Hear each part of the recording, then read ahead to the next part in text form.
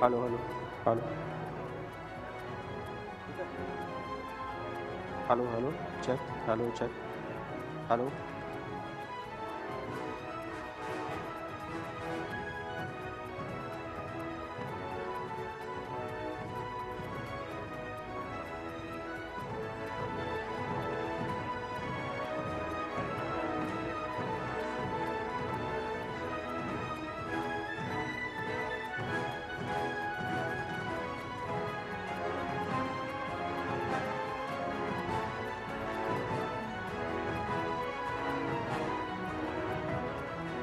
Check, check, check.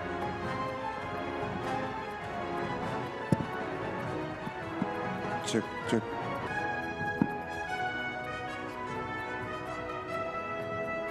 Check, check, check. Check, check.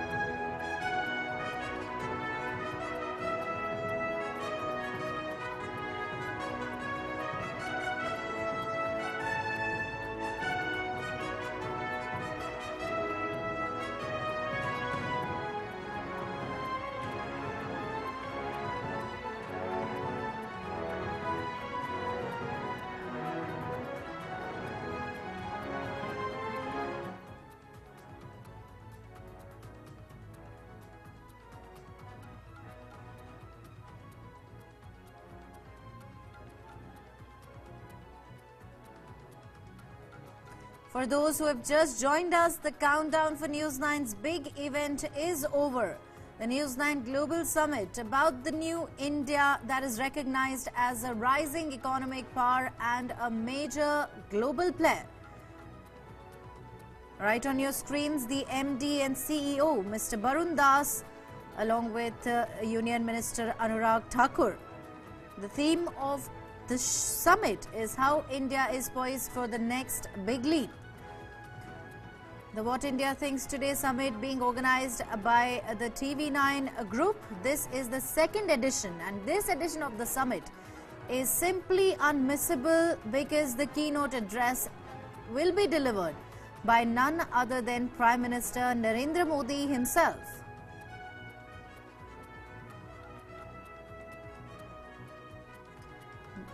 The What India Thinks Today Summit starts from today and will continue through the 26th and 27th of this month.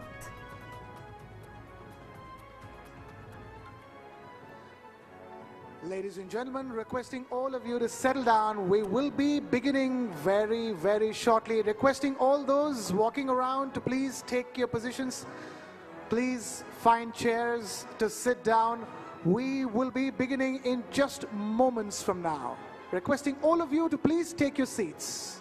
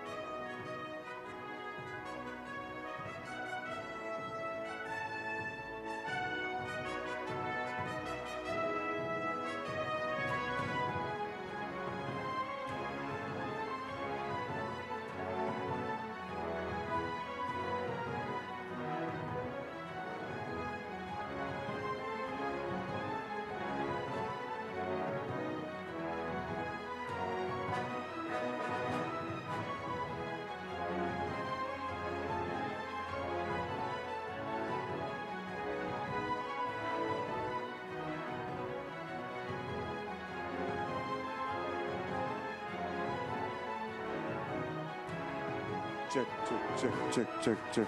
ठीक है? Check.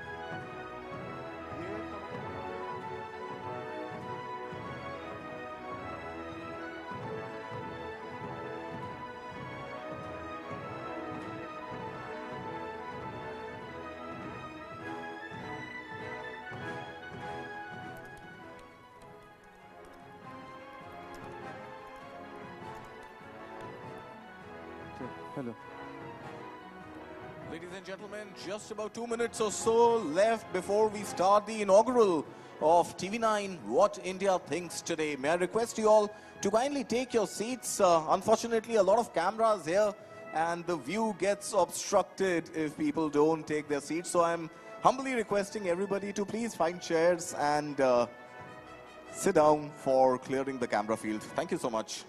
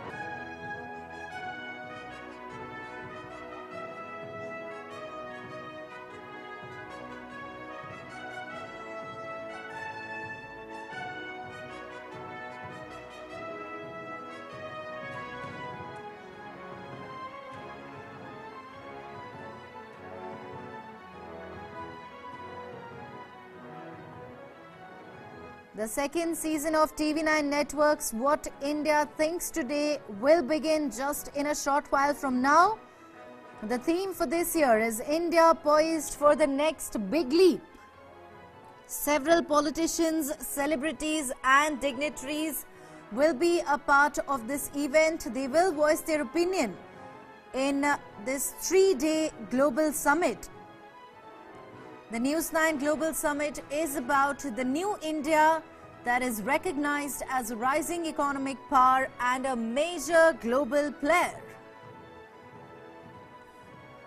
The theme of the summit is how India is poised for the next big leap, and the What India Thinks Today summit is being organized by the TV9 group, and this edition is unmissable because the keynote address will be delivered by none other than Prime Minister Narendra Modi.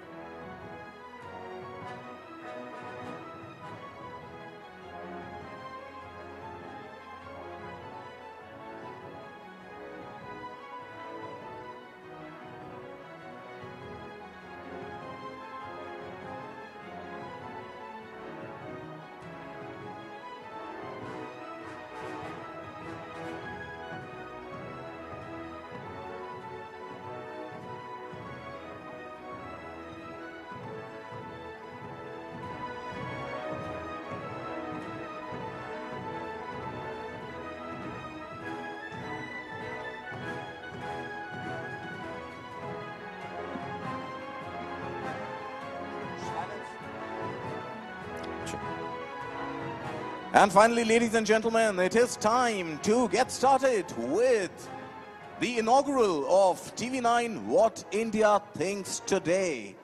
Please give it up for your hosts for this evening, TV9's Neha Khanna and Krishna Kumar.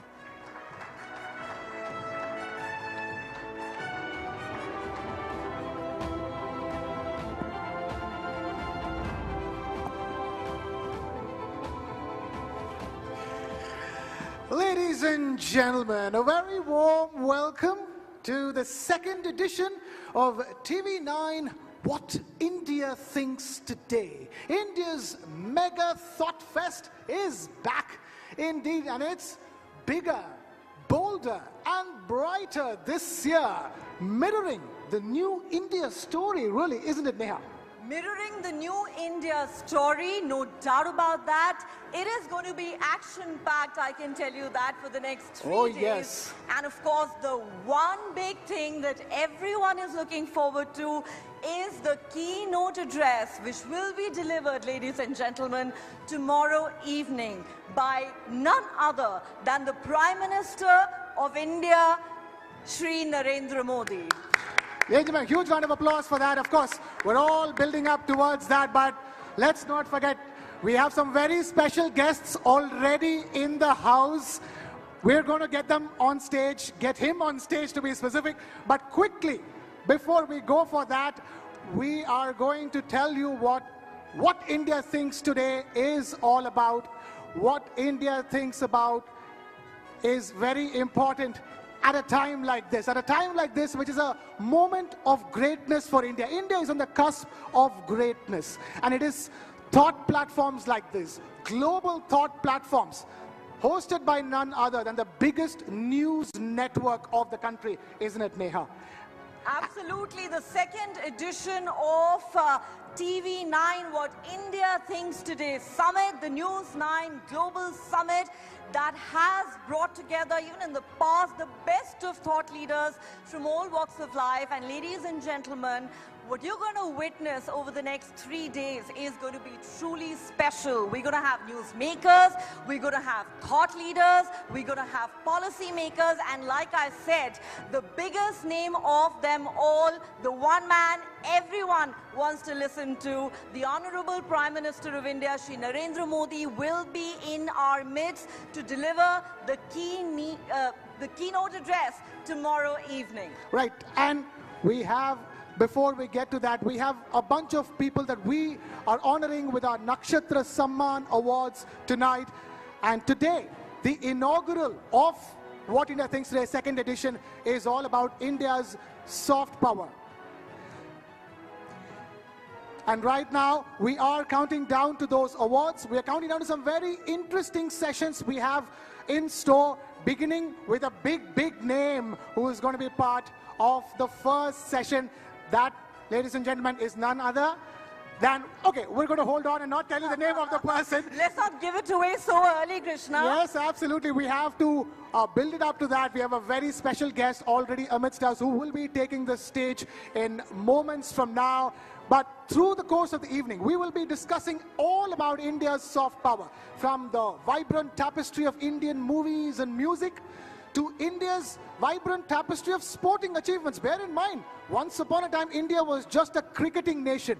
Not anymore, because of some very important efforts taken by some very important gentlemen who's made sure... Who is in our midst right now. Who's our midst right now, who's making sure that India wins accolades, India wins goals across sporting arenas, and India has been celebrating that as well. So we will be talking about our achievements across sporting arenas, movies, music, and all the soft power that is pushing brand India forward on a global platform, isn't it, Neha? In fact, Krishna, we are not just calling it India's soft power, we are calling it India's smart power. Yeah. Because that's really how it is now. Gone are the days when Bollywood was India's biggest global export. We have gone way beyond that. Our musicians, our artists are doing us proud. they're winning Oscars, they're winning Grammys. And ladies and gentlemen, in our midst, we have today at least two gentlemen who've won multiple Grammys for India and done us proud on so many occasions. Right. Before we get to all of that, let's begin with where we have to begin. We are a team of over 3,000 people here at the TV9 network putting together the What India Thinks Today Summit. But one man has been leading us from the front, and that is none other than our MD and CEO, Mr. Bharatvarsh. Requesting Mr. Bharatvarsh to come on stage, and also please put your hands together for Shri Anurag Thakur, who also joins us for our first session. Requesting both these gentlemen to please take the stage. And requesting Mr. Bharatvarsh to first present Shri Anurag Thakur ji with a stole. Ladies and gentlemen, a huge round of applause.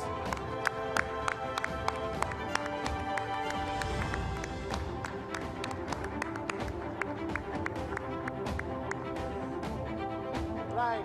Please, requesting Shri Anurag Thakur ji to please sit down, and requesting Mr. Bharatvarsh to please deliver our welcome address for the second edition of What India Thinks Today. Bharun ji, all yours.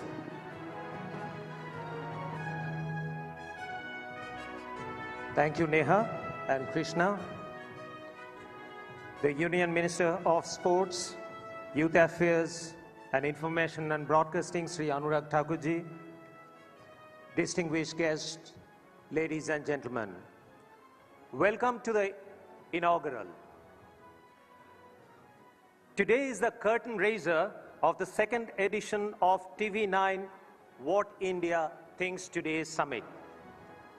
Over the next 2 days, we will be hosting several international thought leaders and cabinet ministers and industry captains discussing India's next big leap in the arena of geoeconomics and geopolitics.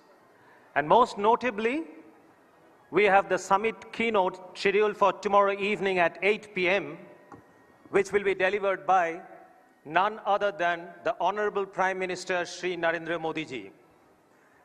But this evening we are here to celebrate the curtain raiser with a subject very close to my heart. I must mention that this evening is going to be special because apart from glamour and glitz, it will be an evening of gravitas. You must have already spotted in the hall many well-known faces from the world of sports and entertainment. They are here tonight for a purpose. They are here tonight to discuss a bold vision for India, not as an economic or military power, but as a soft power. Our deliberations this evening will focus on the idea of soft power for hard gains. So what's soft power? A phrase used extensively these days. The American political scientist Joseph Nye defines soft power as a country's ability to influence others through attraction and persuasion rather than coercion and force. As he says, seduction is always more effective than coercion. Like the American dream is sold across the world to a large extent via Hollywood. Similarly, countries like Brazil and Argentina, they have earned a name for themselves in the world through their excellence on the soccer field. That is the context of soft power this evening. India has always been known as a land of yoga, Vedas, and Ayurveda, and more recently, as home to some most spectacular cinematic storytelling in the world.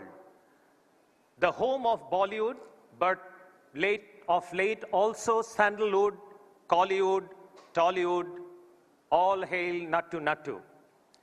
At the same time, our prowess as a sporting nation is on the rise.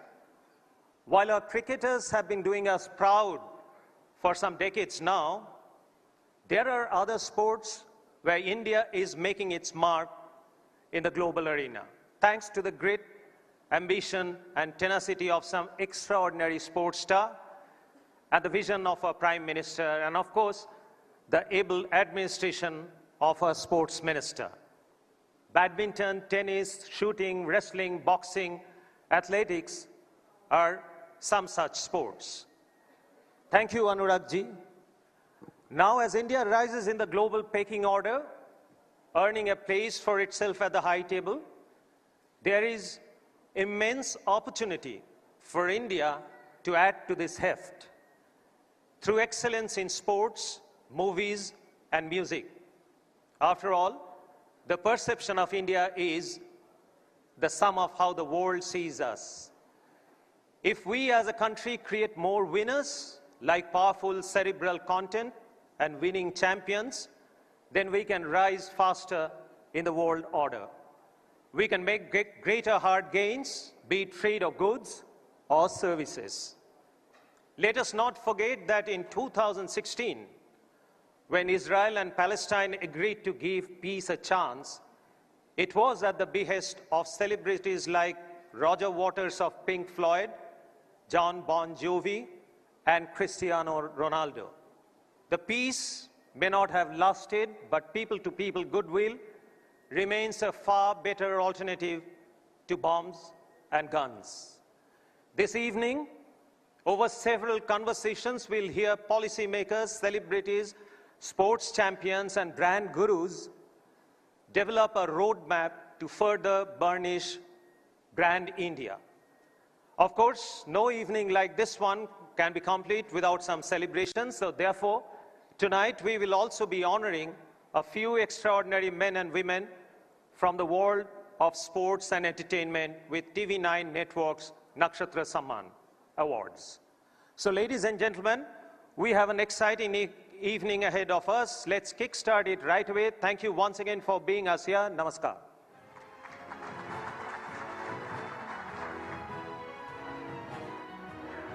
Thank you, Barun, for that. Requesting both Mr. Barun Das and Shri Anurag Thakur to please stay on stage. And before we go further, we have to talk about our sponsors for today, isn't it, Neha? Absolutely. Let's remind all of you that TV9 What India Thinks Today is presented by Poonawalla FinCorp, co-powered by Zydus Wellness, Ultratech, Priya Gold and Finolex Cables. A premier global platform that not just takes stock of India and where it has reached, but also sets the agenda for the path ahead. And with that, it's time now to invite upon stage Mr. Abhay Bhutada, Managing Director of Poonawalla FinCorp, for a special address.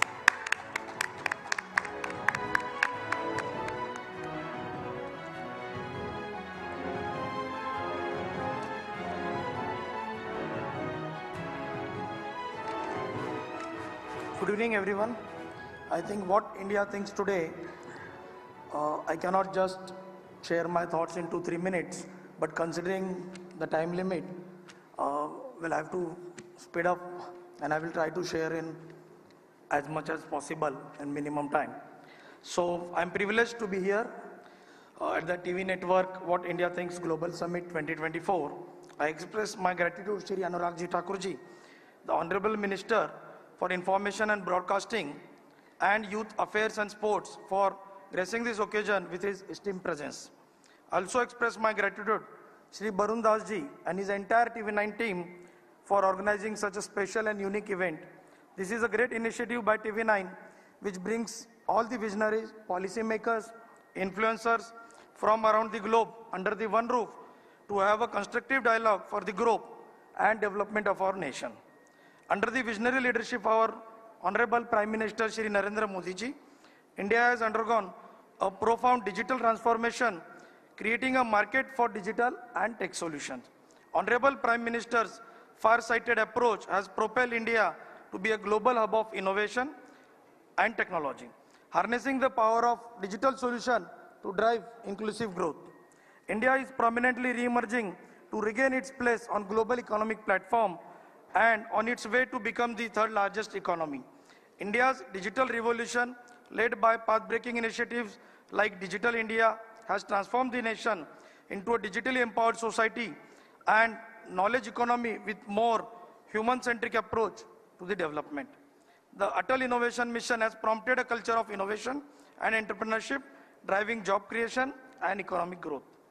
With the focus on digitization, innovation, building digital infrastructure, and adoption of emerging technologies, I am confident that we will be able to achieve the vision of Vikasit Bharat by 2047. Apart from providing conducive business environment, safety and security of individuals is very important to us. No nation can progress without robust law and order. I acknowledge and appreciate the strong leadership of our Honorable Home Minister, Shri Amit Shah Ji, for his bold steps to protect the nation and its citizens for maintenance of security, peace and harmony. I also acknowledge Shri Anurag Thakur Ji, who has been instrumental in creating awareness amongst the youth for various other sports. Under his guidance, Khelo India Initiative and Target Olympic Podium Scheme has revolutionized India's sports landscape and increased participation amongst the youth. These initiatives have helped in identifying deserving athletes who can win the medals in the Olympics and increase our medal tally. Digital payment ecosystem in India has also shown significant growth in recent years, driven by a combination of government initiatives, rise of e-commerce, increase in internet, smartphone usage. Key initiatives such as Pradhan Mantri Dhan Jana Yojana, UPI, BHIM have emerged as a game changer in the digital payment landscape. These initiatives have enabled seamless real-time digital transaction, paving the way for a cashless economy.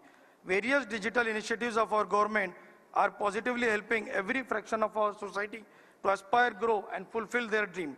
Let me share with you, I also come from a place like Latur. I have witnessed the digitization, how demolished the barriers and given the wings to every small town citizen like me to grow and contribute towards the nation building. To me, this is a real testament of Sankalp Se Siddhi, and millions of Indians like me feel confident than ever that we as a nation has all the potential to become the Vishwaguru. At Punala FinCorp, we believe in having complete transparency in our dealing as we understand and value the trust of the customers upon us. Through deep investment in technology and innovation at the core, we strive to create endless possibilities each time and partner in the growth journey of our customer. Trust, integrity, transparency, and excellence are at the core of our institution. Our long-term corporate goals focus on enhancing shareholder value and safeguarding stakeholders' interest. As I conclude, I am confident that dynamic leadership of our Honorable Prime Minister Shri Narendra Modi ji will reaffirm India's status as a global powerhouse with a focus on innovation, entrepreneurship, and capital development. Once again, I thank you, TV9 team, for conceptualizing this event and allowing me to share my thoughts. Jai Hind, Jai Bharat.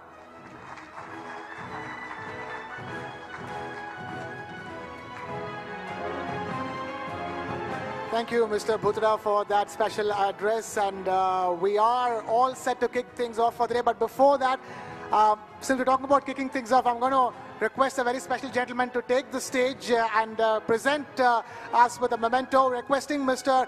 Pierre Neubeck of Bundesliga to please take the stage and present a memento to our MD and CEO and Shri Anurag Thakur ji as well.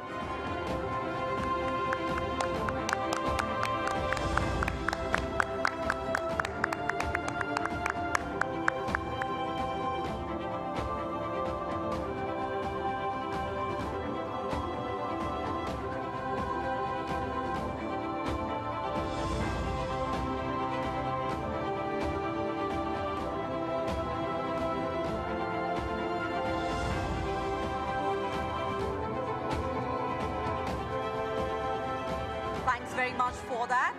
All right, ladies and gentlemen, let's get on with the show.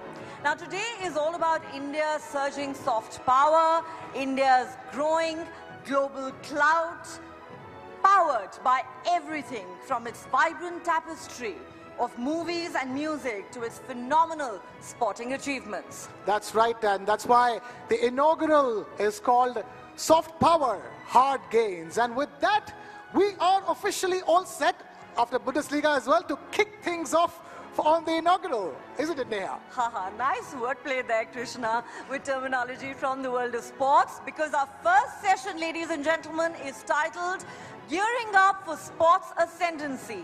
even as the Indian cricket team dominates the world of cricket, India has long gone from being a one-sport nation. Today, India is a force to reckon with in a range of sporting arenas. And one man is playing a crucial role in that evolution. Take a look.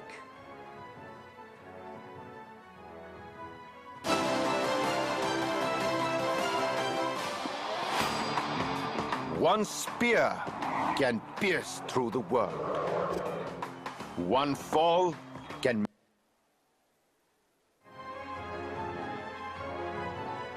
It dreams of a billion.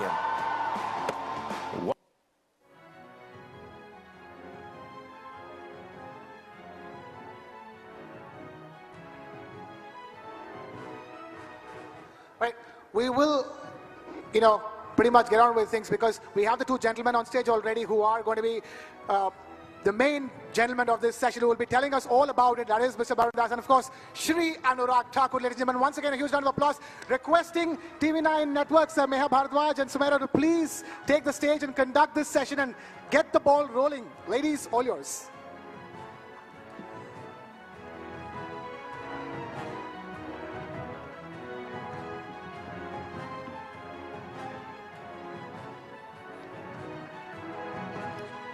Good evening, ladies and gentlemen.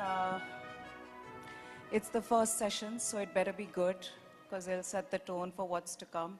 But in our experience, when we're talking about sports and entertainment, it's never dull. So we're gearing up for sports ascendancy, and who better than Shri Anurag Thakur, somebody who understands sports, somebody who is, who's played cricket himself, and also now somebody who is the sports minister of the country. I also have our MD and CEO, somebody who understands the business of sports, Mr. Bharatvarsh Das here. So without further ado, let me get straight into this conversation. There's Pullela Gopichand here as well. At some point, we are going to involve him in this discussion as well. But let's start with Mr. Thakur. Sir, the buzzword today is soft power. Mr. Thakur, and sports is an integral part of it, sir. Cricket, we know, is already a superpower in the country. How can we bring in the lessons that we've learned from cricket to make other sports as successful? Thank you for starting the session. And let me just say this, that if you look at 1983, before that, even in cricket, you didn't have enough money. When the Indian cricket team won, even the BCCI didn't have enough money to pay them or to celebrate in a big way. But when they fought the case against Prasar Bharati and won the case, that is where they won the telecast rights and the game changed. Then the money came into the field of cricket, and that is how the Indian Cricket Board, the BCCI, how they done well with the professional working of BCCI for the last so many years. And over the last 2-3 decades, we have seen one after another cricketer who have come up on the international stage and done extremely well. So in cricket, we had a lot of stars to look up to. And today, in other sports also, we have a lot of stars we can look up to. So I think the time has started when the country, the mindset has changed, the way Prime Minister Modi said, "Kheloge to khiloge." It's all about participation, it's all about your involvement in sports rather than just thinking about winning and all that. On one hand, the government has increased the sports budget 3 times in the last 10 years. Apart than that, we have spent close to 3,000 crore rupees on creating about 300 sports infrastructure. Apart than that, we have a lot of other schemes for the benefit of players, so that they can perform well rather than worry about their facilities, how they can train, where they can train, who will fund for that. Now that is not the worry today. They all need to think about training hard and performing at the national and at the international stage. And that is why India has won for the first time ever 100+ medals in the Asian Games.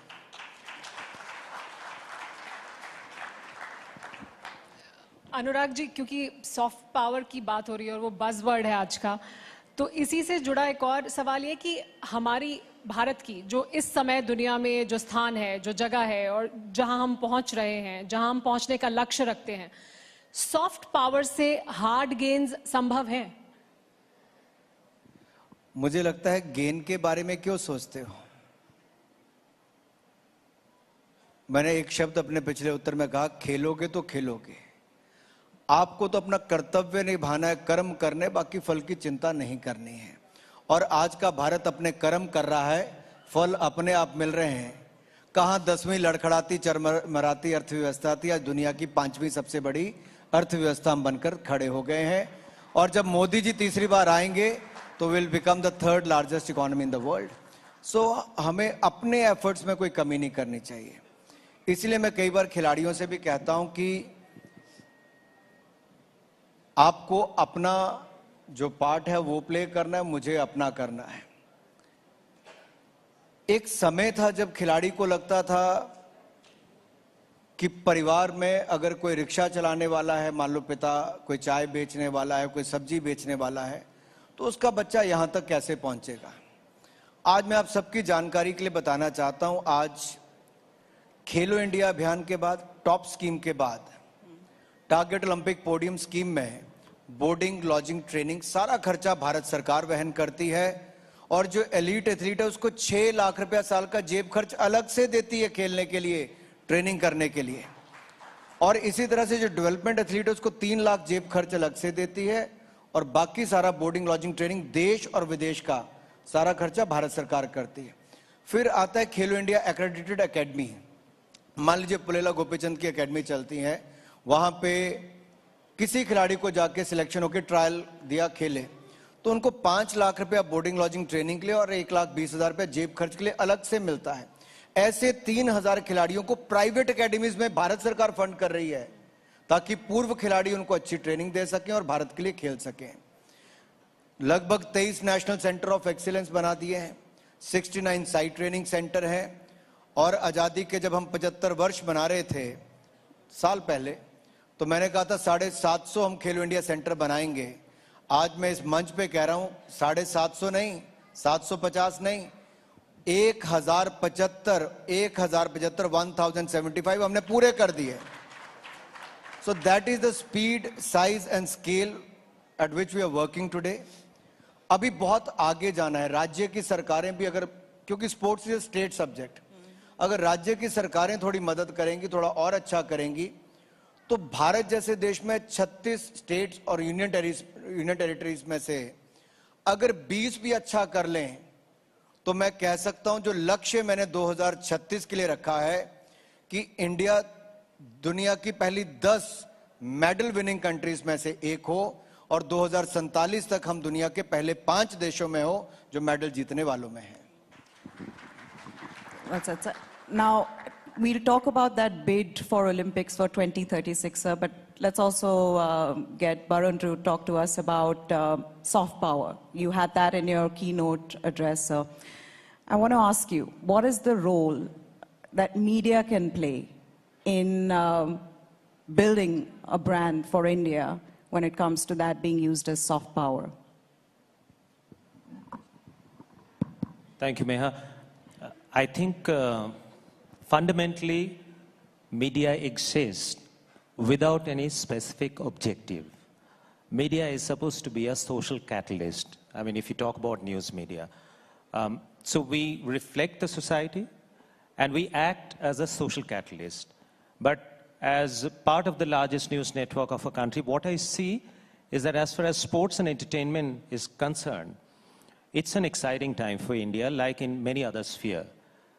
First of all, I think the winner is first born in the mind, and then you have to have an intent to win, which is what I think the Prime Minister's leadership and Anurag's guidance had happened and instituted in India, where Indians want to win, which is what, as a media custodian, as a largest news network, we should try and reflect. There are excellences which we are saying. Obviously, what keeps coming to my mind is Gopi, who's sitting here, good friend. He's shown that he was possibly the second All England champion after about 29 years or so. He won it all by himself. But then he decided that he'll create many champions. So he set up that academy. And then, as Anurag ji said, that the nation is supporting the administration and the government is supporting that. So this acts as a very, I think it's a self-fueling positive spiral which will only grow from now. See, as far as the media is concerned, let me add something to that. When I used to play cricket, rather than the money or the cash prize, it is the next day news in the newspapers, which is to encourage like sports person like us, कि अच्छा अखबार में नाम छप गया, अब देश में हमें लोग जानते हैं. तो मीडिया एक बहुत बड़ा रोल अदा कर सकता है, वो पैसों से बहुत बड़ा है, आपको पहचान दिलाने का. Right. I will just, absolutely. This is a very good point that unless and until we bring that to limelight, we celebrate those successes, the successes will remain confined to some corners here and there. So that definitely is a role that media has to play. Anurag ji, और अभी क्योंकि आपने कहा कि जब आप cricket खेलते थे, तो ये एक सवाल जरूर सबके मन में आता है कि क्रिकेट भी आपका पैशन है, पॉलिटिक्स भी आपका पैशन है, तो एक पैशन को छोड़कर दूसरे पैशन को चुना है, या वो साथ साथ कैसे, मतलब क्रिकेट को छोड़ा कैसे, राजनीति की तरफ ज्यादा पैशनेट कैसे हो गए? देखिए, छोड़ना कोई नहीं चाहता.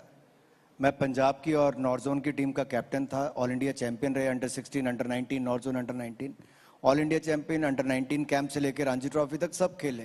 लेकिन बहुत छोटी उम्र में छोड़ना पड़ गया, परिवार की परिस्थितियां ऐसी थी. लेकिन जब मैं 25 साल की उम्र में हिमाचल क्रिकेट संघ का अध्यक्ष बना, तब सबसे बड़ी चुनौती थी कि स्टेट में एक भी ग्राउंड नहीं है, कोई बड़ा मैच नहीं होता, कोई मैच जीता नहीं. At the age of 26, I built that Dharamshala Cricket Stadium without any government, without even a single penny from any government, neither central nor the state government. तो एक जुनून था कुछ करने का, वापस गेम को देने का. और जब वहां अच्छा किया तो उसमें राजनीति आ गई, राजनीति लोग आ गए, और मैं जो राजनीति से 100 कदम दूर था, मेरे लिए भी राजनीति के द्वार खुल गए. आज मैं आपके सामने चौथी बार का लोकसभा एमपी बैठा हूं. वो स्टेडियम नहीं बनाया होता तो शायद यहां नहीं होता. तो ईश्वर ने आपके लिए कहां लेके जाना, उसके रास्ते बना के रखे हैं. आपको केवल अपना कर्म करना है. मैंने पहले भी कहा, मैं क्रिकेट खेलना चाहता था, मेरे पिता मुझे फौजी बनाना चाहते थे, वो खुद प्रोफेसर थे, मेरे दादा परदादा फौजी थे. मैं तीसरी बार सांसद बना, तब जाके मैंने 2016 में टेरिटोरियल आर्मी में मैं लेफ्टिनेंट बना. अब मैं कैप्टन हूं. अब मैंने मेजर का एग्जाम दिया, देखता हूं पास हो गया तो थोड़ी दिनों में मेजर भी बन जाऊंगा.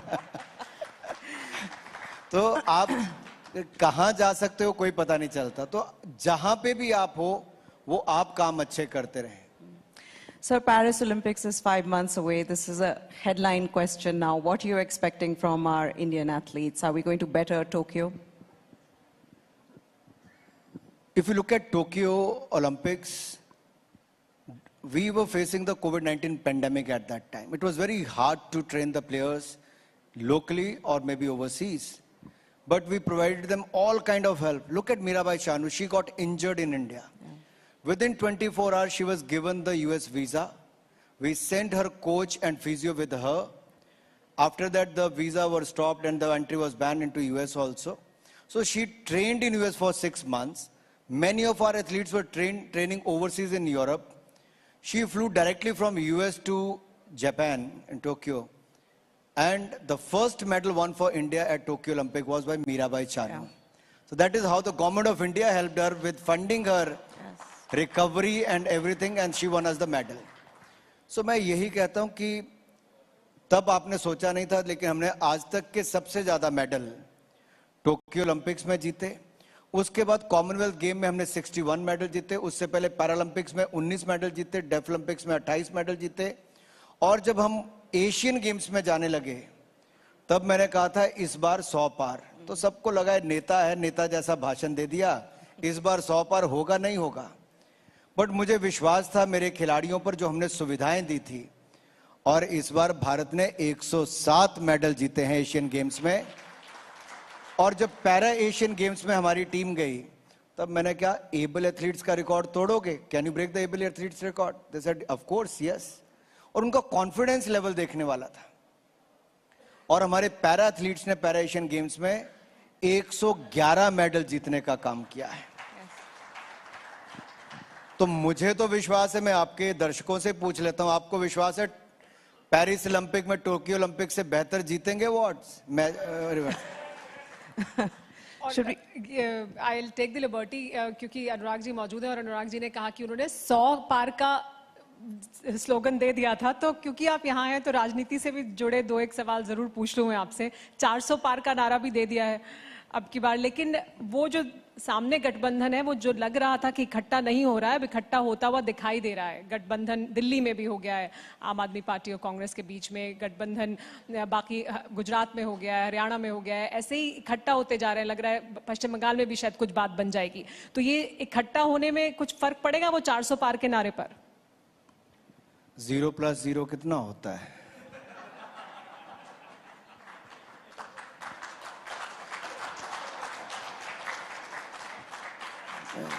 ये कोई पहली बार इकट्ठे हुए हैं? ये कोई पहली बार इकट्ठे नहीं हुए। मैं आपके याद करवाऊं, 2017 में उत्तर प्रदेश का विधानसभा चुनाव था, 2022 में यूपी का विधानसभा चुनाव था, 2019 का लोकसभा चुनाव था। ऐसे कई चुनावों में ये महागठबंधन जो काफी ठग, यानी कि जिनके बाकी तरह के आरोप भ्रष्टाचार के लगे हैं, कोई बेल पर है, कोई जेल में है, वो सब लोग इकट्ठे हुए हैं। लेकिन ये चाहते क्या है? They want to scratch each other's back just to support them because they are facing the corruption cases. और ये भ्रष्टाचार के आरोप जो सह रहे हैं, और श्रीमान राहुल गांधी जी, सोनिया गांधी जी भ्रष्टाचार के मामले में बेल पर हैं। अरविंद केजरीवाल जी जो सबको ईमानदारी के सर्टिफिकेट बांटते थे, वो 7 बार ईडी के समन आने के बाद भी आज जाते नहीं। लेकिन जब राजनीति में नहीं थे तब ज्ञान बांटते थे कि कांग्रेस वालों को भ्रष्टाचार के चलते बाहर करो। जितने ईमानदारी के सर्टिफिकेट इन्होंने अपने हेल्थ मिनिस्टर को दिए, वो 1.5 साल जेल में रहे। इन्होंने अपने शराब घोटाले वाले मंत्री को दिए, वो जेल में है। उप मुख्यमंत्री वो हैं, अपने सांसद को ईमानदारी का सर्टिफिकेट दिया, सब लोग जेल में हैं, किसी को बेल भी नहीं मिली। तो आप लोगों के पास मोदी के खिलाफ क्या लेके जा रहे हो? क्या आपके पास ईमानदारी है? मैं गर्व के साथ सीना चौड़ा करके और सिर उठाकर कह सकता हूं, 2014 में हमने कहा था भ्रष्टाचार मुक्त शासन देंगे। आज 10 साल के बाद मैं कहता हूं 10 पैसे का भी भ्रष्टाचार भारत में नहीं हुआ, तो मोदी सरकार में ईमानदारी के साथ हमने काम किया है और आगे भी करेंगे। लेकिन देश में जो 70 साल में इन्होंने नींव डाल रखी भ्रष्टाचार की, वो सिस्टम में खत्म करते करते समय लगेगा। लेकिन आज मैं अपनी सरकार के बारे में तो कह सकता हूं, ईमानदारी के साथ मंत्री से लेकर प्रधानमंत्री ने काम किया है। दूसरा, आज हम भारत को, आपने बार बार सॉफ्ट पावर की बात कही। आप किसी भी पावर की बात कर लें, सॉफ्ट पावर की बात कर लें, हार्ड पावर की बात करें, इकोनॉमिक पावर की बात करें, आज हर क्षेत्र में भारत आगे जा रहा है। सॉफ्ट पावर में स्पोर्ट्स से लेके सिनेमा तक, कल्चर से लेके स्पेस तक हमारा बहुत बड़ा योगदान है। हमारी फिल्में, हम दुनिया के सबसे बड़े फिल्म निर्माता वाले देश हैं, लेकिन बड़े पर्दे वाली फिल्में हमारी दुनिया में जाके अच्छी नहीं करती थी। But there is nothing regional today. If your content is good, it quickly becomes from regional to national, then to international. And that is how RRR has won the award. That is how Elephant Whisperer has won the award at the Oscars level. एक नहीं अनेक platform पर भारत के content ने अपनी धूम मचाई है। और आप मेरी बात मान के रखिए, अगले 10 वर्षों में India will be the content hub of the world, will be the content continent, if I have to say this. और ये मैं बहुत गंभीरता से इसलिए कह रहा हूं, टेक्नोलॉजी का जो रोल है, आज भारत में पोस्ट प्रोडक्शन की बहुत सारी संभावनाएं बनी हैं। हमारे यहाँ पे स्टोरी टेलिंग की कंट्री, बहुत सारे अवसर हैं नए कंटेंट क्रिएट करके देने का। ओटीटी ने एक नया अवसर खोले हैं। दूसरा मैं कहना चाहता हूं, स्पोर्ट्स में हमने अच्छा किया। ये तीसरा, स्पेस की दुनिया में जापान और यूएस अब पहुंचा है। हमारे भारत ने चंद्रयान मिशन की सफलता करके साउथ पोल पर चंद्रमा के तिरंगा झंडा फहरा दिया है। ये भारत ने किया है स्पेस सेक्टर में भी। अब कोई सेक्टर आप लेंगे, इकोनॉमी से लेके बाकी, हम अच्छा ही कर रहे हैं। और मैं उत्तर यही देना चाहता हूं, जब हम अच्छा कर रहे हैं तो मुझे लगता है लोग भी अच्छा ही रिजल्ट देंगे, वोट भी अच्छा ही डालेंगे. So you monitor what we watch as the Minister for Information and Broadcasting. What is it that you watch? आप एक युद्ध से दूसरे युद्ध चले जाते हो, कभी यूक्रेन कभी इजराइल का दिखाते हो, लेकिन मैं यही कहता हूं युद्ध के समय भी दुनिया भर की सप्लाई चेन डिसरप्ट हुई, लेकिन उस समय भी भारत ने जो फर्म स्टैंड लिया, चाहे ऑयल बाइंग का था, गैस का था, भारत ने अपना स्टैंड क्लियर किया कि हमारे लिए प्राथमिकता भारत की 140 करोड़ की जनता है, तो दुनिया को झुकना पड़ा और भारत की बात को मानना पड़ा. दूसरा, कोविड-19 पैंडेमिक के समय दुनिया के ऊपर अगर हम निर्भर रहते तो शायद 140 करोड़ भारतीयों को 220 करोड़ वैक्सीन नहीं लगती. आज अगर 220 करोड़ वैक्सीन मुफ्त में लगी है और 80 करोड़ लोगों को मुफ्त में अनाज मिला है और अगले 5 साल की गारंटी भी मोदी की गारंटी है और 4 करोड़ पक्के मकान, 10 करोड़ बहनों को रसोई गैस का सिलेंडर, 12 करोड़ शौचालय टॉयलेट्स मिले, 13 करोड़ घरों को नल से जल मिला, 60 करोड़ लोगों को आयुष्मान भारत के 5 लाख का इलाज हर साल मुफ्त मिलता है, तो मैं ये कह सकता हूं ये तभी होता है जब सरकार डिलीवर करने वाली आती है. और आपका कंटेंट मैं टीवी पर देखता हूं, आप अच्छी स्टोरीज भी दिखाते हैं कि मोदी सरकार ने कैसे अच्छा काम किया है. Then let's also involve Varun in this. He's feeling a little left out. Let's talk about fitness, Varun. I know that you, Mr. Thakur, you guys are fitness enthusiasts. You're passionate sports lovers. I've got to ask you this. India being one of the youngest populations, right? Average age of an Indian is 29. How can we make sports an intrinsic part of our culture across age groups? Varun, your thoughts on that? It's a difficult question. I haven't thought about it. Let me just think on the go. I think sports is not really a discipline. According to me, sports is an attitude. Like some time back, even today, if I have to recruit even a top management person, in his resume, I look through whether he's played any games and sports or not. So I believe that we have a great opportunity to grab if we can inculcate sports to be an attitude in our country's citizens, which is what's happening now. Now, if you see what IPL has done, today you have one full, almost if you replace the 11 top players of Indian cricket team, you have another 11 filling up. India would produce so many pace bowlers, a series of them we've never thought. That's what IPL has done. And IPL also has inculcated appetite in youth. As I always maintain that there's no harm in earning fame and money, provided you have put in effort for it and you have the competence for it. So that is what is the opportunity to be grabbed. And badminton is another game where I think today there would be several players in top 50 which we've never seen. This sensitivity, when we celebrate these winning moments in media across the country, that's what drives the youth of a country to excel and to be accoliated, to be celebrated, to be awarded. So that's what India's moment is all about. Okay, I've been asked to wrap up, but the journalist in me wants to ask you one last question, sir. Prime Minister Modi has spoken about the bid to Olympics for 2036. Is India ready? Are we ready to host an event of that scale in our country? And if we are, what city could that be in? I think Prime Minister Modi made it very clear during the IOC session in Mumbai that India is very serious to host the 2036 Summer Olympics, and before that we want to host the 2030 Youth Olympics. And I have a reason to say so. If you look at India today, in the last 10 years, from fragile 5, we have become the fifth largest economy of the world. On the other hand, if you look at Self-Reliant India campaign, the Atmanirbhar Bharat, from being the second largest importer of the mobile phones, India has become the second largest manufacturer of the mobile phones. From 85% of the toys being imported from overseas, Now India has 90% of the toys production made in India and exporting to the world.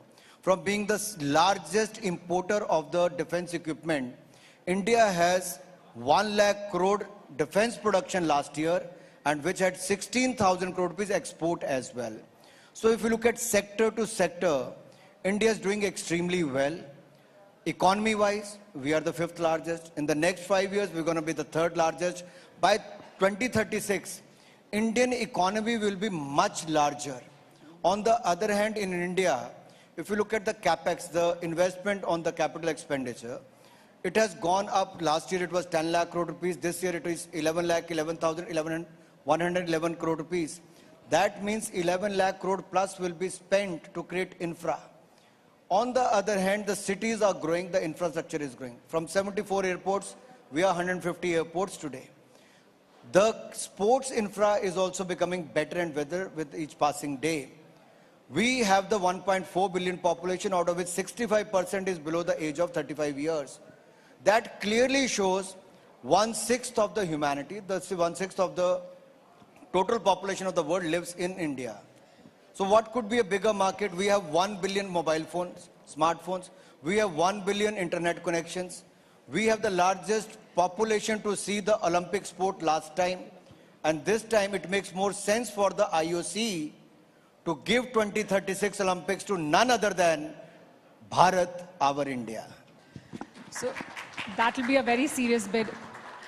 Okay, we are being asked that this is a wrap from us for now. Thank you so much, Mr. Minister, for joining us. Thank you, Barun, for joining us.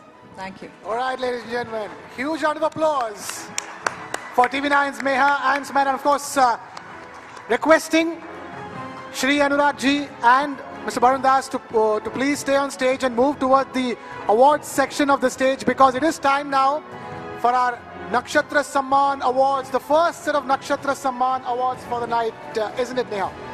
That's correct, Krishna. Now, as India gears up for sports ascendancy, requesting Sir Anurag ji and Barun sir to please move on to the awards section of the stage. thank you very much, gentlemen. All right, now as India gears up for sports ascendancy, the importance of infrastructure development remains supreme. And Shri Anurag Thakur has been instrumental in developing sporting infrastructure across India, which has helped Indians from humble backgrounds to excel in a wide range of sports going way beyond cricket. This is clearly mirrored in the Nakshatra Samman winners from the world of sports.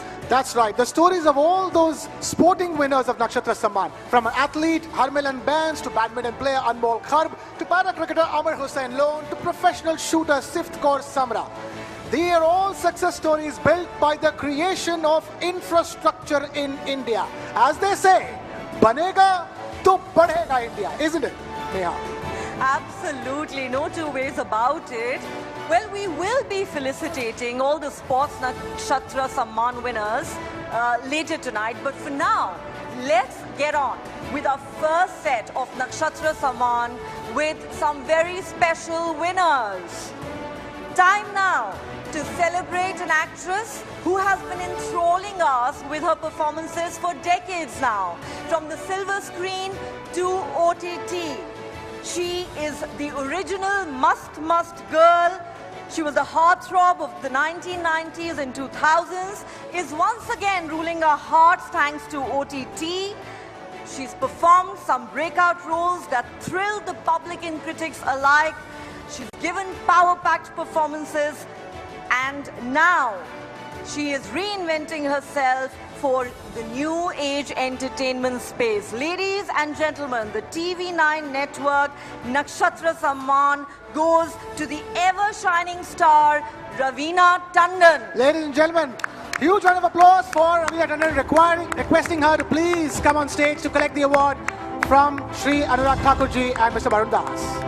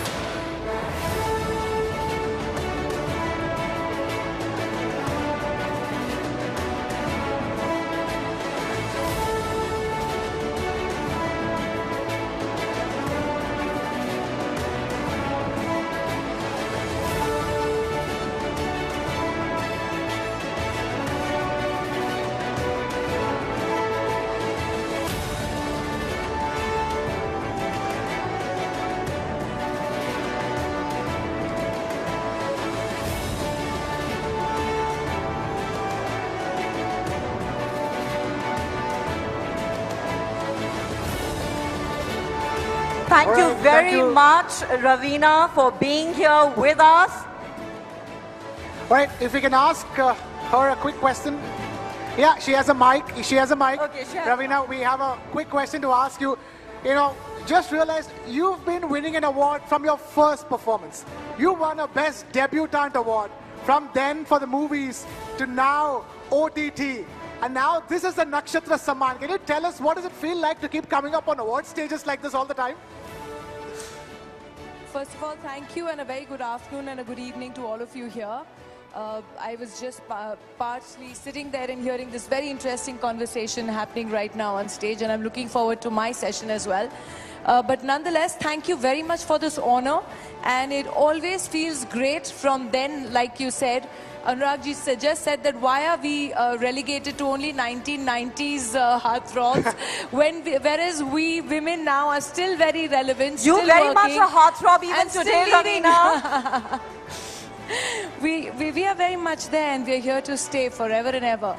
But nonetheless, thank you so much for this, and it feels great always to be appreciated, whether it was the first debut award or it is now this very ever shining star award. I just completely love this, and thank you again. And like I said, I'm looking forward to being up there with you guys very soon. Can't wait, We Ravina. can't wait. And that award couldn't have been named better for somebody like you. Ever shining star. Ladies and gentlemen, huge round of applause Thank for you. Ravina Tandon. Tandon. All right. So that's the first big Nakshatra Samman award for the evening. But time now to move on to the other big winner in the first set of awards. With that, we're also thanking Shri Anurag Thakurji for taking time out to be with us. Thank you so much for being with us here at TV9, What India Thinks Today.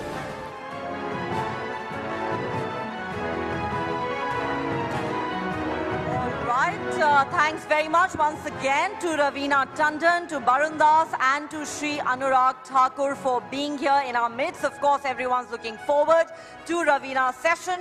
But now, ladies and gentlemen, it's time for the next session of TV9 What India Thinks Today, presented by Poonawalla FinCorp, co-powered by Zydus Wellness, Ultratech, Priya Gold and Finolex Cables, where we will continue to stick with the world of sports. Absolutely, Neha.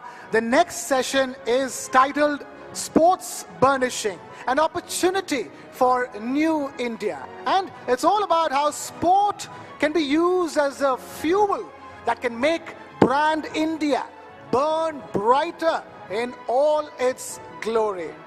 And we have a very special panel of guests lined up for this session, ladies and gentlemen. Please put your hands together for Pulela Gopichand, former All-England champion and national badminton coach.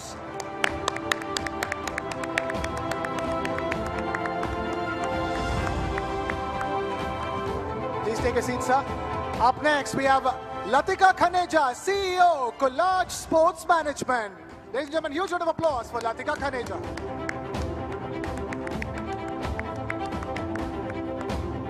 All right, next up, we have with us Pierre Norbert, CCO, Bundesliga. Ladies and gentlemen, huge round of applause for Pierre Norbert. Guten Tag, Pierre. Please take the stage. And finally, we have Markus Kreischmeyer, former CEO, FK Austria Vienna, requesting him to please take the stage. Thank you so much to all of you for being here with us. And this session is going to be moderated by business strategist and marketing veteran, Mr. Lloyd Matthias, and TV9 Networks, Shweta Kothari. If we could request both of them to take the floor, please.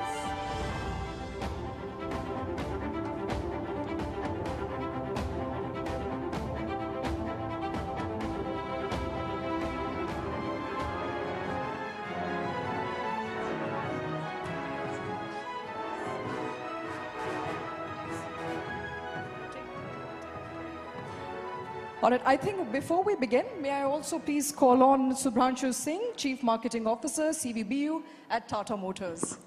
Subhranshu?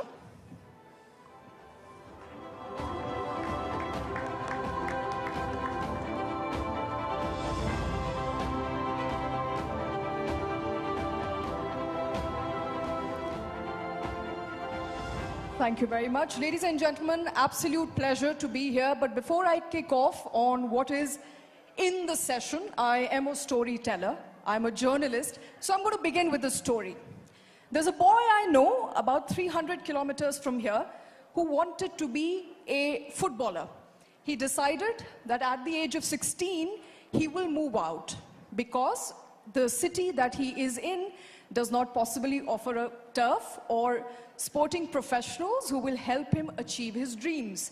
He comes from a middle-class family, so he moves to the next best possible place, which is Chandigarh. From Chandigarh, he gets trained. Now, it takes money, of course, to be trained. If you want to be a footballer in India, you know that there's not enough coaching facilities available, and he gets that right kind of coaching and the right kind of turf in Chandigarh. At this time, he's trained. He's told he has potential. So then he decides to go to Bengaluru. Bengaluru is where he starts his sort of professional football training as well as his journey. Now, it's already been 3 years in the process. He's now 21 years old. A lot of people are telling him that his time is over. A lot of others are telling him, don't listen to them. Your story is still unending. It's unfinished. It's not written off just as yet. Now, this is a story of a typical new India, where parents are not scared to send their children away because they believe sports has a future. At the same time, this is also a story of an audacious young person who is willing to put off his studies because he understands that his home city does not offer him that kind of facility and move out of his comfort zone to different cities at a very young, tender age of 16 years old. Now, this happens to be my brother, and I'm very fortunate to be sitting here. But this, as I said, is also a story of every other young Indian family, as well as a person who has willingness to do something, perhaps is not able to do so in absence of enough facilities, even though he has potential. As I said, his story is still unfinished, so we don't know. He may just be a professional footballer. But as we kickstart this session, the first big question I believe we have in front of us is that we want sports to have to be synonymous to brand India. I want to come to you, Lloyd, and since you're my co-panelist, and I think maybe you can take it off to other panelists here, how close are we to achieving that dream of India going beyond cricket and also building an image of a sporting nation? Okay, thank you, Shweta. And I think we've got a great set of panel who should be answering this. But if I could just say one thing, I think the last decade truly has seen Indian sport come of age. As many people would say, for a long time we were a one-trick pony, right? Cricket was Indian sport. I think clearly what we've seen in the last decade is the coming of age of many other sports. Of course, athletics with Neerav Chopra was a big turning point, but across chess, across badminton, across the whole range of sports, I think today India has become a major force. And I think that has been one significant achievement. And clearly just given the size of the growing Indian economy, I think you could say we were punching below our weight. I think that's slowly correcting itself. And I hope through the course of this session, we'll actually be able to probe deeper into this aspect. I think no better than Pullela to answer that question. Pullela, do you still think we are punching below our weight? Do you think we are getting there just as yet? We heard Sports Minister just before the session, and he talked about how India has had a pivotal journey in sports in the last decade, and I believe a lot of you agree that there have been significant changes. Would you agree with that? Well, I think the last 10 years have been phenomenal in Indian sport. I think the way the growth has been is enormous. The inspiration has been fantastic. No time before has the Prime Minister of the country spoken about sports so much. No time before has a prime news channel kicked off with sport as one of its major events. So I think we are looking at sport as a primary news making, as a primary decision making, people taking up sport. And I think I'll get back to your brother's story in that one bit, because what has happened is this huge inspiration, and also what the sports minister spoke about, Khelo India and all of that, has made kids in the country aspire, parents in the country think that this dream is possible. And they have taken up sport very, very rigorously. What is also happening is that kids, players are taking up sport, leaving education. Your brother left it at 16, so he at least has some leeway. But for some, it's happening at 9. And that is a big case of concern, wherein we have, because at the end of the day, sport has only a very thin margin of people. We have people speaking about how, and I don't know if I can articulate it very well, but we are talking about how there are 6,000 kids across various sports who are giving 6 lakhs a month and 3 lakhs a month and stuff. But in reality, what happens to the 5,600 people who don't make it? Where are they going for their jobs? Are they skilled enough for their next journey? I think this is a big case of concern. For me, who has seen the entire ecosystem of sport, for me, I think if you fail at 21, and if you have the education and the skill set, like I really loved when Barun said, I will pick people who have played sport. But what happens if that guy doesn't have any education at all? And this is a cause of concern. So at 30, if you're a world champion, you have another 30 years to live, and you don't have the skill sets for the next set of your life, what happens to you? So these are more of the concerns, because we have grown too fast as a country in sport. We are still pushing forward in big force, and that is amazing. On that side of the story, I'm super excited, and it should continue. But I think we need to look at the entire ecosystem, because all it takes is one generation of failed sports person to show that the society, to show to the society, or the society will see it and say, there's no use playing sport. So you don't want that to happen. So great to know that things are changing, and thank you for sharing that candidly, Gopi. I want to go across to Latika, and I know Latika from a different era, the late 90s, when I headed marketing at Pepsi, and we used to go to Latika because she managed a whole bunch of Super A cricketers. Virendra Sehwag, I remember a long conversation with her. And then somewhere in the mid-2000s or 2005 thereabouts, she got into other sports. You, I think, signed on Abhinav Bindra and then subsequently other sports. So Latika, is it really changing when it comes to support to other sports? Or are we still predominantly a one-sport nation? Well, fortunately, nothing ever happened to the primary sport. It only grew in size, stature. The leagues came on and gave a livelihood to so many more cricketers. So in every possible way, it's given money to coaches, to professionals, to marketing people, to people who genuinely wanted to make a career in sport. So let's not denounce cricket at the cost of other sports. We can definitely have everything coexisting. And in the 2 odd decades that I have been involved in this, definitely other sports have come a very, very long way. So I don't think we can say that other sports do not get their recognition. They definitely do. And I think it's all a part of the evolution. The boost has to come from private participation. The boost has to come from media, from channels, from various formats. And the more people who are involved in sport, the more are these solutions going to come out, because the sportsman has to play his sport.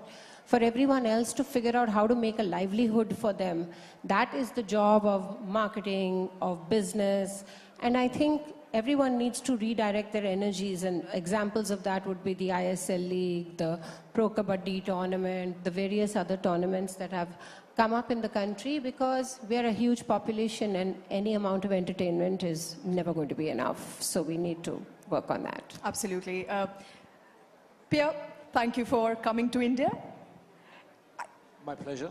Well, I think as a country which is known for its cricketing fanfare and the currency that it has, the biggest sporting currency that it has, and it has continued to bank on it for a very long time, is cricket. We want to change that image. We want to go beyond cricket, and we are moving those strides. I mean, we've discussed all of that, and we will continue to. But as far as football is concerned, as you have been associated with one of the biggest football leagues in the world, how do we build an ecosystem where we can help nurture talent from the very grassroots level?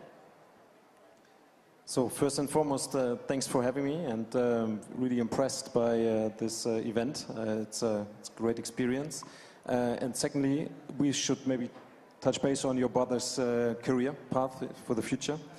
Coming back to your question, how to build an ecosystem. Frankly, having tried to dig a bit deeper into the current situation of India's sports and your youth development system, I think let's say the foundation and the idea is exactly right. Looking at the idea of the Kilo India system, this is exactly what makes, I think, European sports successful. And then speaking maybe for Germany, because representing the second biggest football league in the world from Germany, this is how we build our ecosystem in terms of football, but also in sports. But it took a long time, right? It started right after World War II, like, you know, it took us several decades in order to, you know, lay the foundation of something we then, you know, were able to earn the credits from at a later stage. So I think that's the one part. The second part is, as Barun and the Minister of Sports exactly pointed out, it's about the events, getting the right events in. And yes, I think the ambition to have the Olympics 2036 is perfect, but there are so many other major events you could have and which could really help and make India benefit from. That's exactly the right way to do in order to get the attention from international, but especially also to build fandom and talent nationally. Thank you. You know, sorry, Lloyd, as far as fandom is concerned, with a show of hands, how many of you watch football? Religiously watch football? All right, I think those are half the hands down, but a lot of people are football lovers in the country.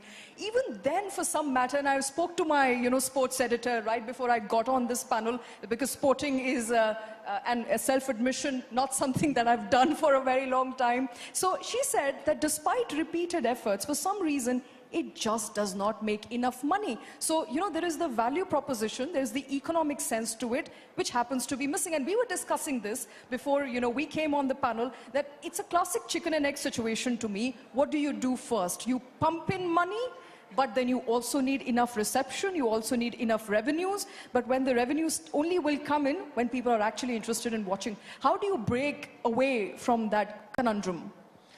I think never an easy situation, and a great question that, Shweta. I think the challenge is that today, with an increasing activist economy where shareholders want good returns, I think business leaders are tasked with ensuring they put their money where they get the best returns so that their companies prosper and shareholders get returns. Having said which, I think one big change that has happened is the government of India mandates that every company spends 2% of its post-tax profits on corporate social responsibility. I think where corporate India or India Inc. needs to look is virtually none of that gets into sport. Sport is considered too much of a, shall we say, a nice to do or a luxury. A lot of it goes into important issues like education and health.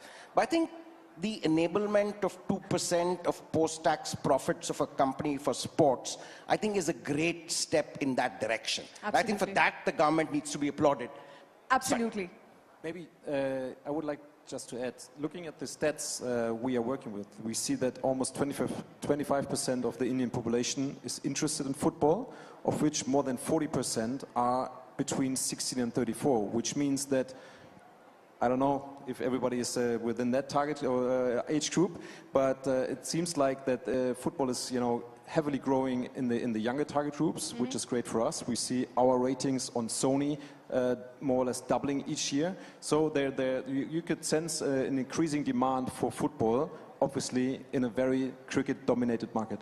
Absolutely. We have a very diverse group here, but I want to come to you, Marcus. I understand you are actively engaging with India to facilitate, young people especially, who want training in football, to have a free flow from one country to another, where they can get the right sort of training and then come back and perform in India. Talk to us a little bit about what you're doing with the government and with Indian institutions.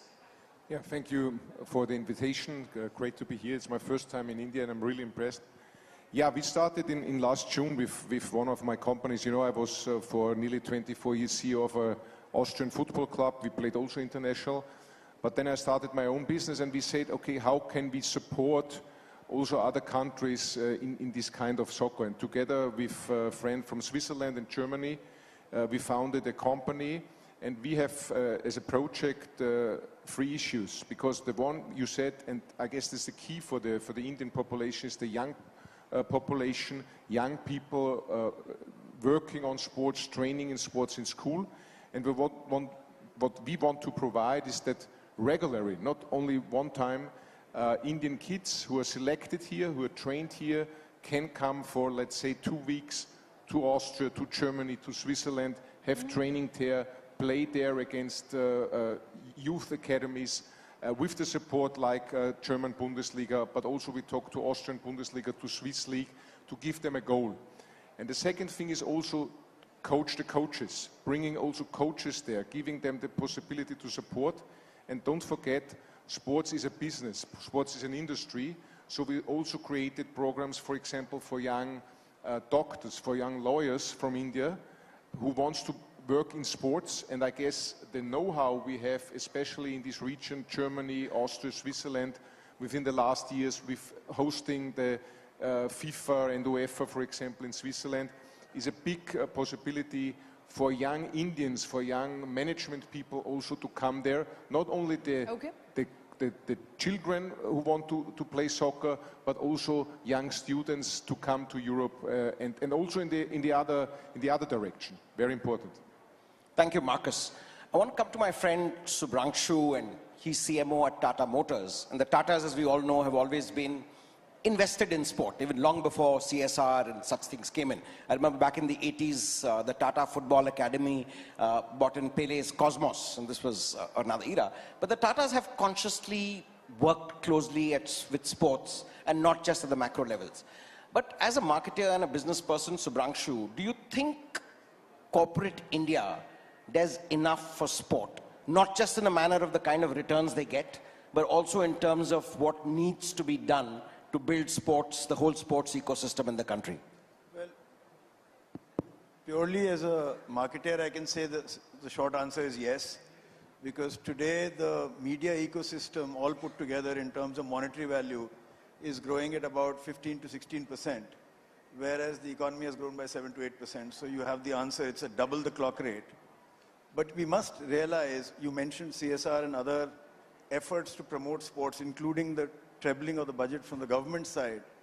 But as a marketer, I'm looking to reach them, audiences, premium advertising audiences.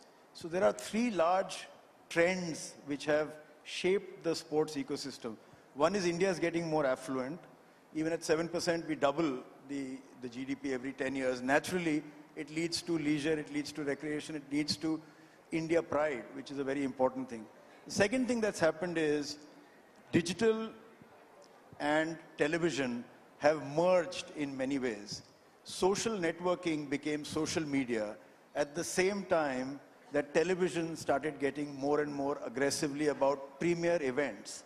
So from a business standpoint, why we are interested in sports is to reach the right audiences, give them what is really pure play reality TV. There is a event happening, there is a undecided conclusion to it. There is a large fan audience, there are committed eyeballs. And that's very precious and advertising which you don't miss. But with the emergence of digital going into live broadcasting and sport, they're actually moving away from digital because it's not about cheaper click streams, it's not about take action now, it's about creating something that has cultural cachet, something that has uniqueness, finesse and elevation.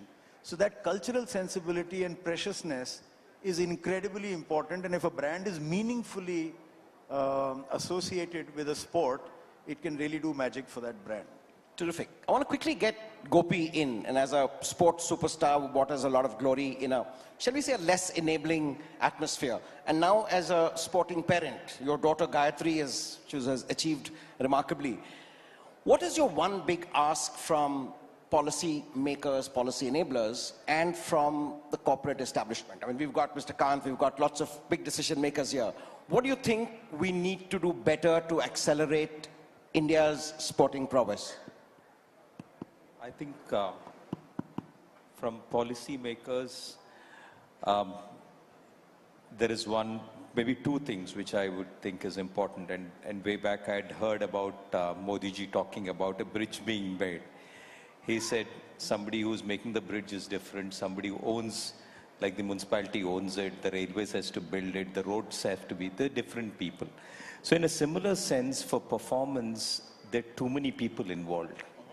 There is associations, there's government, there's private parties, there's managers, there's the whole lot of ecosystem. So I think that needs to be streamlined. Because on one side is the corporate side, the marketing side, the entire ecosystem of very different things. But performance is purely another ball game. It needs a set of people who are really committed, whether it's players, whether it's coaches and support staff, and an ecosystem which builds performance. We need to keep that isolated from the rest of it. So I would really look at policy and say, boss, get this done for us. Okay. The second thing for me which would be important is that what happens to, because there are thousands and thousands of people who are taking up sport. A very small percentage of them are successful. What happens to the huge number which we don't make it? How are we going to ensure that their lives are secure? So this would be also something which I would want to really look at sports policy. And one legislation which I would really love to see is government telling that we are not under bureaucrats. Sports administration is not under politicians, but sports is managed by professionals and people who know stuff and who are sports persons. That, from a legislation point, I would really want to see.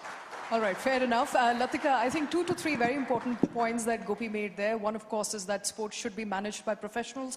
And the other is what happens to those who don't really succeed. If they don't have enough education, what are the leeways for them? As far as your understanding of managing sports for years now is concerned, what is your big ask of the government? What should they do now, especially at a time when India is aspiring to host Olympics? Let's address that as well. How do we up that performance?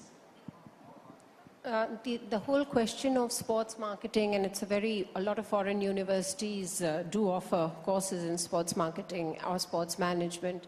And a lot of children are very interested because they automatically assume that an interest in sports translates into some sort of skill at management, which is not necessarily true. The evolution of jobs which run parallel to it. Now, people who are in sports, sports coaches, sports association, people to manage the associations, people to manage the sport.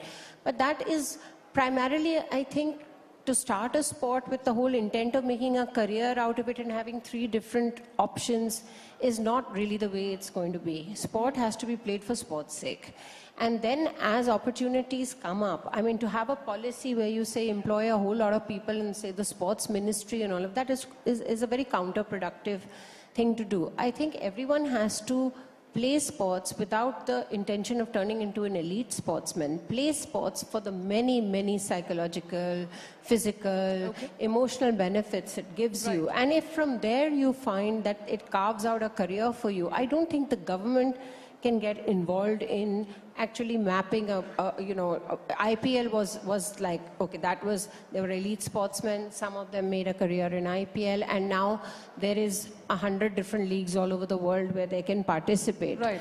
But that comes from the love of the sport. This generation that is playing these leagues and all today in Australia and Bangladesh and Sri Lanka, they didn't know these opportunities were ever going to come up. Absolutely. So play for the sake of playing, enjoy your sport, excel at it as much as you can. But if you really think that there has to be a second grade to the whole thing, most old sports people become coaches, they become administrators, they become all my boys have become commentators now, which was unknown in the 90s. I mean, that they would have a career in commentary.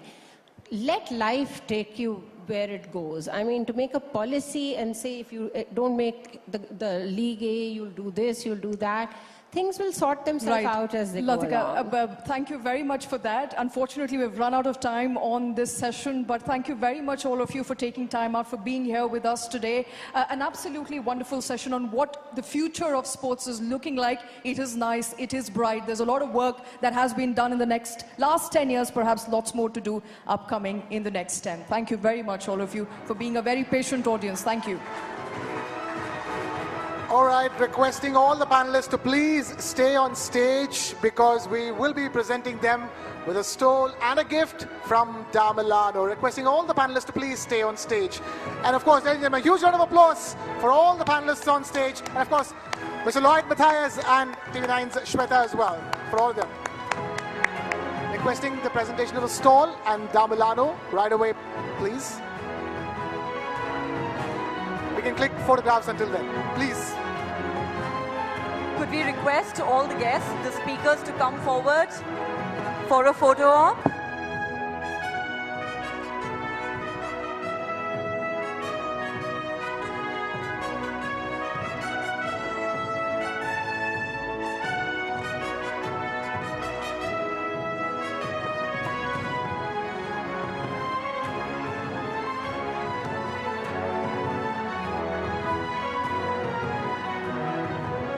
All right, and with that, yes, we are presenting all the gifts with for the panelists with Sammelan and the stole as well.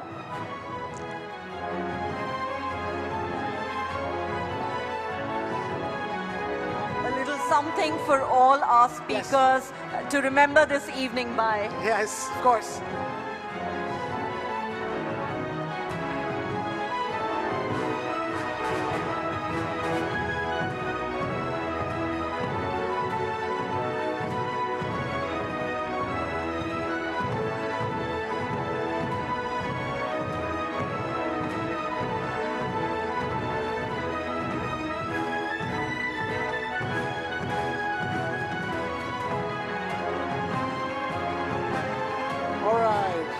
And with that, we move on. And we're requesting Mr. Pullela Gopichand to please stay on stage to present the next set of Nakshatra Samman winners. And some of them are from the world of sport as well. So, and we're requesting Mr. Amitabh Kant to please take stage. We have Mr. Amitabh Kant with us, ladies and gentlemen. Huge round of applause for Mr. Amitabh Kant, requesting him to first present these awards and we're requesting them to take the stage at the award stage. We're requesting Mr. Gopi Chand and Mr. Amitabh Kant to please take the award stage. To please take the award stage.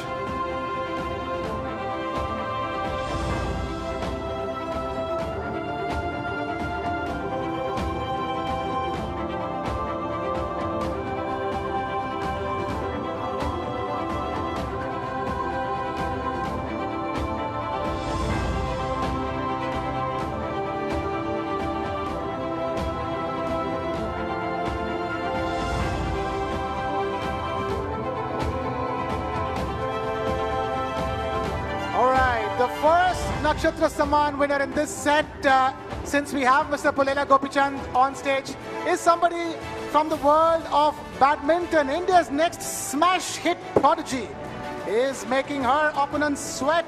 Her spirited performance clinched Asian glory, and now the world is at her feet. At just the age of 17, this teen sensation is out to set some new records.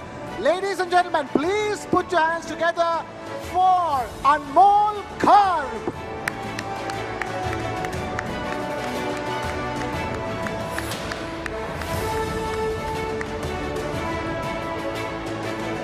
Requesting Anmol Karb to please take the stage and receive the award from Mr. Amitabh Kant and Mr. Pullela Gopichand.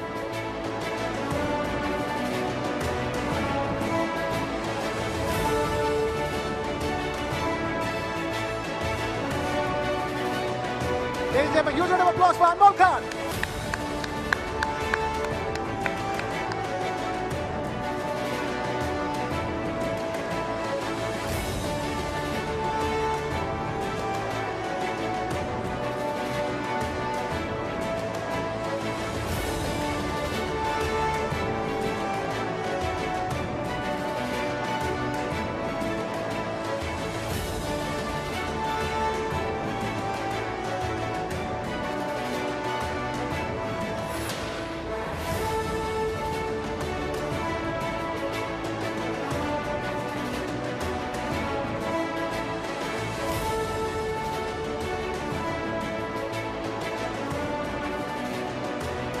Right.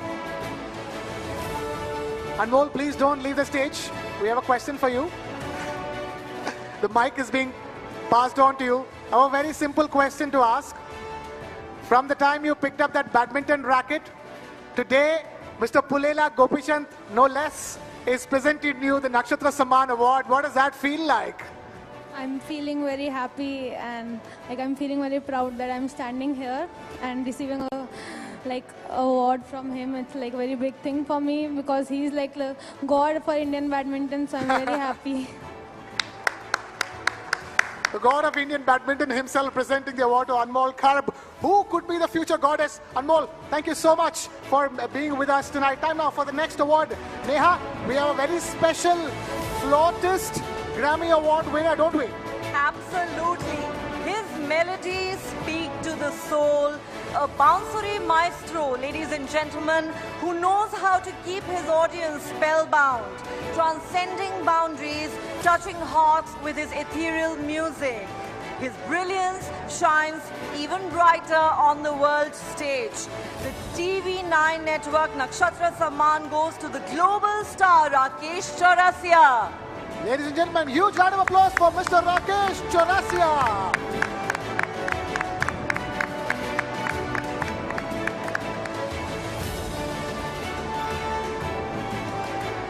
Could we please have Mr. Rakesh Chaurasia on stage?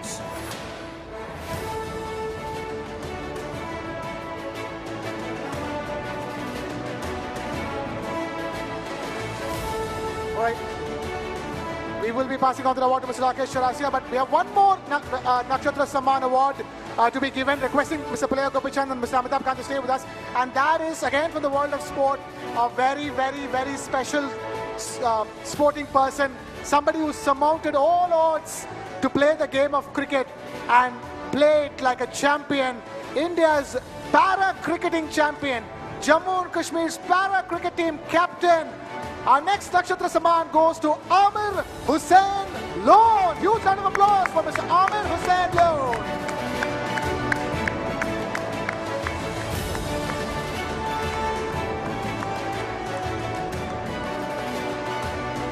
We do understand Mr. Amir Hussain Lone is here with his family, ladies and gentlemen. So wonderful to see the wife and the proud kid accompanying Mr. Chaurasia. I beg your pardon, Mr. Lone.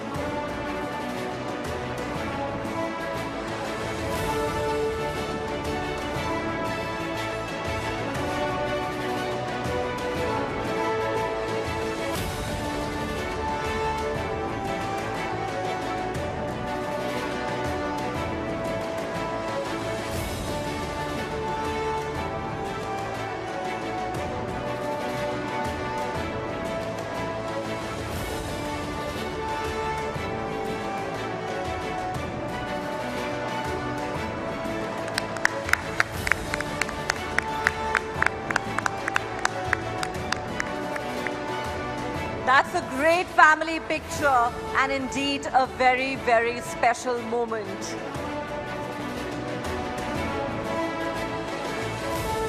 A special cricketer and a special award, ladies and gentlemen.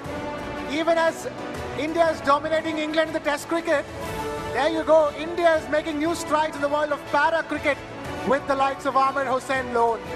His bravery and his tenacity has brought him to this stage, and it will take him to many, many more stages after this. We here at the TV9 network are extremely happy to present him with this award. Thank you, Amir Hussain Lone and family. And of course, thank you, Mr. Pulela Gopishant and Mr. Amitabh Kant for giving this award.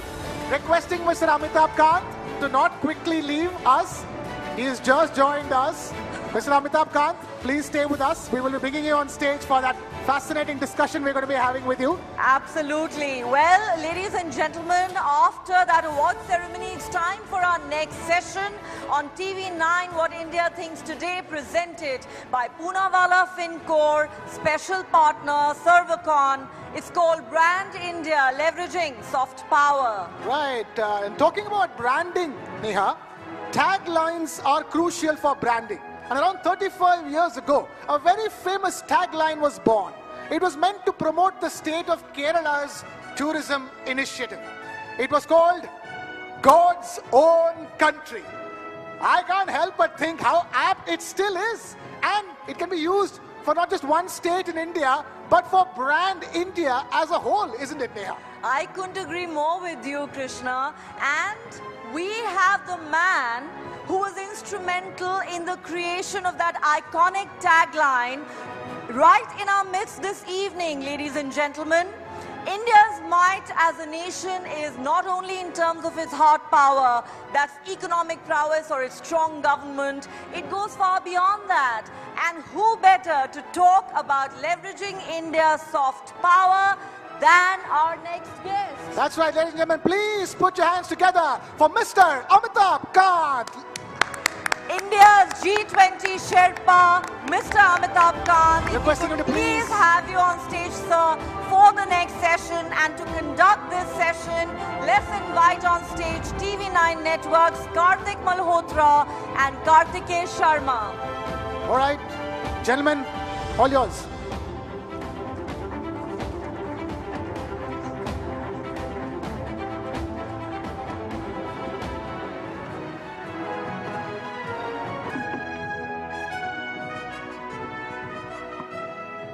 You know, as the name of the session is Brand India and Soft Power, I will not waste time and straight away ask questions to Mr. Kant. He doesn't need any introduction, but what is a soft power? How is it different from hard power? Prime Minister Narendra Modi has used parts of hard power, parts of soft power, which we call smart power. Is it Vasudev Kutumbakam? Is it Incredible India, the man who is sitting here who made the campaign? Or is it about Samman, Samvad, Samriddhi, Sanskriti, Evam Suraksha, which is part of our approach? Is it spirituality? As Barun very rightly pointed out, is it about that attractiveness, pride in India's ancient past, which is part of the Prime Minister's public diplomacy? Is it cultural circuit? Is it Ramayana circuit? Is it diaspora politics? Or is it plain, simple developmental work of Indian government, which is making schools, dams, not putting boots on ground? It's democracy, not dictatorship. So let me begin straight away, sir. You shepherded G20. Was it soft power? Was it hard power? Or was it smart power? I think it was a blend of both the soft and the hard power. The soft power in terms of doing the G20 in over 220 different cities of India, doing it in several states of India, almost all the states and union territories of India, going back and using all our inherent cultural content. Every state brought its great art, culture, music all together, and ensuring that we are able to improve our cities during G20 in terms of drainage, sewage, solid waste, and also project India as Vasudev Kutumbakam, that is one earth, one family, one future. Because of our civilizational strength, that is, we may be, you know, the whole world may have different political ideologies, may have different political leanings, different geographical boundaries, but we all come from one cosmos, and that cosmic power we use to really differentiate India from the rest of the world during G20. Sir, I want to spend some more time on G20, and of course you have literally shepherded the whole G20 initiative, and in fact it went well beyond a festival. Festivals have a start time and an end time, and streets are decorated for a while. But look at New Delhi right now, for example. We are still dotted with G20. G20, thanks to you, has pretty much become part of the DNA of the country right now. Now, I want to understand from you in the context of soft power. Is soft power anything more than great packaging over a product that already is robust? So, you know, it's, soft power is a concept which was used by an American professor. 1990. Yeah, Joseph Nye, and he used it to say that it's not America which is famous because of its hard power, because of its economic strength, but it's famous because of its huge ability to have an impact on the minds of people across the world. And that's because of the brands it has created. In the Indian context during G20, We were able to straddle different worlds. We were able to bring G7 together. We were able to bring all the emerging markets together. We were able to bring Russia, China all together. On all 83 paras, bring consensus on all paras. It demonstrated India's great ability to work with all countries of the world and bring consensus. You know, the important thing about multilateral is nothing works without a consensus. To bring consensus on issues of development, on issues of sustainable development. Would you call it diplomacy, sir? Would you call it soft power? What is that thin line between diplomacy and soft power? So the thin line was, it was a great combination of India's hard power, the fact that India was growing at rapid rates. It was a great combination of unique political leadership.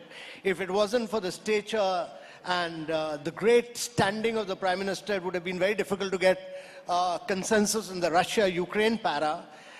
It was, you know, the great hard power of the fact that, you know, we had demonstrated India's digital strength through the digital public infrastructure. You know, everybody has a digital identity. We do 46% of the real-time fast payment. The world accepted that it's leapfrog technologically in many parts, many areas of growth and progress. Okay. You know, you made the Incredible India campaign. You rebuild the imagination around tourism. So there are two questions. One, when we talk about soft power, what are its core? And the secondly, do you feel that we have gone beyond chicken tikka masala in context of, you know, imagining India in terms of food? Because ultimately food is also part of, you know, greater lifestyle cultural projection when it comes to projecting the attractiveness of a country. So, you know, the important thing is that you need to differentiate yourself in whatever you do. So when I started working on Kerala as a destination, Kerala was known for one product, and which was the Kovalam beach. And we went back to... And the banana chips, sir. Yeah, banana chips at that time. But Since we, you mentioned you know, chicken but tikka masala. we went back to the roots of Kerala. We went back to its traditional products. We went back to the inherent strength of its backwaters. We went back to its houseboats where not a single nail is used. We went back to Ayurveda. We went back to its mother of martial arts, Kalripet. We went back to its traditional architecture, Nalkittam, houses which have a unique spiritual strength. We went back, we restored all its traditional art forms from Tayyam to Kathakali to Mohiniyattam.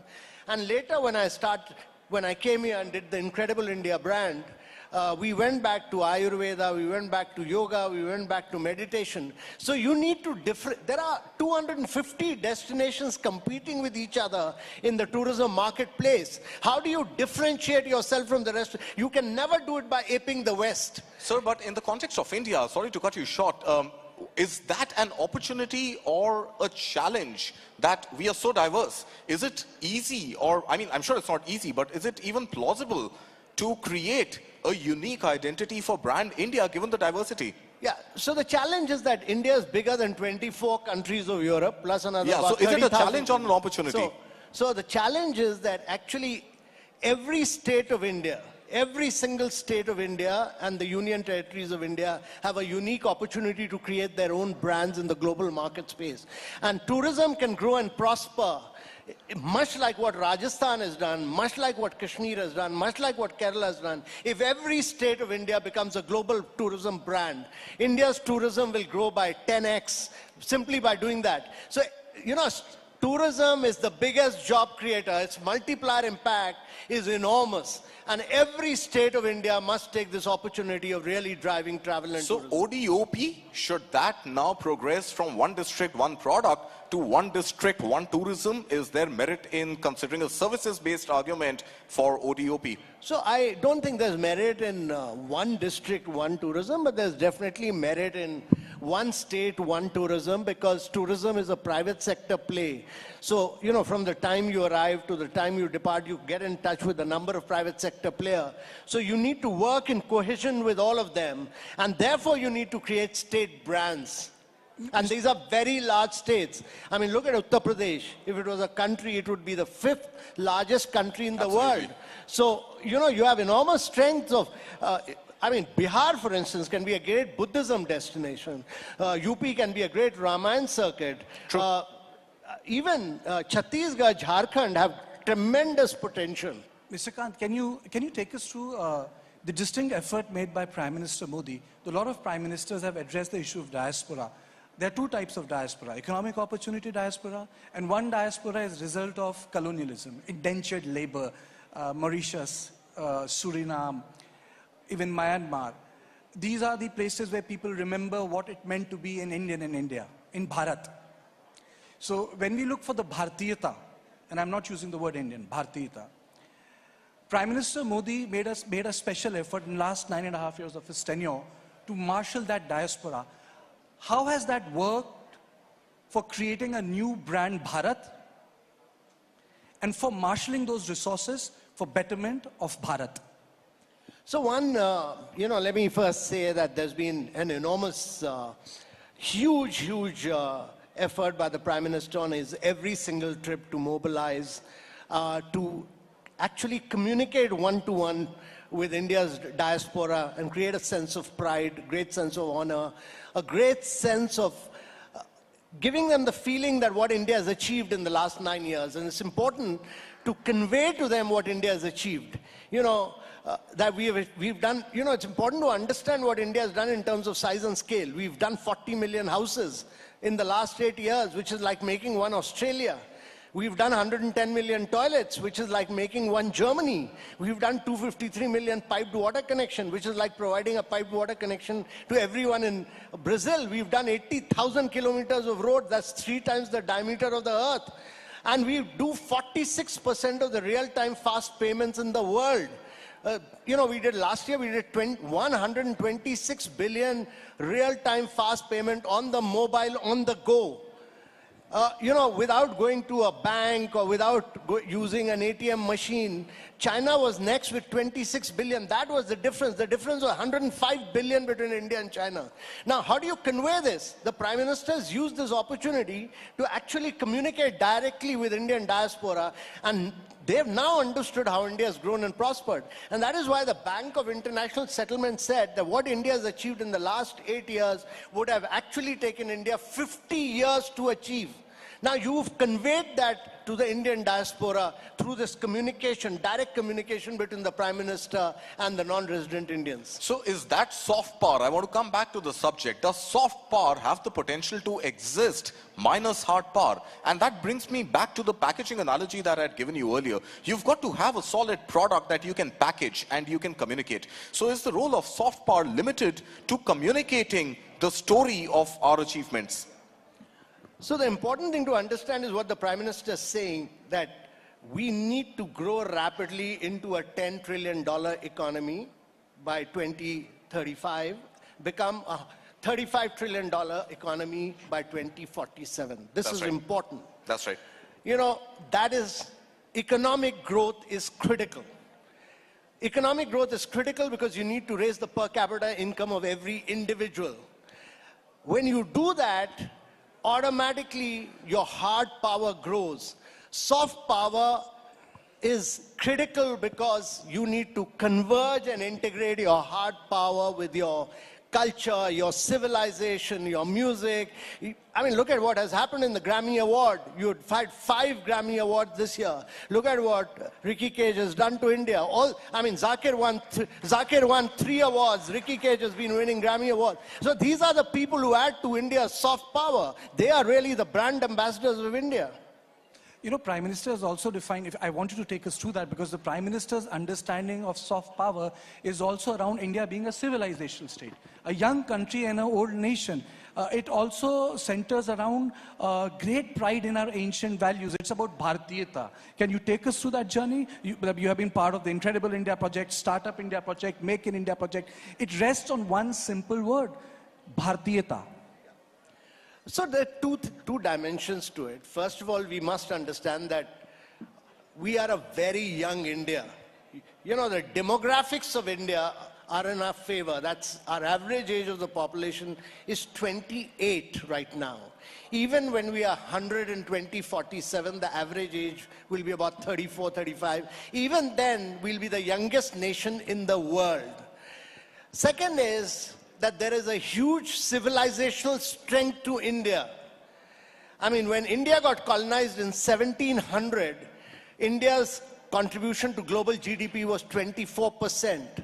By the time we became independent, it had come down to 5%. What the Prime Minister is saying is that during our Amrit Kal period, we should accelerate the pace of our growth because we have very low dependency burden as far as demographics is concerned. That, to my mind, can never happen till you don't have a sense of pride, a great sense of honor about your own civilizational strength. That can never come from really copying the West. And that means that you must have a sense of pride of your own culture, your own art, your own music, and actually saying that this is India's civilization. Every young Indian must have a sense of pride on its own civilization. And when you have that inherent strength, you will drive India's growth story will be driven.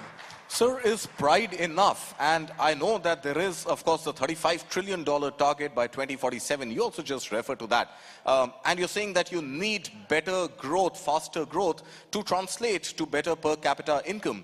But even at $35 trillion, you will have a per capita GDP, which would still be a fraction of what the developed world, gives its people today, given the vast size of our population. Obviously, we have our challenges, and with those challenges, we've got to grow even faster than, despite being the fastest economy of the world, is not enough for a country like India. So civilizational strength and attributes aside, there has got to be some scope of soft power, which I see being deployed by Prime Minister Modi, by the entire cabinet, and luminaries like you who worked on the India story for so long, where even hard economic issues like GDP are now pretty much, on the lips of every Indian. It's not something that was construed as a very hardcore economic subject. Today, thanks to perhaps soft power, these very hardcore economic concepts are now absolute lexical usage. So just a couple of points. First, if you're a $35 trillion economy by 2047 means that you would have taken the per capita income of every Indian to close to about $17,500. Compared to US, which still has about $76,000 per capita GDP. Yeah. You see, not comparing, just giving statistics. It's very important to understand that we are a country of 1.4 billion people. That means you would have transformed the lives of 1.4 billion people in the world. That's important.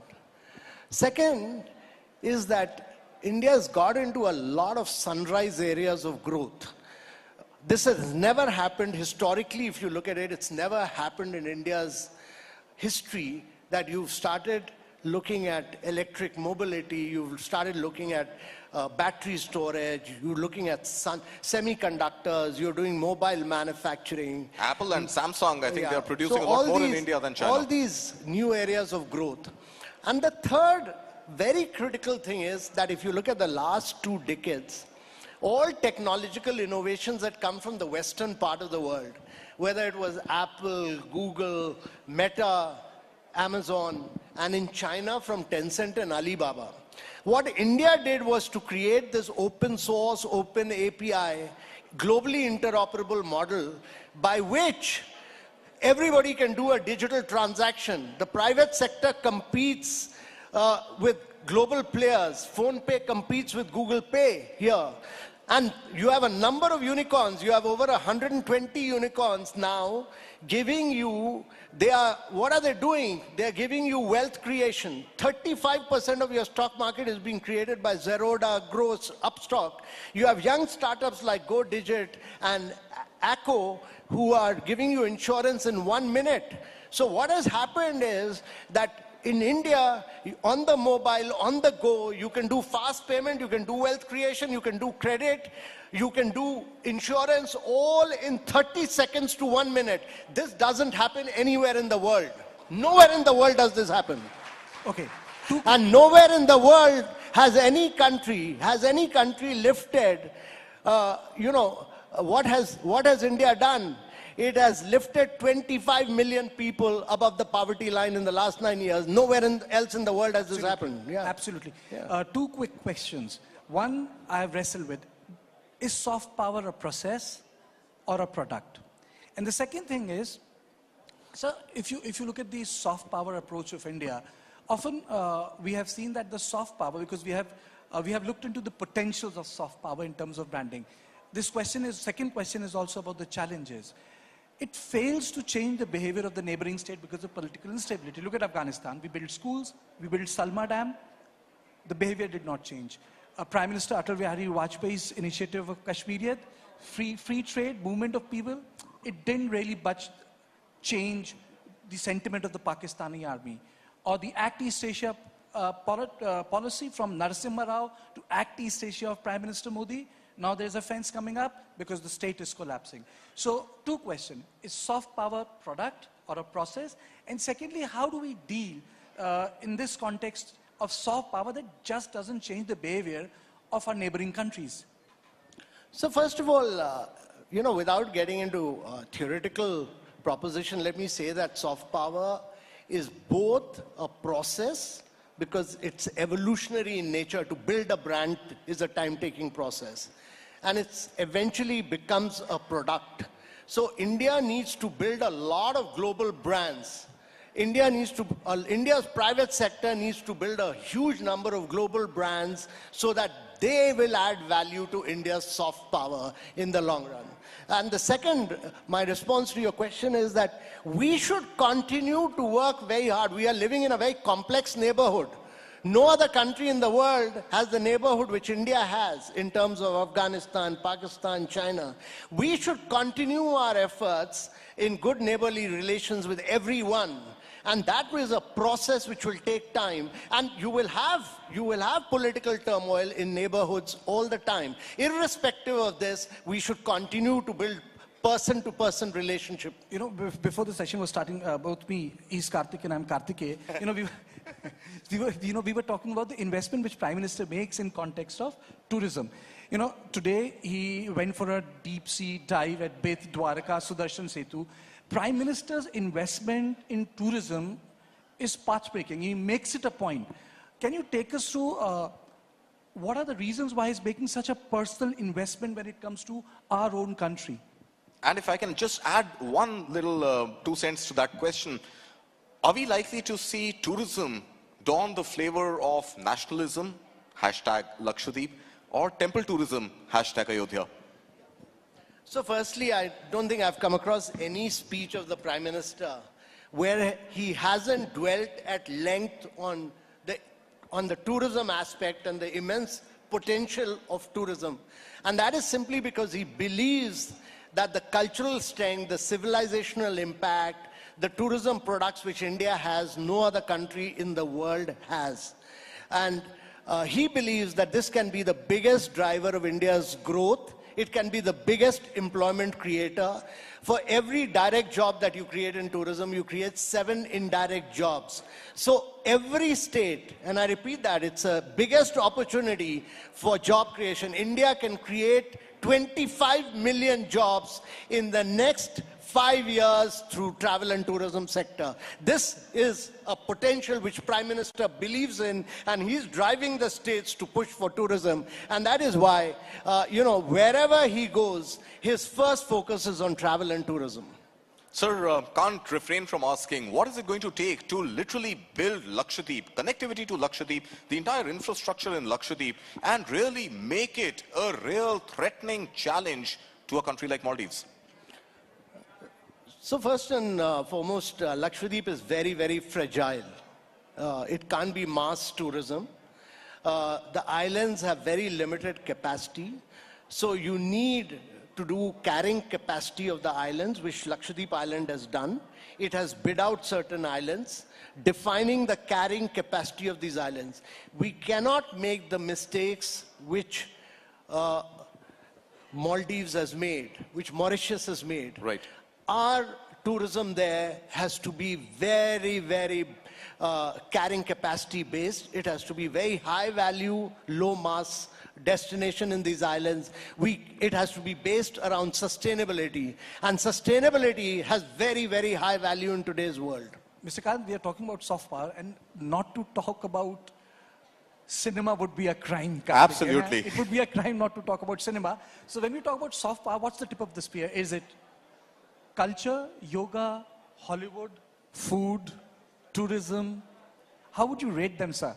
So India's soft power is a combination of many factors.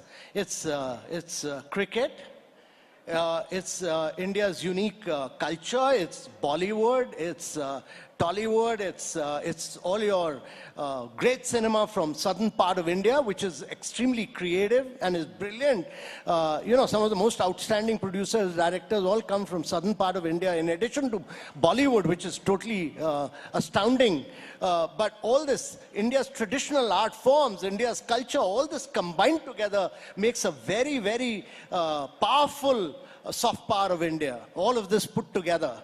And when you combine this with the hard power of India, which is growing at about 7.3% and accelerating to 9 to 10%, this great combination of hard and soft power together is what drives India's growth story forward. Just one final question, sir, on cinema itself. Do you think, again, given the diversity that Indian cinema has, is it in our interest to create a brand India, brand Indian cinema, bereft of the binaries of Bollywood, Tollywood, etc.? No, I don't agree with that. Okay. I don't agree with that because Bollywood by itself is a very powerful brand. The Tamil Nadu film world is a very powerful brand. The Malayalam cinema is a very powerful brand. Telugu cinema is a very powerful brand. So is there no space for creating a unified Indian cinema identity? No, it's like a mother brand being India and allowing the states to build their respective tourism brand, like Kerala has God's own country. The important thing we must all understand that there is a mother brand which is Incredible India, as far as the tourism world is concerned. But we are a very large country. If you're bigger than 24 countries of Europe, the number of products are so vast and varied. Allow the states to build their own brands. And that's important. That's what the Prime Minister is saying when he goes to Gujarat. Allow Dwarka. Dwarka itself is a great brand. Ayodhya is a great brand. Ayodhya can be one of the greatest Ramayana circuit brands in the world. Why diffuse it? So allow each of these brands to be built. We should have the confidence of India to allow brands to be built globally. Competitive federalism in tourism. Competitive federalism in tourism. And on this note, I would like to thank you and say that I think the sum and total of things is that it's the combination of the hard and the soft power which has been done under Prime Minister Modi's tenure, which is smart power, is the most defining thing. Exactly. And, it's never soft power in isolation. It's a combination of both economic growth. We should have the absolute ambition to grow at 9 to 10%, to be for the next 3 decades, to be a $35 trillion economy. We must build on our civilizational strength to build the soft power. And the third point that he made, make the states compete. The first year we did this in ease of doing business, Gujarat came number 1. Next year, Andhra beat Gujarat. Third year, Telangana beat Andhra and Gujarat. But the good thing was that the mineral-rich states of Jharkhand and Chhattisgarh, they scrapped a lot of rules, regulation to come 4th and 5th. And if the mineral-rich states of the eastern part of India start growing, India will grow not at 9 to 10%, India will grow at 11%. Thank you, sir. Yeah. Thank you so much, sir. Ladies and gentlemen, round of applause for Mr. Amitabh Kant. Sir, thank you so much for joining us here on What India Thinks Today. All right, requesting Mr. Amitabh Kant to please stay on stage. We have to present him with some mementos. We have the Pashamkara stole, and of course we have the gift hamper from Da Milano. Meanwhile, the photographs can be taken, requesting the stole and the Da Milano gift hamper to be brought on stage to be presented to Mr. Amitabh Kant.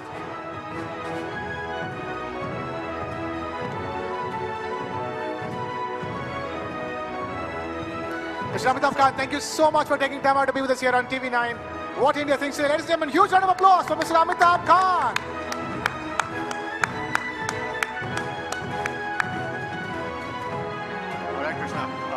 we have next? Well. That was a fascinating conversation with Mr. Amitabh Kant. People are still looking at him even as he takes our leave, because that's how engrossing and engaging that particular conversation was. We have a lot of them lined up. Absolutely, Krishna. More lined up for the day. But before requesting everybody to take their seats, because we have something very important that we want to talk about. And that is the conversations that we have on TV9 Group's English news platform. The world's first news OTT, News9 Plus. That's right, ladies and gentlemen. TV9 Group's bold foray into English news begins with the world's first news OTT, which is News9 Plus. And it has some fascinating conversations in the form of its flagship show.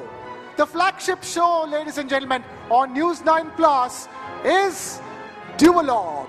If you're wondering what Duologue is, take a look at this. Start with the end in mind. You need to know where you want to reach. Every morning that we wake up, we are exercising our choice. The destiny is decided. The results are known that I'm going to win. Life of a goalkeeper is something which has always intrigued me. When you come into a stadium, this is the highest level of pressure. When I set out to do something, I decide in my mind that failure is not an option. What you feel very strongly about, those are the stories to tell. I have a mind which is absolutely restless. Mind and body are entangled sensations. That brings me back to golf. It's an amazing game. This is not a perfect game. You only learn from them. If you have a formula to a success, then you can replicate it. I feel this is my first step. I'm starting now. Winner is first born in the mind. I think, therefore I am. We are all about our mind.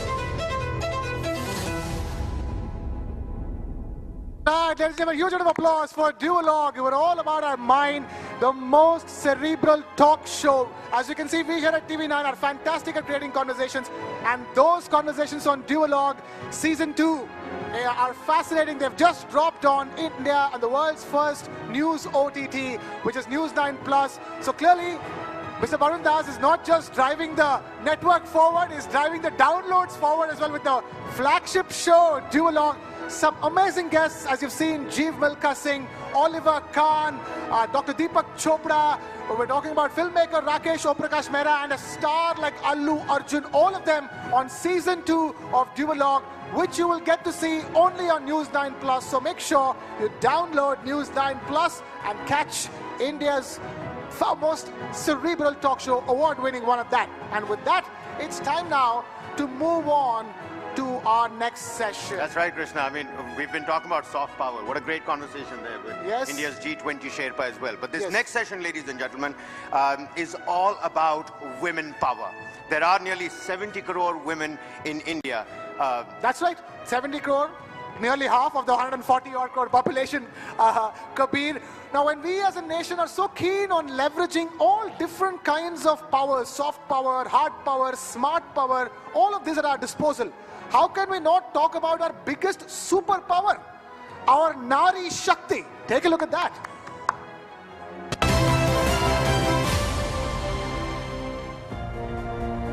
Shattering stereotypes, breaking barriers. The world is coming full circle, where women are taking center stage. A new hero is emerging, rising to the challenge. The female protagonist empowers a generation. As real life gets all too real, and real life gets imprinted in reels, India's new hero shines as a symbol of change. From boardrooms to battlefields, from classrooms to courtrooms. When women begin to rewrite the narrative, India scripts its destiny.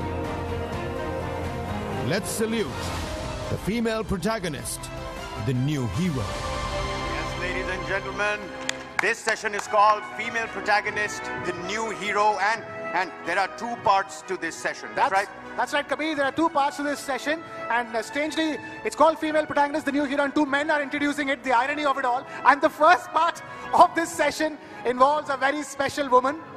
Ladies and gentlemen, please put your hands together and invite Ms. Raveena Tandon on stage. And to host this session, we have another very special woman. TV9 Network's Sudha Sadaran, please get up here on stage to conduct this session. Over to you, ladies.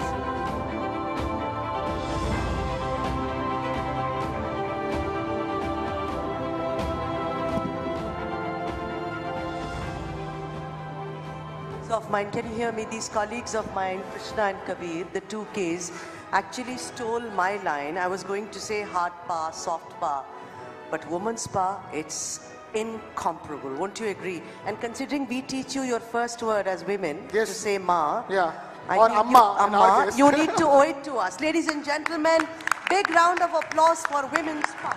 Sorry, Amma.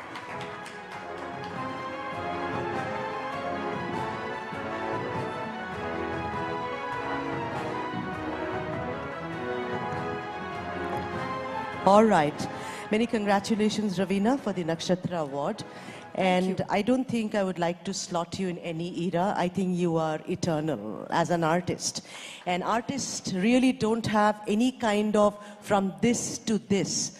They live forever, and that's what art is all about. Yes? Thank you. All right. So, generally when we speak about cinema, when we speak about films, we keep it to great directors. Of course, there are great directors. But like I said, our first teacher at home is the mother, always. Now, Raveena, you come from a fantastic film family. Ravi Tandon ji, your father, I remember all the films, Khud Garz, Khel Khel Mein, Majboor, shows that I only saw films, did nothing else. Also, your uncle, McMohan, the famous Sambha from Sholay, iconic.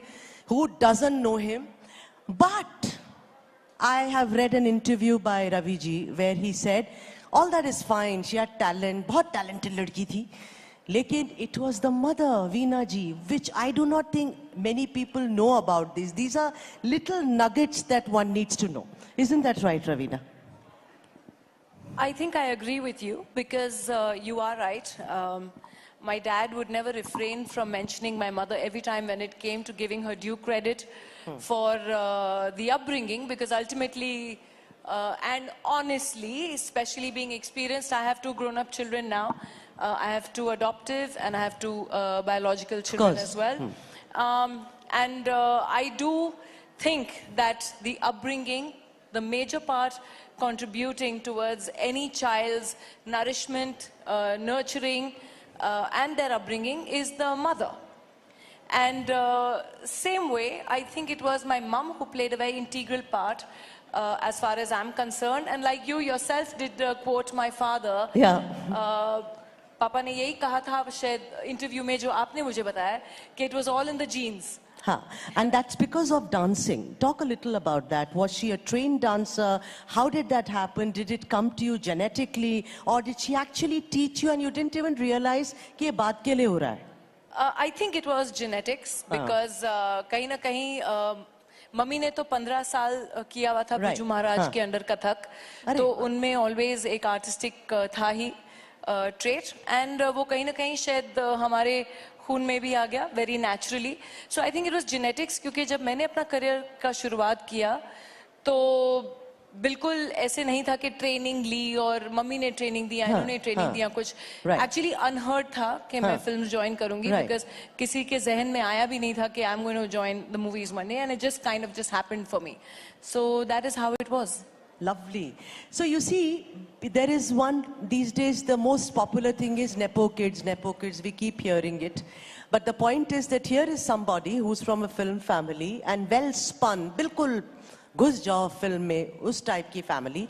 आप nepo kids की बात करेंगे तो हमारी आधी politics, आधी industry खत्म हो जाएगी. लेकिन आपका जहाँ तक ताल्लुक है, what I am coming to Raveena, जहाँ तक आप हमारे देश की बात कर रहे हैं, अगर नेपोटिज्म की बात करेंगे. But you joined Genesis. I mean, you see, you did not say, okay, I'm going to now join cinema. So I want to then, you know, your first film happens in 1991, which is Patthar Ke Phool. Tell us a bit about that. Were you just picked up from there? You were working with Prahlad Kakkar. Talk about that. Well, शुरुआत तो वैसे ही हुई थी. I was doing my post and pre-production work with Prahlad Kakkar. I was his assistant. And everyone used to tell me, you're not cut out for being behind the screen. You need to be in front of the screen. And that's how the journey started. And one day I was just offered this one big film. And I just said yes to it. It was actually very interesting the way I started. Yeah. I had been offered a lot of movies and I had been constantly saying no because I actually wanted to get into direction. Right. I had not thought of acting because a lot of actors, probably since they're children, they want to grow up to become actors, right? I did not want to get into acting. And I never looked at myself in the mirror and said, oh my God, I'm going to be a star one day. Because if you'd look at me when I was 13 or 14, you would not even turn around and say, oh my God, this one's going to be a star. I was this round, roly-poly kid with oil in my hair and 2 plaits and doing my 8th and 9th standard. But interestingly so, I said no to a lot of films initially. And Salman Khan's film, that was his first film, was a very big hit, Maine Pyar Kiya. And soon after that, I was offered his second film because somehow people had seen me in the advertising world. Okay. And they kind of approached me for his second film. And I remember I was in my FIJC, and I went to college canteen mein, and I told my friends, guess what? I've been offered a film with Salman Khan. And they were like, are you serious? They were like, हाथ जोड़ के यार तू इस film को हाँ कर दे उसके बाद तू फिल्में कर नहीं कर we don't care, we just want to come and sit on your shooting and meet Salman Khan. And that's how I signed my first film, just because my friends wanted to meet and hang with Salman Khan. Right. And that is exactly how I planned my career. And today we talk about swag, we talk about women, which is so fantastic, women on bikes and everything. Correct me if I'm wrong, here is a woman we see who went to Mithibai College in an open jeep. Am I right or am I wrong? Yes, you are absolutely right.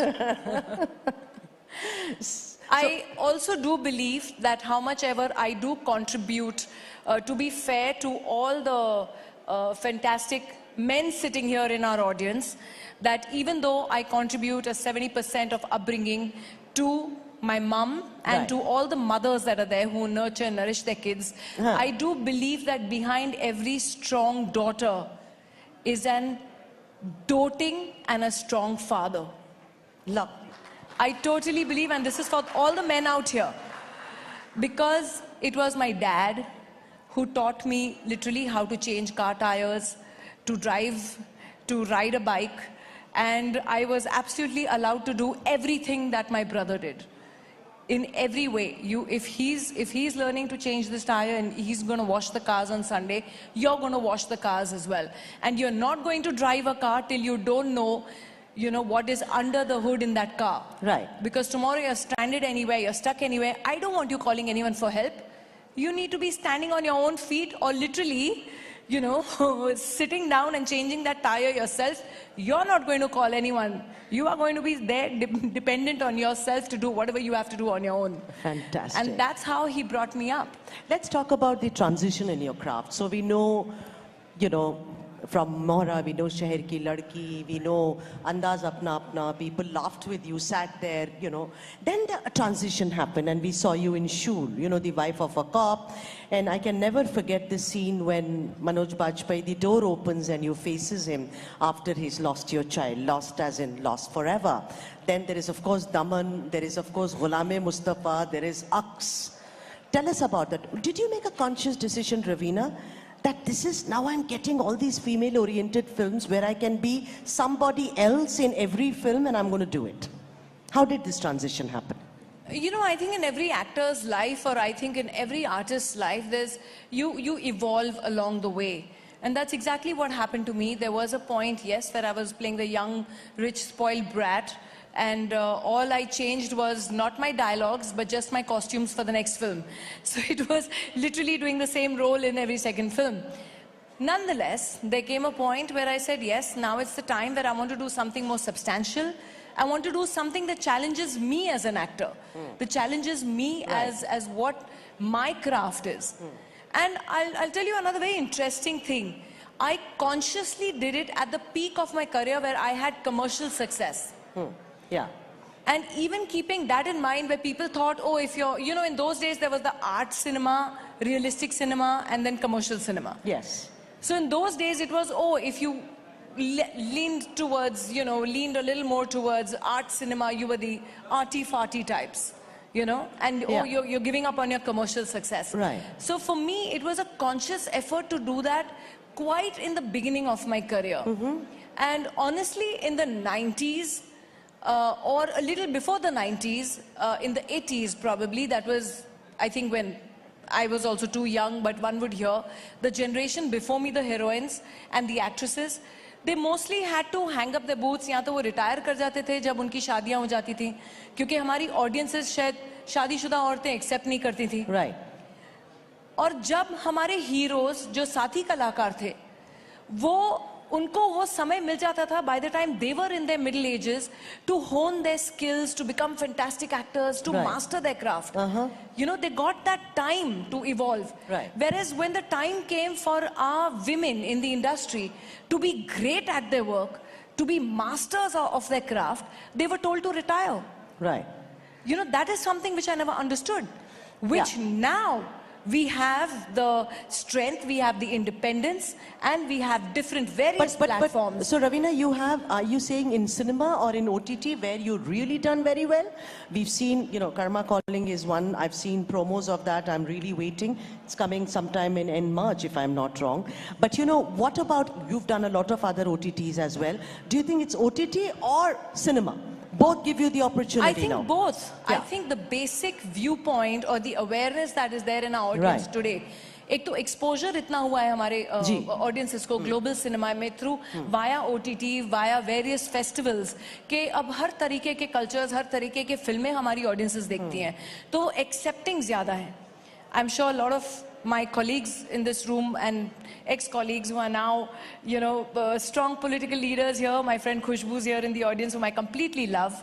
But she will agree to what I'm saying, that by the time, you know, actresses reached that point where they had to hone their skills, they were asked to retire. But now we have that strength, whether it's through cinema.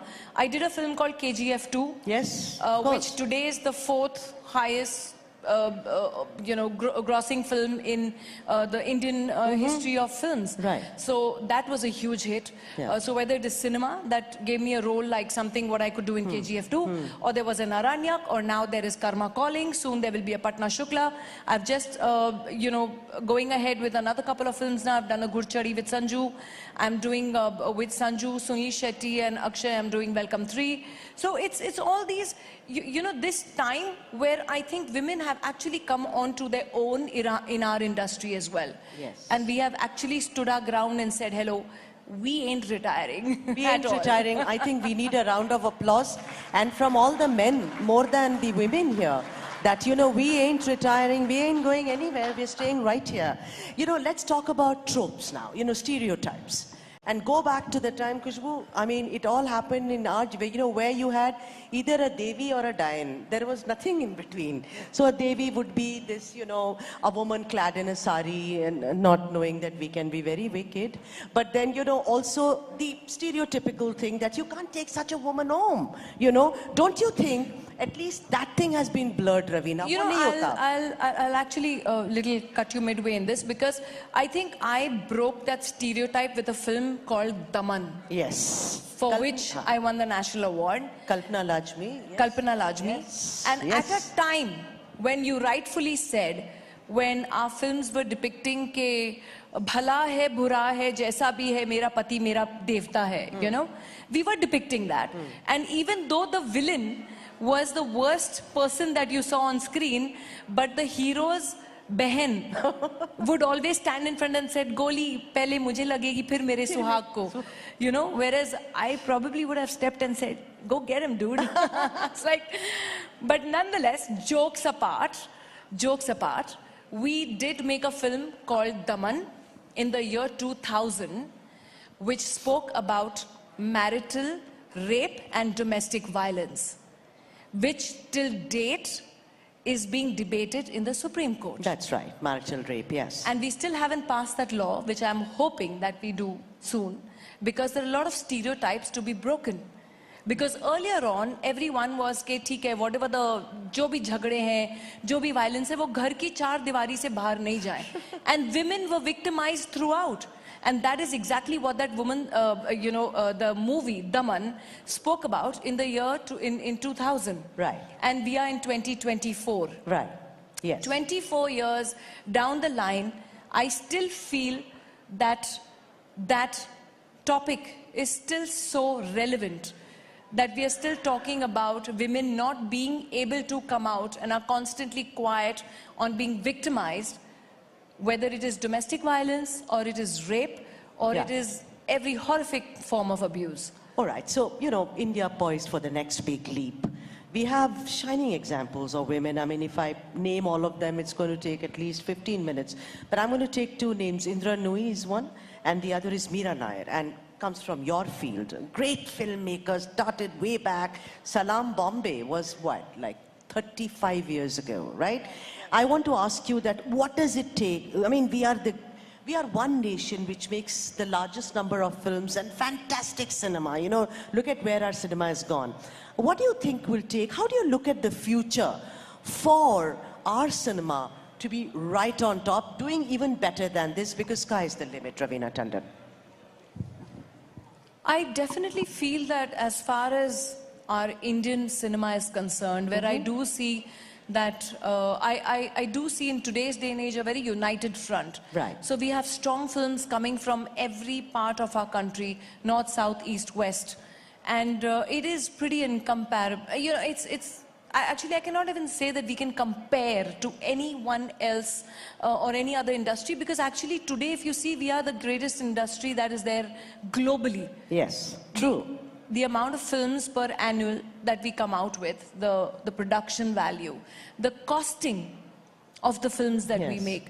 Today, whether a Bahubali or if you see a film like RRR, they probably cost much more than a Mission Impossible 4. Right. And the kind of monies that we put in and the kind of investment that we've done and the kind of returns also that we're getting. It's high time that our industry is touted today as taking a global stand and not waiting anymore to be called the second best and definitely not to be called Bollywood. Trust me, all the industry insiders hate the word Bollywood. That is something that does not conform with us at all. And also Sandalwood and Tollywood and Bollywood, Collywood. Lollywood and Tollywood and Mollywood and Sollywood, and we are very sorry wood. We don't want to be known as any wood. We are the Indian film industry, and that's how we stand at. Absolutely. And give it up for the film industry. Ladies and gentlemen, Raveena Tandon, the eternal star. What a pleasure it has been. Thank you very so much. Very much. And many congratulations for the Nakshatra Award. And that's the way to go. Nari Shakti. Thank you so much. It was a pleasure. Well, Nari Shakti in the truest sense of the term. Ladies and gentlemen, another huge round of applause for both these women. We have more coming up. We have some more special women coming up. So, Nari Shakti, this is just part 1 of Nari Shakti. Part 2 is yet to come up on stage. Expensive version of Nari Shakti. A galaxy of Nari Shakti set to take the stage. Right. Please requesting Sudhaji to please present Raveena Tandon with thank you so much, Raveena ji, for gift hampers gracing this from our occasion. sponsors. All right, Krishna, in the meantime, before we call on the next set of panelists, the expanded version of this Nari Shakti, we have a few more Nakshatra Sammans that are supposed to be given out. That's right. We have our next set of Nakshatra Samman Awards. And to give away the next set of Nakshatra Samman Awards, we have some very special people joining us. I'm going to request one by one the award givers for the next set of Nakshatra Samman. I'm going to request Mr. Ricky Cage to please come on stage now. On to the award section, please. On to the award stage, please, on the left. Requesting Mr. Christopher Ripley, CEO of Sinclair Media Group, to also please take the award stage, sir, on the left. A loud round of applause for Mr. Ripley. Mr. Christopher Ripley, CEO of Sinclair Group, all the way from the United States of America. And also requesting a very special guest who's just joined us on stage to give away the award, Mr. Shekhar Kapoor. I know you're mobbed. right in front, requesting Mr. Shekhar Kapoor to please join us on the award stage on the left. Krishna, I think it's going to take some more time with Yeah, Mr. Shekhar Kapoor. that's why I'm just repeating, Mr. Shekhar Kapoor. Don't be Mr. India and get, you know. Mr. Shekhar Kapoor to the on the award stage section with over Mr. there. Ricky Cage and Mr. Christopher Ripley. Ladies and gentlemen, huge round of applause for Mr. Shekhar Kapoor. All right then. Well, Krishna, it has been an incredible year for this next person that we're going to award with the Nakshatra Samman, this Indian flutist who has won 2 Grammy Awards for Best Contemporary Instrumental Album, ladies and gentlemen, and Best Global Music Performance for a very special track.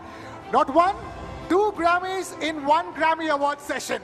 Ladies and gentlemen, take a look at this.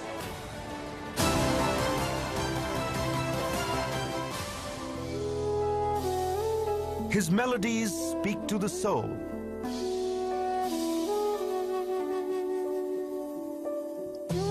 A Bansuri maestro who knows how to keep his audience spellbound.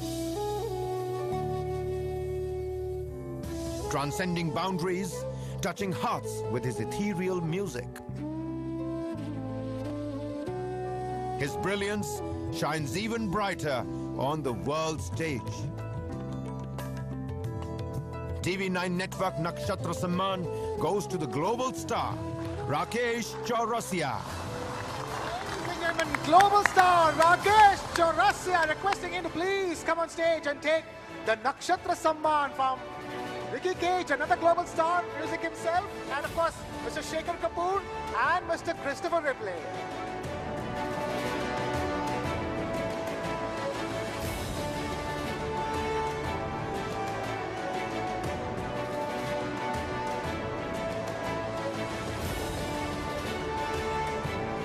Wow, what a star-studded stage that is, ladies and gentlemen. It sure is, Krishna. Mind if I just go there and get a little picture click? Yeah, I know. I want a selfie bomb that stage. All right.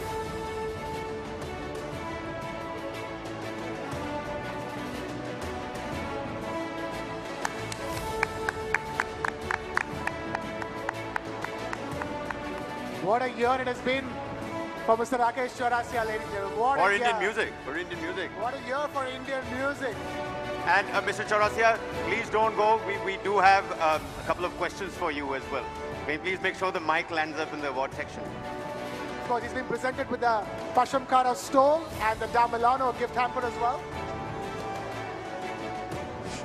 All right, Mr. Chaurasia, thank you for staying with us. Quick question. The question is quite far away. It's fine. All right. Well, you were taking all those Grammys so far away from us here in India. We were all watching and so proud to watch you do that. Playing the Indian Bansuri flute and garnering a global audience. Sir, tell us, what was that moment like? I mean, music is above awards. We all know that. But what is it to play the Indian Bansuri and win a global award with it? Well, I would like to, first of all, a big blessing from my guru, Padma Vibhushan Pandit Hari Prasad Chaurasia, and then I would like to thank Ustad Zakir Hussain for getting me into this collaboration, my family, my kids, and my wife, who was wishing more than me to have this award. But when the name was called, I stood up and I didn't know what to do. Because I was not expecting, because here it was fine, like, okay, we might get it, you know, because we have big names. But when the category was announcing there with huge amount of artists and everything to get this, but the first thing what came in my mind that I'm grabbing something for my country through my music. Oh, lovely, lovely. It's for the country, Thank you. ladies and gentlemen. It's for the country, it's for India, Indian Bansuri player, Indian flutist, sir. as it's called in English. Thank you so much, sir. Thank you. For Thank you, everybody. Thank you so much. gracing us with your presence. All our esteemed award givers, Mr. Cage, Mr. Ripley, and Requesting Mr. Shekhar Kapoor, all of them please to do stay on with stage. us. All right, Mr. Ripley, Mr. Cage, and Mr. Shekhar Kapoor requesting you guys to stay on stage. Mr. Chaurasia, please, thank you for joining us. We have another very, very special couple of awards to give. Next up is an athlete from Punjab who is the Indian record holder in the 1500 meters category. Please, ladies and gentlemen, put your hands together. Before that, take a look at this. Before that,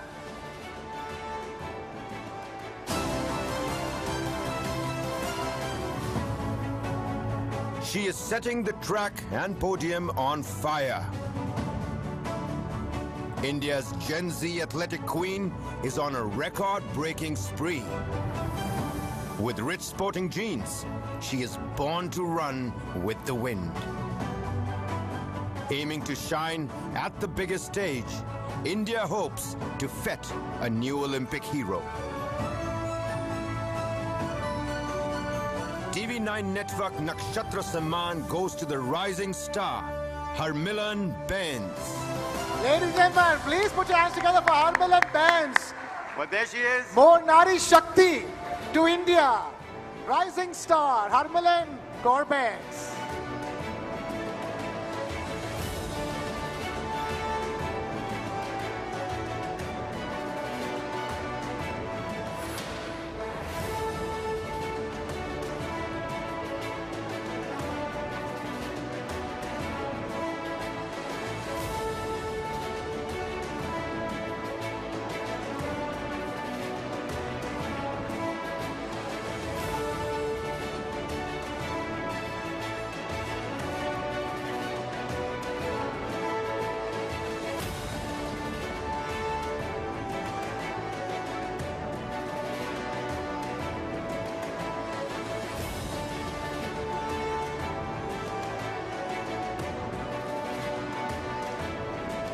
Harmilan, stay. We've come to you this time. You've been running for India and getting all the laurels for India. We've run towards you this time around. So tell us, I've been asked to come on stage as well. I mean, look at the gentleman who is giving you these awards. I mean, these are gentlemen who, are distinguished gentlemen, League of Extraordinary Gentlemen, if I may. And we've been talking about Nari Shakti before this came about. Tell us, where does your Shakti come from? And, where do you get, because it's not 100 meters. It's not 200 meters. It's 1,500 meters, Harmilan. Well, this Nari Shakti for 1,500 meters come from my dad. And for the 1,500 meters, I just give my all the, for 1,500 meters, my everything to my dad, and for 800 meter, everything for my mom. I won 2 medals over there in Asian Games, one for my dad and one for my mom. When I won, the only thing was like my parents were talking about to win medal in Asian Games, just because my mom had a medal in Asian Games, and they want me to repeat history, so I did it. But I just took 2 medals, one for my dad and one for my mom. Harmilan, one question that a lot of my friends wanted to ask you as well was that you have some real cool-looking track stars out there, okay? Look at the Usain Bolts and the dreadlock Afro-American runners and track stars, but you have a very cool-looking hairstyle yourself. आपको लगता है कि आपके 1500 की दौड़ में कभी कुछ प्रॉब्लम आती है, ट्रेनिंग में प्रॉब्लम आती है, because it looks really cool. अभी इतना अच्छा लग ही रहा है तो प्रॉब्लम कैसे आ सकती है? Well, there you have it, Harmilan Benz, ladies and gentlemen. That's not all. Again, asking Mr. Cage, Mr. Ripley, and Mr. Kapoor, please stay on with us. One more person that we have to. We have one more award, requesting the League of Extraordinary Gentlemen to please stay on stage for just one more award. Finally, we have now, after a professional track and field athlete, we have a professional shooter. Ladies and gentlemen, our next Nakshatra Samman winner holds the current world record in women's 50-meter rifle 3 positions, which was set while she won the gold medal at the 2022 Asian Games. Take a look at this.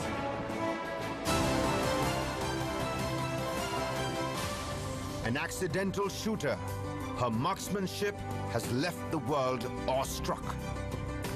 Now aiming for the greatest glory, she has Olympic gold in her crosshairs. TV9 network Nakshatra Samman goes to the shooting star, Fifth Kaur Samra. Ladies and gentlemen, please put your hands together for Fifth Kaur Samra, our next Nakshatra Samman winner.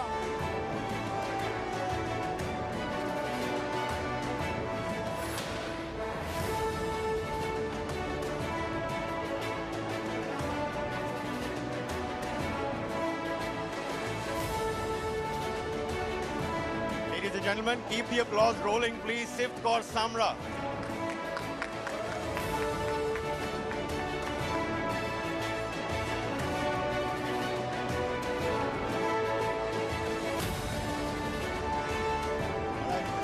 Sif, we have a quick question for you as well. Right, in the AV that you just saw over here, it starts with the sentence says, an accidental shooter that, her marksmanship is something that the entire world is now talking about. And this is that one little story that might not be, well versed with the common multitude out there. क्या आप बताना चाहेंगे अपनी story के बारे में? Why is it that an accidental shooter today is winning accolades for the country? So when I was introduced into the shooting, and we were not knowing about the shooting because I came from a very small city, Faridkot from Punjab. So there's my dad's friend, son. He's a shooter. He told my dad that Sif should try it. So I still remember it was a June vacations from the school, and I went to his range. He do shotgun. And I tried it, and after the June vacations, I gave my name for the shooting. And my dad called school and they were like, how she can become a shooter? We don't know anything about it. And the teacher said, okay, no worries, she will get a certificate. The stick I was alone, and I went for a state. I performed 4th in first time. So from there it started, and my dad helped me a lot. The one thing I can understand is that we've been talking about it over here for the development of sports in this country. Development of infrastructure is very important. The availability of infrastructure, which in fact gives birth to sports people, and especially a sport like yours requires infrastructure, doesn't it? Because as they say, banega to badega India. How important was the fact that you had that shooting range to lead to the fact that you eventually end up sending it the world record? That's the point, that now the Indian government is doing great, but in 2016, my dad made that range at my home for my training, and I had range at my home, like in a small city. So this is all that my dad did for me, and now also I have my mom. I would really love to invite her on the stage. She's here. Please do. Proud mother making videos. This, ladies and gentlemen, is the actual shooting star that is now coming up on stage. A loud round of applause.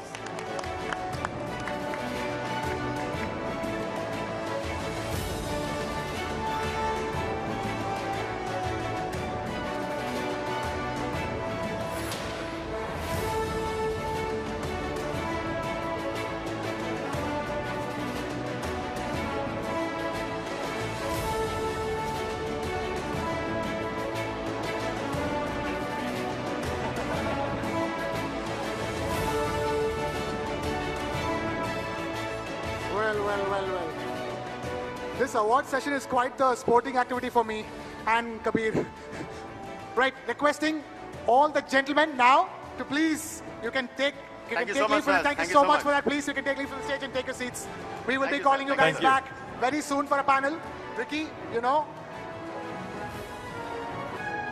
All right, ladies and gentlemen, time now to get some more exemplary women like we promised who have joined us tonight and call them up on stage. Yes, and continuing with our focus on female protagonist, the new hero.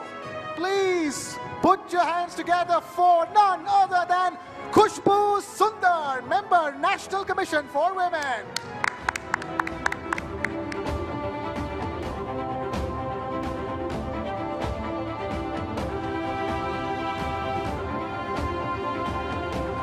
All right, also calling up on stage, please put your hands together for Miriam Meisel, Director, Stiftung Bayern. Guten Tag, Miriam, guten Tag. Please come on stage. Right, let me also now call upon stage another special guest from Germany, Julia Farr, football evangelist, Borussia Dortmund. Head of Asia Pacific for BVB Dortmund. Very warm welcome to you. Also with us is Ayush Gupta, HR Head for Gale. Please get up on stage, sir. Thank you so much. And to moderate this session, we have some double Nari Shakti again. We have with us TV9 Network's Sudha Sadanand and Neha Khanna, requesting both the ladies to please take the stage.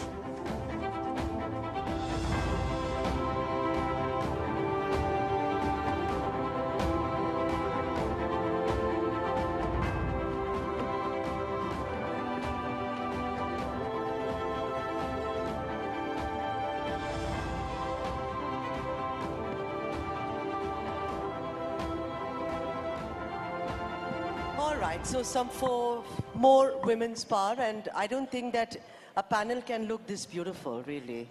I include you, Mr. Gupta, as well. I mean, of course. You know. So, if everyone can settle, Kushbu, எப்படி இருக்கீங்க? நல்லா இருக்கீங்களா? வணக்கம், நல்லா இருக்கேன். நல்லா இருக்கேன். All right. So, let's start with you, Kushbu. And considering that, you know, I always have called you, whenever I've spoken to you, as a child woman. You haven't really grown up that way, you know. But from a child artist who started out in Mumbai and from a home where the mother was the main support, emotional support, and a father who was not very supportive, with wonderful brothers around you. Tell us, what made you so strong as a little chut of a girl? We know the story about Hema Malini and how, you know, you've got to meet B.R. Chopra ji, etc. But what made you so strong to face the camera as such a little girl, Kushbu? Hello and a very good evening to everyone here. And there's an echo. Yeah, I think what made me very strong is against every negativity, there's a positivity. There are always two sides of the coin. So when I see, as a child, when I saw my mother going through the kind of abuse at the hands of her husband, and I think that made me very strong, because I think as a child, it was very clear in my mind that I'm not going to grow up as somebody who's very, very submissive, who's going to be Hanji, bilkul sahi ji. Like Ravina said, kuch bhi ho jaye, mera pati Parmeshwar hai. So I was very clear right from my childhood that I'm not going to grow up into that abla nari. So I think, you know, in all the negative aspects, and that strength, of course, came to me from my mother, because she never wanted me to be what she went through. Right. So I think it was there with me, within me. All right, okay. All right. That's lovely to hear, Khushbu. Really, you are an inspiration for so many women out there. Let me now bring in some of the other lovely women that we have in our midst today. Miriam Eisel, if I could begin with you. You know, it's 2024. And as educated, independent, liberated women, we would ideally have liked to live in a world where we could take equality, gender equality, for granted. Absolutely. But unfortunately, right? I mean, it should be fundamental to human existence. But unfortunately, it's proven to be very elusive. Now, in your area, you work with a lot of young people. The question I want to ask you is, how do you sensitize them towards treating everyone, especially women, with a sense of equality? Honestly, has that been a challenge? That's really a good question, and to be honest, it's challenging. It's still challenging. I'm coming from the field of education, and I'm coming from the field we want to extend youth exchange, so give everyone a chance to go abroad. And this everyone to have a chance is really difficult, because you really have to focus on the needs of those who are underrepresented. And those are the ones who come from lower education, and those are often also the girls. So we try to really focus on their needs and helping them, that they say, I'm good enough to do exchange, for example. I'm good enough to take part in it. And this needs a lot of time to educate them. All right, and Julia Farr, you look wonderful today. And before we, get into the excellent work that you've done for Borussia Dortmund, what people would like to really know, a lot of questions from the audience who actually ambushed me and said, ask her, what made you fall in love with this beautiful game of football? I would say the fact of being part of a team. I think football always connects people and unites people. And that makes it so special. I remember when I started playing the game myself, I was a very small girl, and back in the days, there weren't many opportunities for girls to play in a girls' team. So I started playing with boys in an all-boy team, and whenever we went somewhere for games, of course, everyone was looking at me, the only girl. But then, as soon as you are on the pitch and the game starts and kicks off, it doesn't matter anymore where you are from, who you are, or what you are. You just play the game, and that's what made me fall in love with it. Super. That's amazing. Okay, Ayush Gupta is, of course, heavily outnumbered on this panel, as you can see. And as the only man on the panel, and since we're talking about Nari Shakti and he represents, the PSUs, the government sector, I'd say let's not miss out on this opportunity to put him on the spot. All right, Mr. Gupta, from newsrooms to boardrooms, I think we can all agree that we need many more women in decision-making and powerful roles. But unfortunately, the reality leaves a lot to be desired. The question I want to ask you is, we all know that it's still a huge challenge for women to smash the proverbial glass ceiling. What are organizations like yours, for instance, doing to level the playing field? And frankly, are they doing enough? See, first of all, being the only man here is making me a bit nervous, and let me admit that. But going forward to your question, and rightly said, whatever we said that we are doing this thing and that thing, the reality remains that still the numbers are very few at the top, and a lot more needs to be done by each and every organization, and not just the organization, I believe by the society at large. Because if we have to see the results, it's not just one organization or one particular sector which we can do. All the stakeholders, be it the educational institutes, academic institutes, be it the family or the society, the family members, or the companies or the organizations, all have to come together to make sure that women will not only reach at the top level or the board level positions. The journey has to start from a very early stage when we are talking of admissions to the educational institutes. So for example, when we talk of organization like GAIL, which is predominantly represented by 70% engineers. So unless we have a pool of engineers who are passing out from top IITs or the engineering institutes, the representation there of women passing out is still less than, say, 14 to 15%. So the pool itself at the entry level is getting limited, and because of which the progression or reaching to the top level gets limited. At an organizational level, many more programs like from an early stage mentoring to making sure a fair and equal opportunity is provided at each milestone in their career when they reach up to the top is really, really important. All right. Khushbu, today I think Prime Minister Narendra Modi is one of the Prime Ministers that we have who has spoken, appreciated and respect Tamil like no one can. Do you agree? I mean, Sengol, talk about Sengol. He talks about how Tamil is the most ancient language. He talks about how the culture needs to be preserved. Every speech of his, he has this respect for Tamil. I want to ask you, you were one of the first heroines who goes from Mumbai and starts speaking Tamil like a native. I mean, she speaks the language better than I think look at Selva Ganesh there, all the Tamils, you can't make out the difference. We tell our children, if she can learn it, you can learn it better. Khushbu, talk a little about it. I've heard, correct me if I'm wrong, I've heard that Kamal and Rajni sir, everyone encouraged you that, pesuma, parvalla, vandudo. See, if I speak Tamil very well, I would love to speak in Tamil, address this esteemed audience here in Tamil. But I don't know how many of you will understand, but irundalum Tamil பேசுறதுக்கு ஒரு மிகப்பெரிய பெருமை வேணும். ஏன்னா நம்ம நாட்டுடைய மிக சிறந்த ஒரு மொழி, பழையமான மொழி, and அந்த மொழி சொல்லும்போது நான் இன்னைக்கு தமிழச்சியாக தமிழகத்துல வாழும்போது எனக்கு ரொம்ப பெருமையா இருக்கு, and which translates that though I belong to Mumbai, for me to come to a place called Tamil Nadu and make a home there and speak the oldest language on this planet, I take a pride in calling myself as a Tamilian. Having said that, if I've started learning Tamil, yes, I've had a great help from my co-stars. But I definitely would like to give the credit to my co-workers, especially on the sets.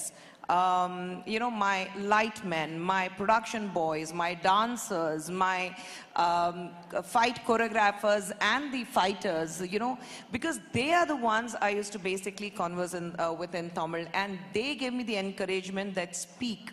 Even if it's wrong, it's fine, we will correct you, we will not make fun of you, but you speak the language. I remember my very first day shoot for my first Tamil film, Dharmathin Talaivan, where I was paired with Prabhu sir and Rajini sir and Suhasini were paired together. It was a remake of Kasme Wade, where I played Neetu Singh, to make it very simple. And I went to the set and I was zero in Tamil. So I was conversing with Rajini. So the very first day I had shoot with everyone. And Rajini sir was speaking to me in Marathi. Then all that, you know, rattling off in Marathi. I was so comfortable. And over the, you know, the entire day while we were shooting, I was watching people where they were talking to each other and said, hey, bada, hey, poda, and all that. So I was like, okay, it means something with a lot of respect. And when Rajini sir was leaving, he said, Khushbu mizaunit. And I said, poda. And the entire set just froze. And I'm like, okay, where did I go wrong? And then immediately Prabhu came forward and he said, you're not supposed to say poda. I said, why? He's saying it doesn't mean that you're saying with respect. It's in a very respectful manner. You say, okay, jao. And I'm like, okay. But Rajni sir was very gracious enough where he came, he patted my shoulder because he knew that I don't understand the language. So he patted my shoulder and he laughed and he said, it's okay, you will learn the language. So yes, my journey has been different, but I think I definitely would give the credit and to my driver, who was my driver then for a very, very long time. So I think I give the credit to all my co-workers more than my co-stars. I would give the credit to my co-workers for encouraging me to speak the language and for standing by me and tolerating my terrible Tamil that I spoke back then. So I think I owe it to them. And just a little bit of clarity, you don't say poda to someone, you don't say it usually, you can say it to a child, but you don't say it to somebody who's older, who's much respected, you say ponga. Like in Bengali, you say Jan. So that's the difference. We follow that protocol when it comes to Indian languages. Neha. All right, a fascinating discourse that about languages. I mean, you know, such a lovely reminder of the cultural diversity of this country. As they say, many Indias in this one India. All right, Miriam, let me come back to you. You know, there are a lot of youth exchange programs that you helm. You work with a lot of people who are immigrants, who come from different cultural backgrounds, low-income families, and also those who are differently abled. Now, when you add the female gender to the mix, does it get that much more challenging and complicated? What has that journey been like for you personally? And I'm sure that as an educationist, you've had a fabulous learning curve as well, working with all these young people. Well, I think, as you said, it's a journey. And it's a journey we started, and it will continue. So I think the most important thing on this journey is that we do not stop to encourage each other. And I think this is the most important thing for the girls as well and for women, that we encourage each other and we say, you can do it. I think that for men, this is a little bit different because they say, I can do it, I can do it. So, but we are sometimes a little bit more shy and say, oh no, I'm not that qualified and I can't do it because I'm a girl and I come from that background. But to challenge them really to say, you can do it and you are brave enough. And so we encourage the girls, for example, in special programs where we teach them in different sessions that also if they are coming from a migration background, from low-income families, they have the ability to achieve it.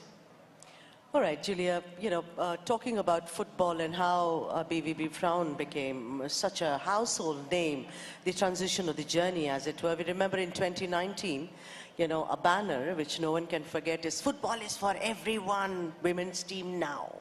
Right, and then 2 years later, the club delivered and BVB Frauen was formed. Talk a little about that journey. How easy and how exciting was that, Julia? You did your research. No, yeah, I think that was a very special journey that we started in Dortmund. We had always the men's football team. There was a women's handball team, but never a women's football team. And I think, yeah, the fans gave a bit of pressure to the club to look into this more curious, and that's what the club did. But then, giving a bit of like background insights, the club was actually sitting together with the fans and consulted them and asked them, how should we do it?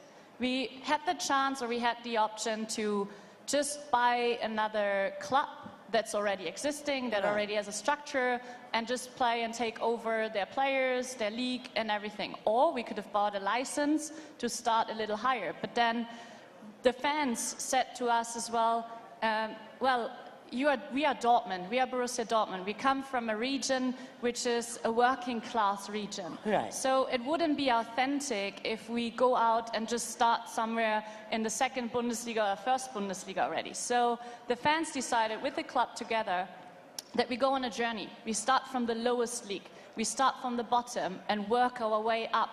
And that's what we are doing. So everything that we are doing is very healthy, a healthy development, a healthy growth.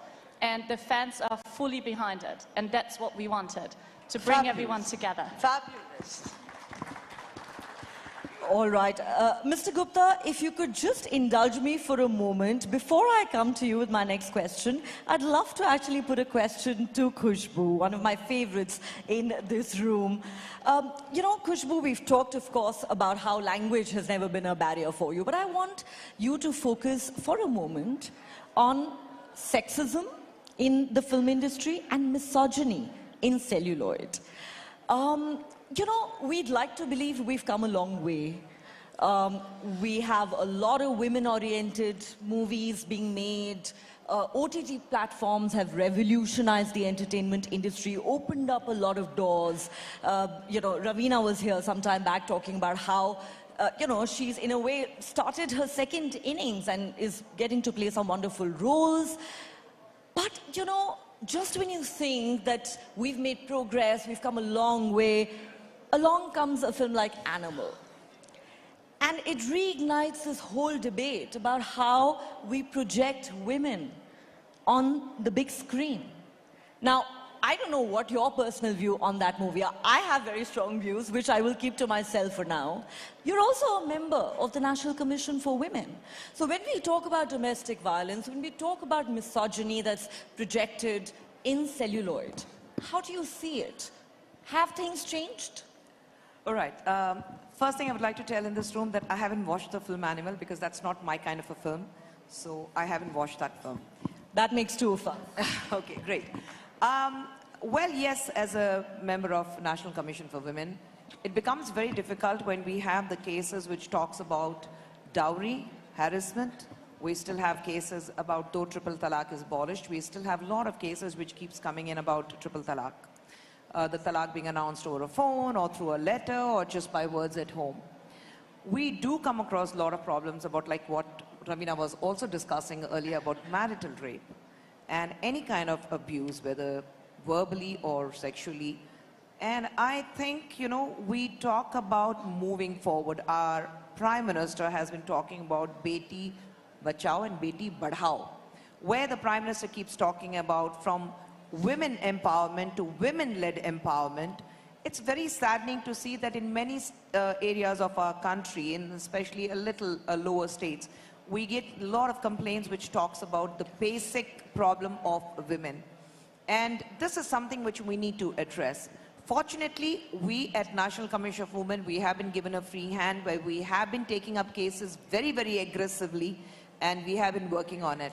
But as far as the mindset goes, I mean, if a film like Animal continues to bring in moolahs, bring in as one of the biggest box office grossing film, then we really need to think about the mindset of the people who go and watch such films.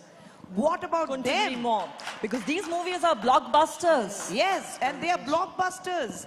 Even before that, we had a major issue with Kabir Singh. And which was in Telugu, it was Arjun Same Reddy. director. Same, yeah, okay. I mean, I don't blame the director because I think for him it's the success which is going to count. But I am talking about if there is something which is there out on a public forum where we talk about gender equality, we talk about equal respect to women, talking about her dignity, talking about how she should be projected and how she should be respected. And yet you come across a film like Animal and people throng to go and watch these kind of films. And they're all youngsters. They are men, they're all youngsters, they're educated youngsters. They say, oh, we love the film. And I'm like, guys, what's going on in your mind? I mean, I wouldn't want my girls to watch that film. And my girls did go and watch that film because they wanted to know what is it about. They came back and said, Amma, please don't watch that film. My girls warned me, don't go and watch that film. So I think the mindset of the film goer, the mindset of the people who buy these tickets time and again, because you have a lot of repeat audiences in this movie, in these kind of films. So we need to understand that mindset before we talk about the change in a society. So what we show in films is what is actually happening in the society. So the mindset of the people who watch these kind of films need to change. And that is really, really worrying me as to if films like Animal, with so much of misogyny, what you see in the film, if that film is doing so well, where are we heading? I think that's a very valid point. Very valid. We need to look inwards. We can, raise objection to these kind of films being made. We can, object to some of India's biggest stars acting in these movies. But what about those hordes of people who flocking to the theaters and making these movies mega hits? Absolutely. And moving right away from that kind of a thought, we at TV9, we believe in wow, Mr. Gupta. Wow, we onboard women. And that's an initiative we seriously think about, we adhere to day in and day out. According to you, Mr. Gupta, much like TV9, I mean, some may say it's baby steps, but let me tell you that they walk the talk when it comes to that. How does women at decision-making positions help an organization achieve better? Not achieve their goals, but achieve their goals better, Mr. Gupta? See, women at the boardroom, when they come there, it's not just, they are not just helping the organizations to deliver better in terms of the quality of decision making, in terms of the diversity of the thoughts and the ideas which they bring at the board level. They're not just doing well for themselves, they're doing better. They also become the inspiring role models for the generations to come within and outside the organization. So this is the biggest achievement or the highlight, I would say. When women come at the top, they are not just doing well for themselves, they are doing well for the entire generation which they are following, they are looking forward to, and they learn and get inspired. And I believe that is what the theme of this year's International Women's Day also is, inspiring inclusion. So that is where they inspire others and bring them forward to take leadership roles. What a wonderful response that is. And on that note, many thanks to all of you. I think it was very brilliant and riveting session. Thank you, Khushbu. Thank you so much, Miriam. Thank you, Julia. Mr. Gupta, it was a pleasure. Please give it up for the lovely panel, ladies and gentlemen. More power to these lovely women.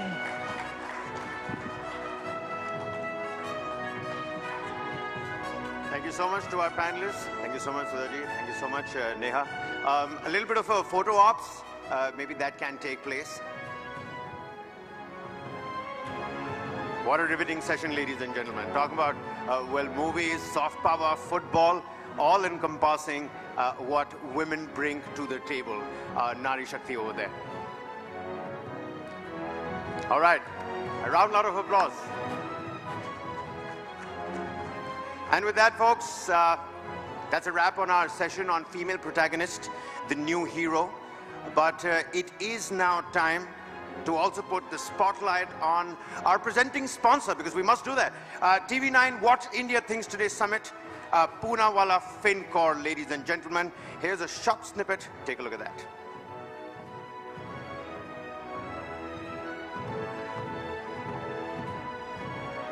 Every once in a while, a success story comes along that redefines and reshapes everything.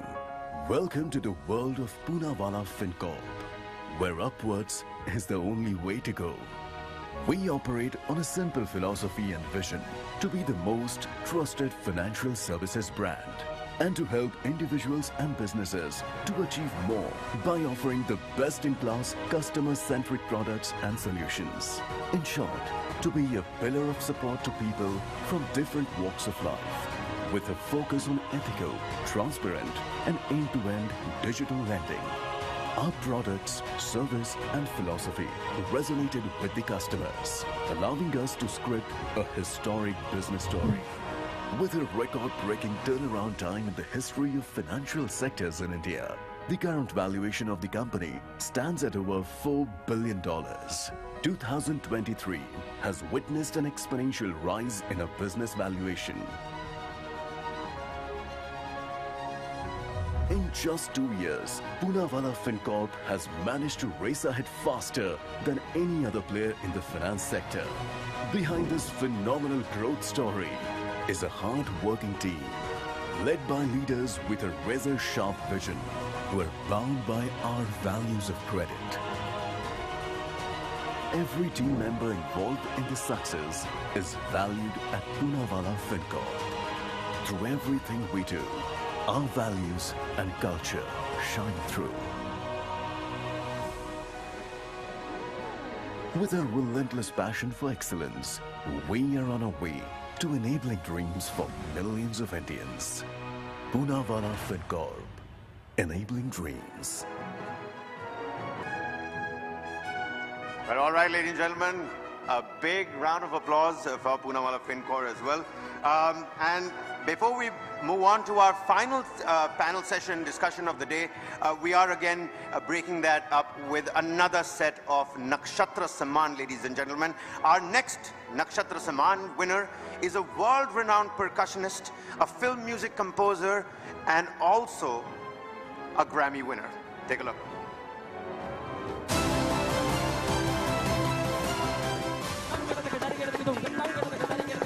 Classical or fusion.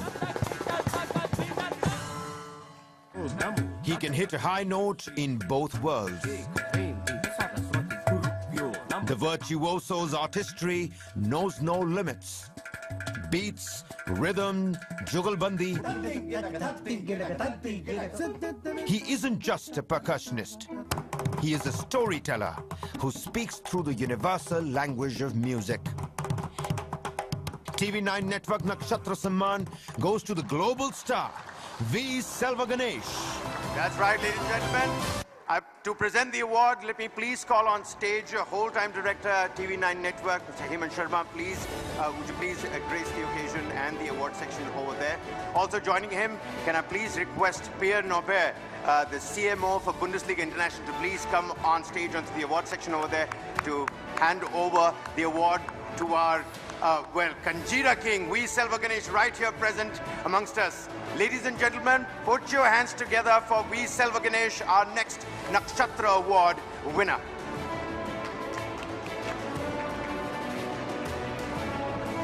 And of course, Hemant sir, whole-time director, TV9 News Network. He's here amongst us. Please come to the stage, sir. Hemant Sharma sir, if we could have you on stage as well.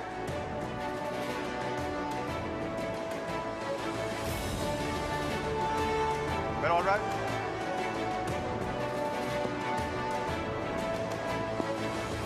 Varun sir, I'm going to have to ask you to please come and present the award.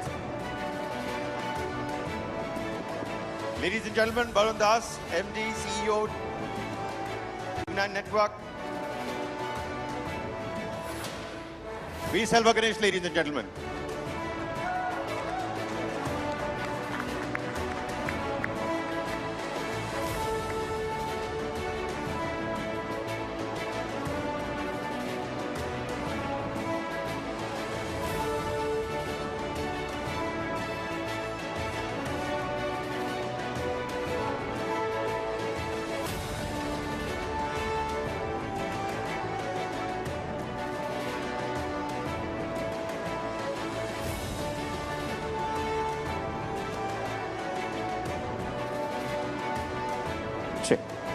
Thank you so much, sir. Many, many congratulations to you, sir. Thank you. I know this doesn't come close to a Grammy, but I'm telling you, this means a lot as well. Thank you. At that, fruitful moment, let me ask you this. People have been reading up about this award, have been reading up about Shakti, have been reading up about your interviews where you've said that this is a historic moment for India. It's a major, major moment for India. But 46 years, and then another album comes. What has it been like working with these phenomenal people? I mean, Ustad Zakir Hussain Saab, you've got fantastic violinists and guitarists as part of Shakti. Uske baare mein bhi kuch bataiye, sir. You forgot the mentioned singer, Shankar Mahadevan too. No, my apologies. First of all, I would like to thank TV9 for this great, and what a proud woman. As you were saying, like 3 weeks back, I was holding something similar like this in America, in Los Angeles. So you were talking about Shakti.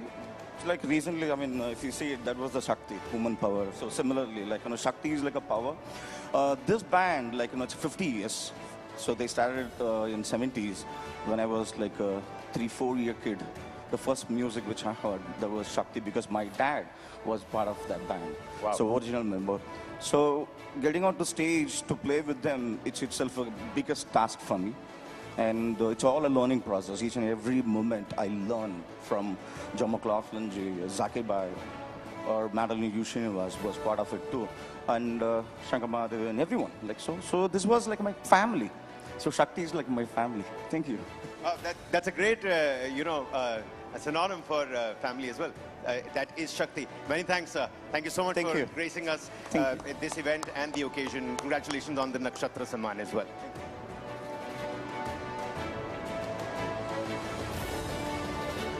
All right, Neha, over to you. Many, many congratulations to the winners. And with that, ladies and gentlemen, it's now time for the last and final panel discussion of the day, as our focus remains on India's soft superpower.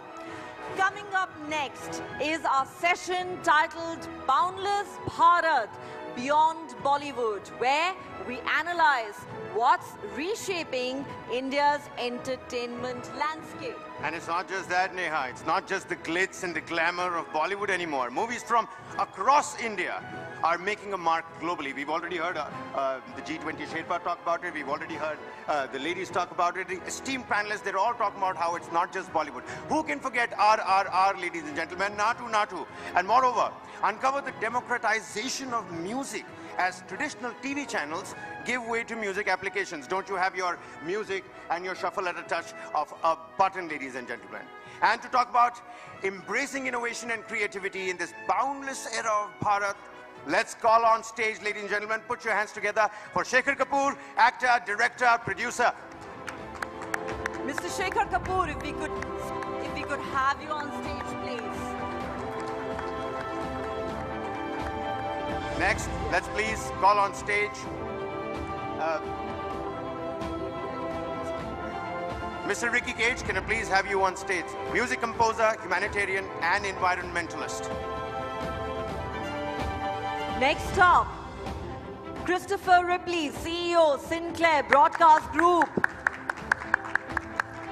And of course, the man that we just presented the Nakshatra Samman with, V. Selva Ganesh, award-winning Indian percussionist.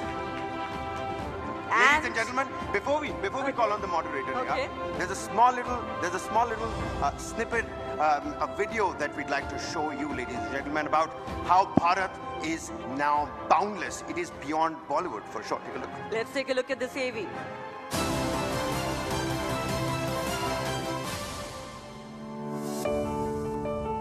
Neither boundaries nor language, bereft of the binary of caste and creed. Art unites the global family like no diplomacy does. Indian maestros are making the world dance to their tunes. Reverberating through every soul, India moves from Bollywood only to Bollywood and. In this cosmic harmony of art and culture, the world is finally beginning to take note. Let's reaffirm the potential of boundless Bharat beyond Bollywood. An August gathering this is of some legends that we have in our midst tonight, ladies and gentlemen. Shekhar Kapoor, Ricky Cage, Christopher Ripley and V. Selva-Ganesh. And in conversation with these amazing men will be my colleague, TV9 Network's Krishna Kumar. Thank you, thank you, thank you. It's been a wonderful evening. It's been such an exciting evening, such exciting conversations. And we're going to take this to the next level with this last panel discussion. Thank you, gentlemen. Again, I'm going to refer to you as a league of extraordinary gentlemen who've taken time out to be with us. I'm going to begin with a man who's been extraordinary for so long. When we look at things like Hollywood, who goes out from India and makes Hollywood movies and wins Oscars? We didn't know we could do that in the first place. There was an Indian sitting over here who did it a long time ago, and we have people, multiple, they go and just win Grammy Awards every year and come back, also over here. I'm going to begin with the man who took India outside of India and made that name about Indian talent, Mr. Shekhar Kapoor. You're seeing what's happening. You're seeing Natu Natu being performed on Oscar stage. You've been on part of multiple Oscars ceremonies. Tell us, when you look at that, we are calling this beyond Bollywood for a reason. You're looking at films not made in the Hindi language in India, doing what they're doing. What does Shekhar Kapoor think when he looks at all of these things?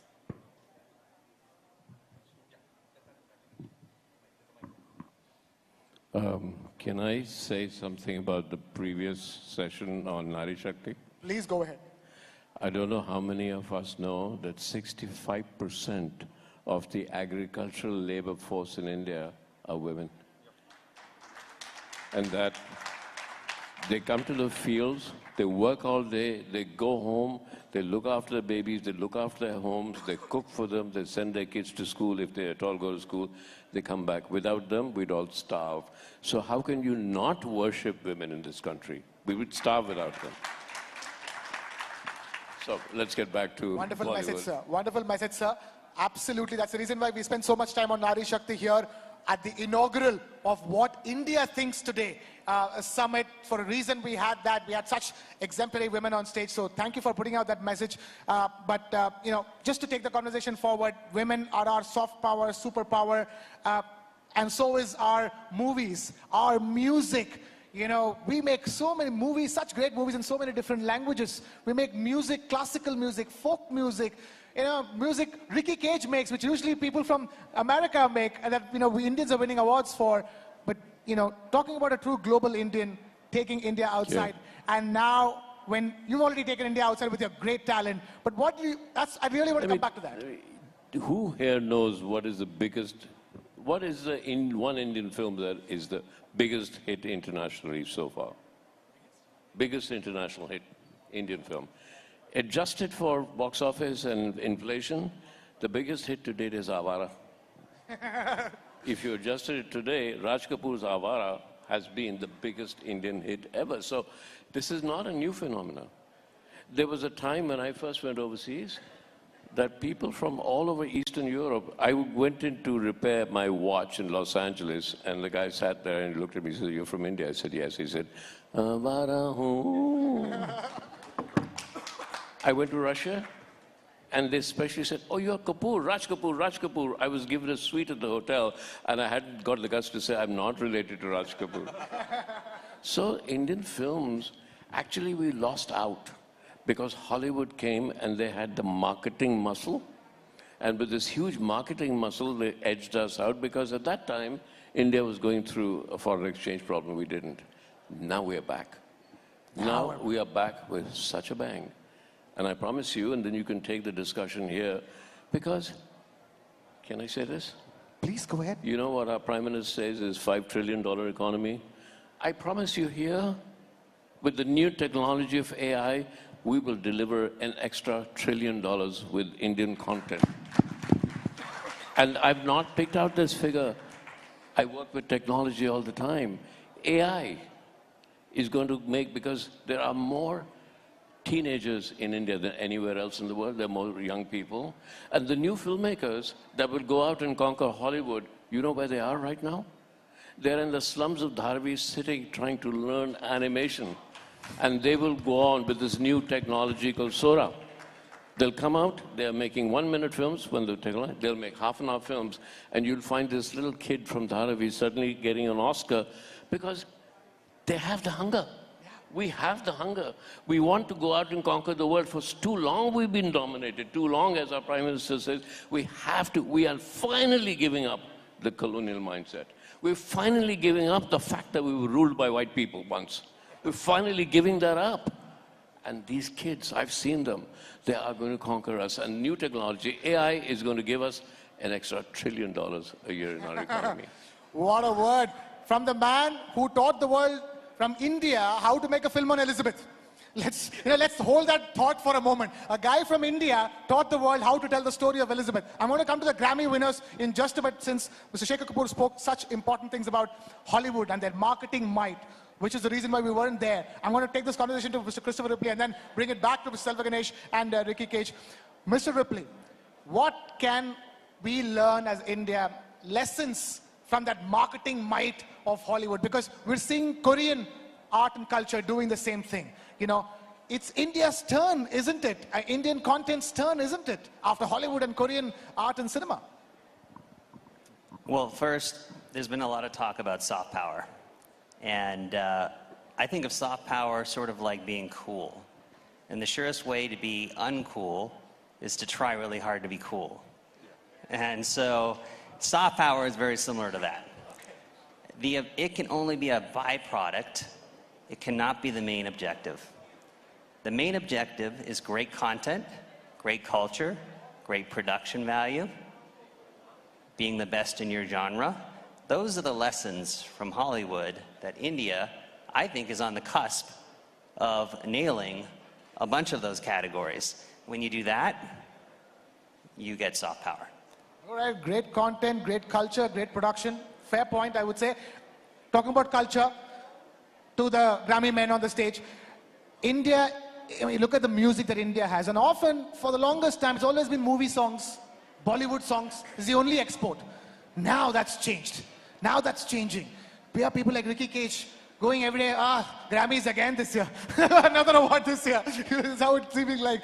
So, Ricky, what has changed in the way the world is perceiving Indian music? Because as in India, we have Carnatic music, Hindustani music, Dhrupad in classical forms, and then a plethora of folk music, from Rajasthani to Tamil folk to, all kinds of folk music in Eastern India, Bengal, Bauli music, tons of different kinds of music happening.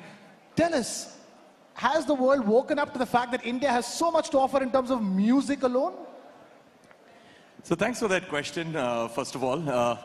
So I've got some insight into this, and my opinion is a little unpopular, and my opinion is a little controversial, but I will nevertheless put it out. We love stuff like that. Please go ahead. So, in my opinion, I feel that, or let me put it back, let me make a more personal comment.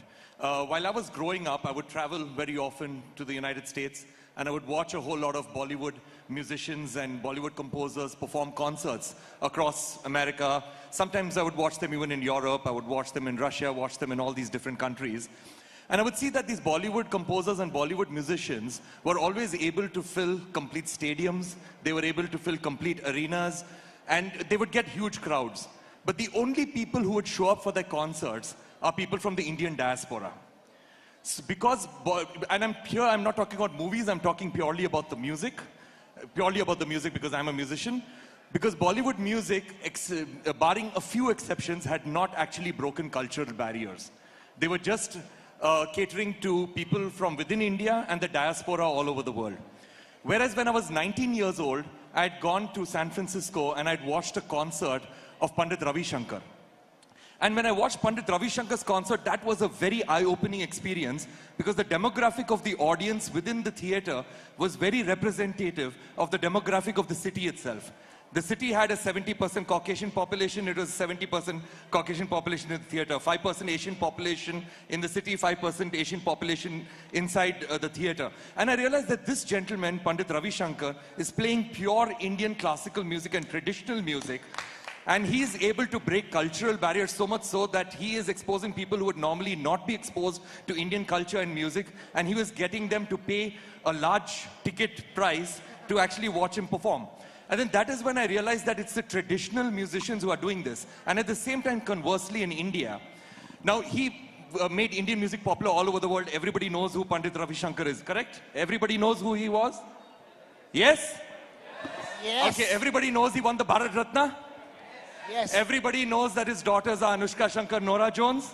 Yes. Okay, everybody knows him as being the greatest sitarist ever? Of course. Okay. Can anybody over here name one album of Pandit Ravi Shankar? He's made 70 albums. Can anyone over here name one album of his? Okay, you can. Can anybody name a song of his? Can anybody hum a tune of his? Can't use ChatGPT for this. And that is what? Okay, you can. Okay, so 2 people, okay, in the whole audience. That's about it. So that shows that we ourselves are not appreciating our culture, and we're not realizing that our culture and our traditional musicians are actually making it on the global stage, like Selva Ganesh over here, brilliant musician. And he won a Grammy Award this year. Shakti won a Grammy Award. Rakesh Chaurasia won a Grammy Award. Ustad Zakir Hussain, Shankar Mahadevan, Pandit Vishwamohan Bhatt. All of these are traditional Indian musicians who are making it on the global stage. And we in India are the only ones who are not appreciating them. Okay. I'm right here going to appreciate Mr. Selva Ganesh right away before I come to Mr. Shekhar Kapoor. You know, the question here is that it's all about showcasing that Indian music, isn't it? That, you know, your beats, the beats are universal. There is just no difference. It's the same thing because the world goes around on the same beats. Tell us about what goes on in your mind when you're showcasing the Kanjira to a global audience. Before that, I would really appreciate Ricky, like, you know, the way he expressed it. And he's very true. It's very true. Rhythmic, like, you know, I mean, I wouldn't even say like a showcasing something because it is our tradition, right? And the gate openness where Allah Raka Kanjab, I mean, if I'm a percussion player, I would put it in that way, and that perspective. Allah Raka Kanjab, Ustad Zakir Hussain, Zakir Bhai, they've already opened it. So it became easier for us. We don't have to do anything. We just do our best. We just give our 100%. That's it. So which really needed for right now, for any musician, for this generation, give 100% to the music. Don't ever expect anything. Like, you know, I mean, I follow the footstep of all these 3 legendary musicians who's like, and I would put it in my way, my father. I mean, actually, Ricky, he's also a Grammy winner. So my father and John McLaughlin, John G, and Zakir Bhai, they always do that. Like, you know, whenever they started the album or any band or something or a live concert, they don't expect anything. They just work hard, correct?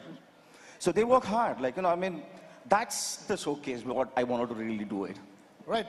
Since so much of talk about Pandit Ravi Shankar, the first ever Grammy nomination for India, this is FYI, was for Pandit Ravi Shankar's Sound of Sitar back in 1967. We've come a long way since then. In the last 10 years alone, Indians have picked up 8 Grammys. And he won the Lifetime Achievement Award also. Right. So I'm going to bring this back to Mr. Shekhar Kapoor. So music clearly has taken new tones. It's not just Bollywood songs anymore. There's so much of Indian music to be showcased. We hear you're planning to do Masoom 2. That's what we understand. How many of you want to watch Masoom 2? Look at that. Everybody wants to watch Masoom 2. Big round of applause. What a film Masoom was back in the day. The man who challenged Bollywood conventions back in the day.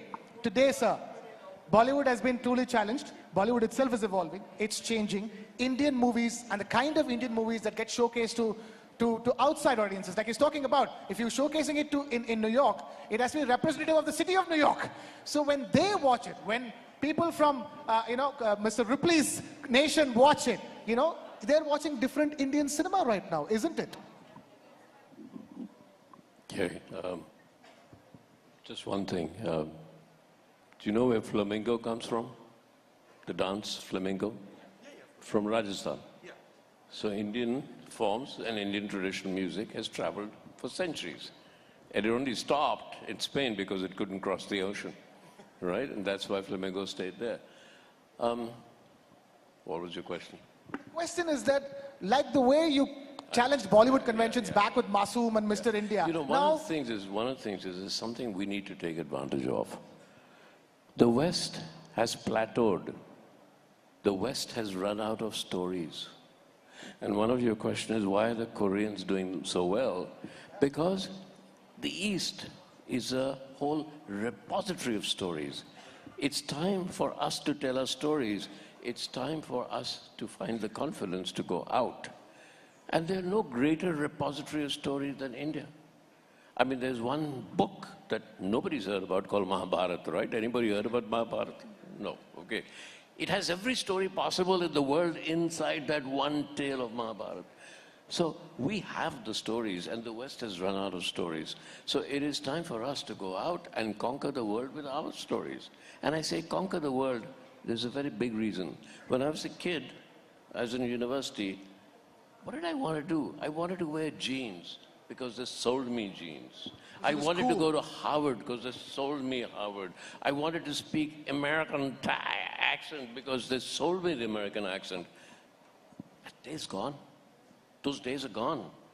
We no longer are dominated, created by the West that had this incredible marketing machine. But they don't have any more stories. We're the ones. Now we have to go out and be very forceful.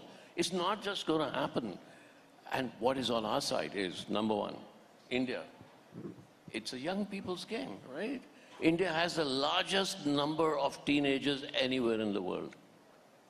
Technology is a young person's game. AI is coming in, changing the world. We need to be confident now. And the world has already said, Korea has shown us. There was a time when I saw that there were two Korean stories. There was Squid Games, that was the biggest hit on Netflix, and there was this other American film about Chinese in America. I forget the name. Something about bangles or kada. Yeah. But the interesting thing about it is there was not a single white American in that film. There was only white man, one white man, and guess what that white man was doing? Yes, boss. And I thought, hang on, that's what Indians used to do in English films. Yes, boss. Life is changing. The world is changing. We have the stories, but everyone in the room here, and TV9, thank you for saying this, and thank you for putting us up here to actually come up and encourage Indian filmmakers to say, it's not just India. You have the world, you have the capacity, and technology is helping you. Everything is helping you. Do you know, when I was offered Elizabeth, I said no 3 times. And then I sat down and I said, I'm Indian. I've been asked to make a film about Elizabeth, and she conquered us. Colonization started with her, and I was a colonized person.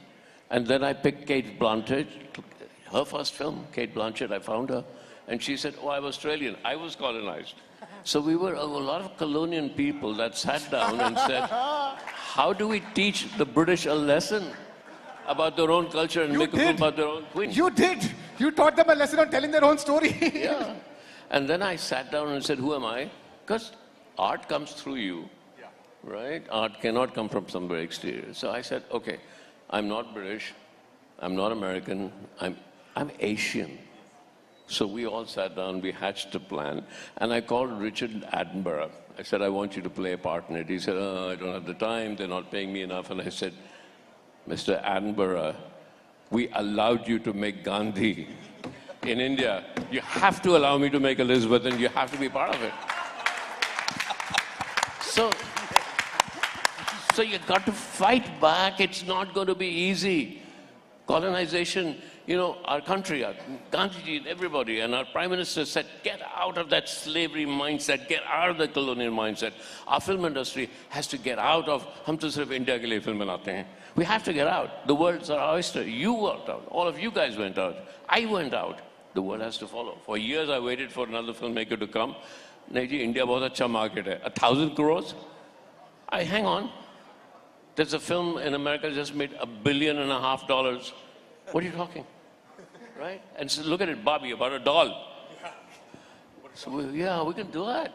I'm saying this because you've given me this platform to tell people, get out there. Just get out there. Be the first people to go out and colonize the world with your stories. We were colonized by their stories. Now let's go colonize with our stories. Yes? So let's go. Recolonize with our stories. What a message.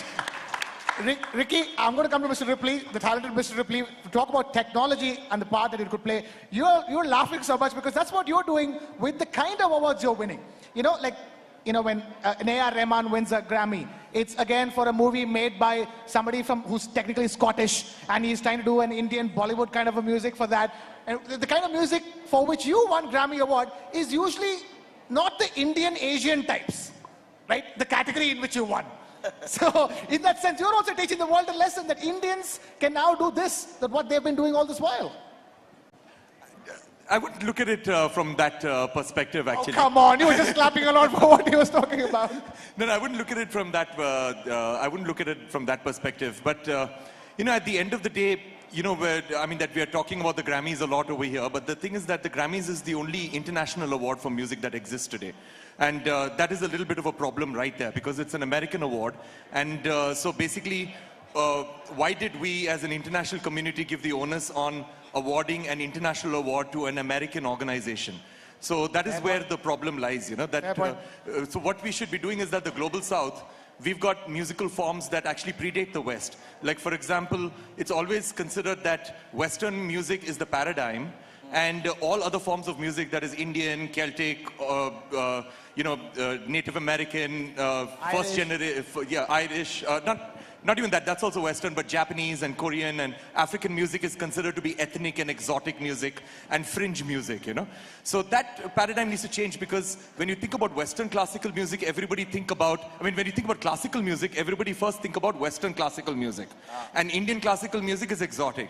When you think about devotional music, it's always gospel music first when it is the West. And then all other devotional forms of music is again exotic music. So that paradigm needs to change because our music actually predates the Western forms of music. So I guess what needs to happen is that we need to figure out a way to award the world, you know. Absolutely, we need to own up to that. And set our own narrative. We need to own up to that, as Mr. Kapoor is also talking about. Mr. Ripley, so then Mr. Kapoor also talked about artificial intelligence. I'm going to take off from that actually. Technology is important. In fact, you are, you know, in the thick of things, bringing a very important piece of technology like direct to mobile to India. That changes the way Indians consume their own content. That's what Ricky is talking about. How many people know which album that Mr.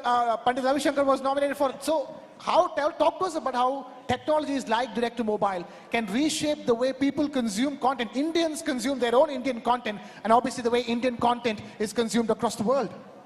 Well, yeah, technology is going to have a massive impact. AI was already mentioned. Streaming globalized content in a big, big way.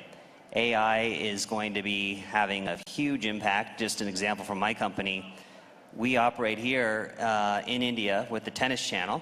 We have the Women's Tour Association there, so if you like the WTA, please tune into Tennis Channel.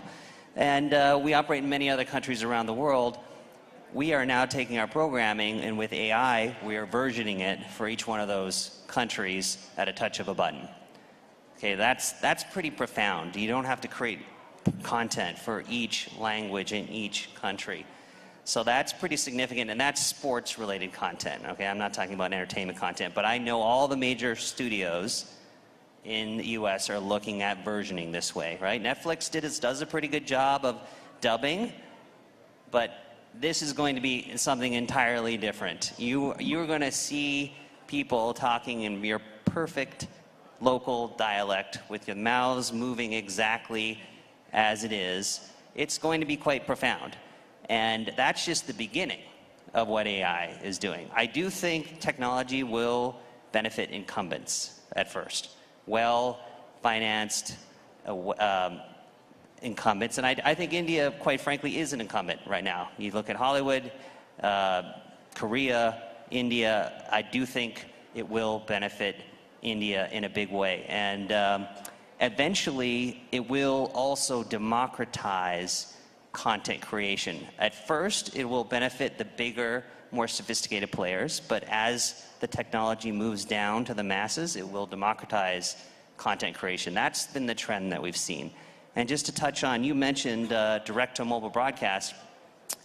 That is a new technology. I'm sure not a lot of people know what it is yet. It hasn't rolled out yet. Tell us all about it. It is, think free dish for mobile phones.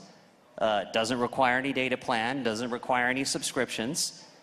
Allows for targeting and interactivity. So it democratizes content distribution to the phone. And it will inevitably spawn new content types, open up new avenues to content creators.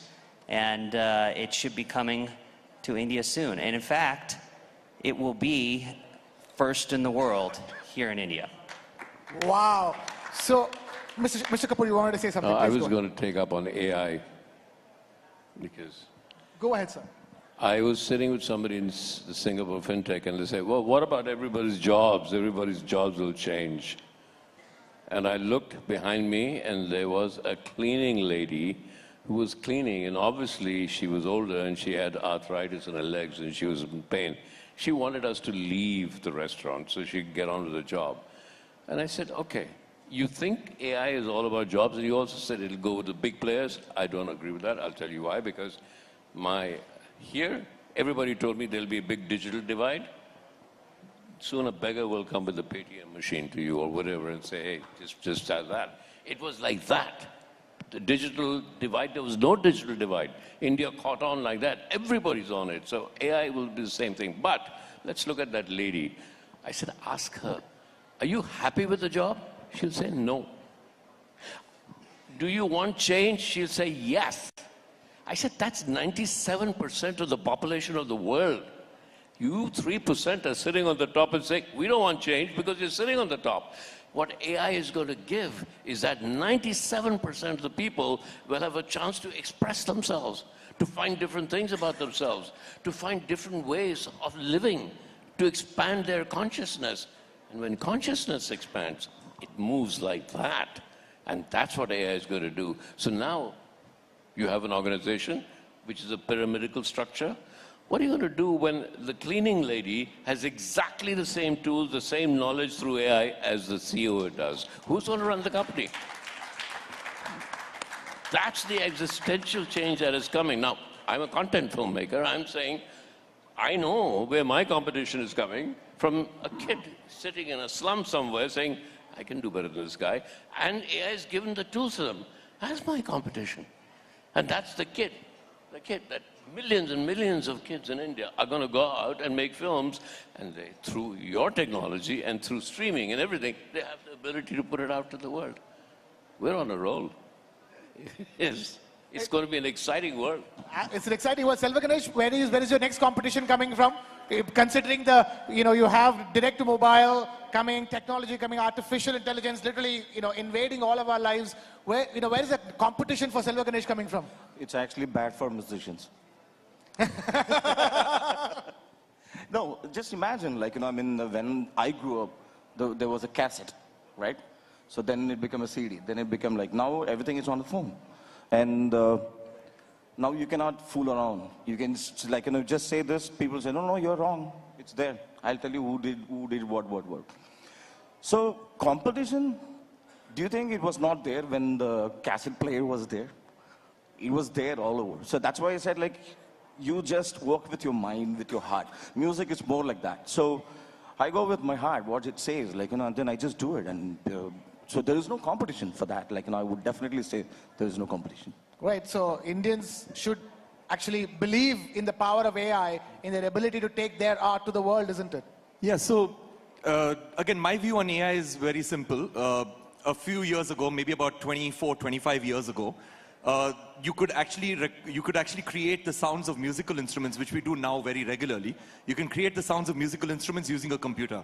You can play a keyboard and you can get the sound of a violin, or the sound of a ghatam, or the sound of a sitar, or the sound of a piano. You can get all of these sounds. And the sounds were of such high quality that everybody said that this is going to destroy the livelihoods of musicians, and musicians are going to no longer be required, and composers can just create the music using the computer. But that did not happen. What happened was that the musicians who were the more generic musicians, who were not creative, they're the ones who went obsolete. But the musicians who were creative, and the musicians who would give a composer more than what the composer required, were the musicians who survived. And that is why you have musicians like Selva Ganesh, who are doing extremely well because they're extremely creative in what they do. And that is why everybody wants to work with them. it's the same thing with AI. What's going to happen with AI is that the filmmakers, the ad filmmakers, the short filmmakers who need generic music. Like, for example, if I'm a filmmaker and I need music for a horror film and I need generic horror music, or I'm making a romantic film and I need generic romantic music which does not require too much of creativity, AI is going to be perfect for that. But for composers, for composers who need to, I mean, for filmmakers who want composers, or composers who want to create something that is absolutely unique, unprecedented, and music that is very creative, not been done before, that is where the human connection is going to come in, and that's where humans are always going to be needed. And AI will always follow, because AI can only do things with precedence. So basically, AI will follow all the innovations that human beings create. I just realized the fact that artificial intelligence begins with art. No. Isn't it, Mr. Kapoor? You got a chance, Ricky. You and I got a chance. We all were lucky, right? We rose to the top because we got the chance and we did it. Oh, yeah. 95% of people do not get that chance. I'm talking about those 95% of people that now will get a chance because of technology to get themselves heard. Then we come to the question of what is creativity? What is creative? I mean, if you want to study AI, you should learn what AI cannot do. All right? I'll tell you what it can't do. You know, when I was a kid, I lived in Delhi. We used to go up to Mussoorie, Simla, right? All of us went there, and I used to run down. I was 14 years old, 13, 14. I used to run down the hill. As I was running down the hill, I had to already know if it's a river, because the momentum will make sure that I need to know which are the next boulders to step on. I can't make up my mind that. So step on one boulder, I already say, there. Now, AI could give me which boulder, but then I wouldn't do it. Why did I do it? I did it because there was this fundamental fear that I might fall.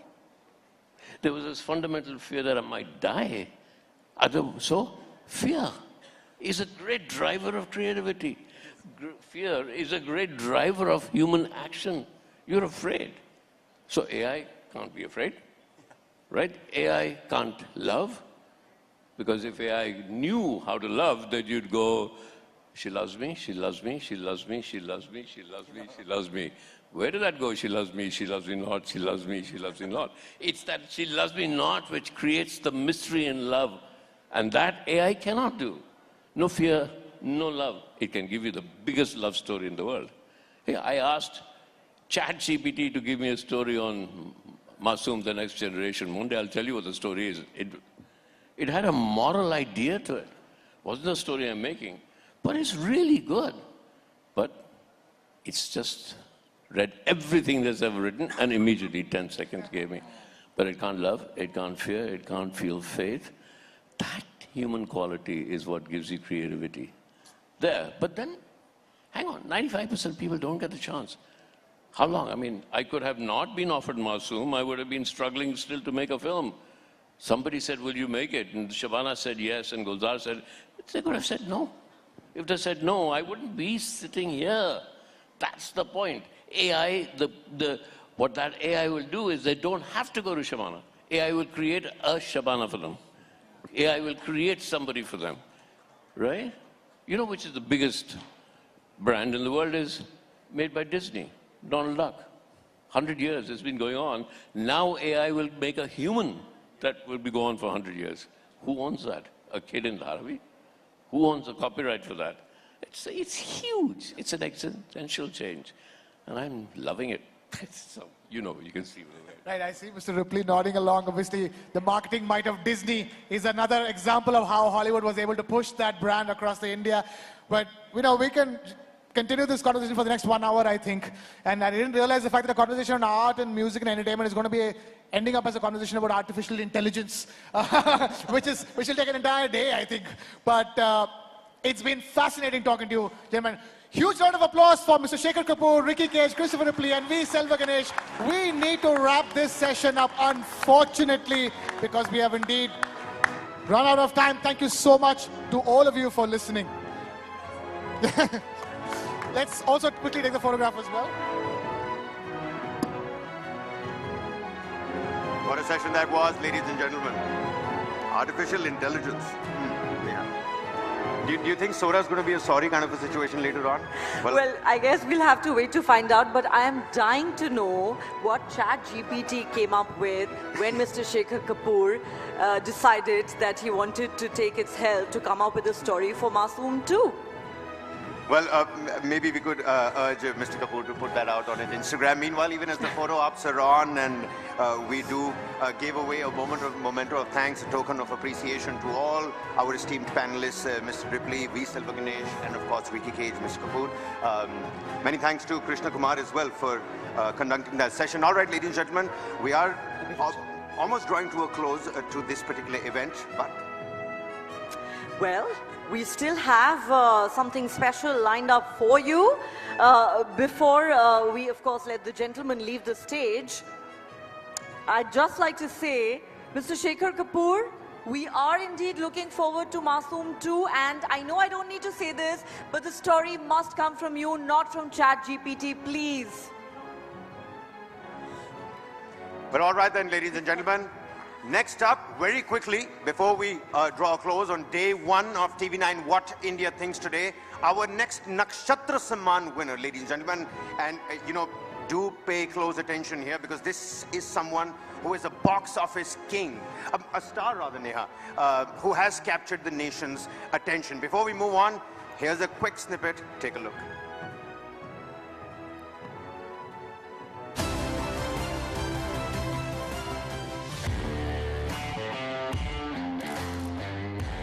The resolve to not bow down gave India the confidence to rise.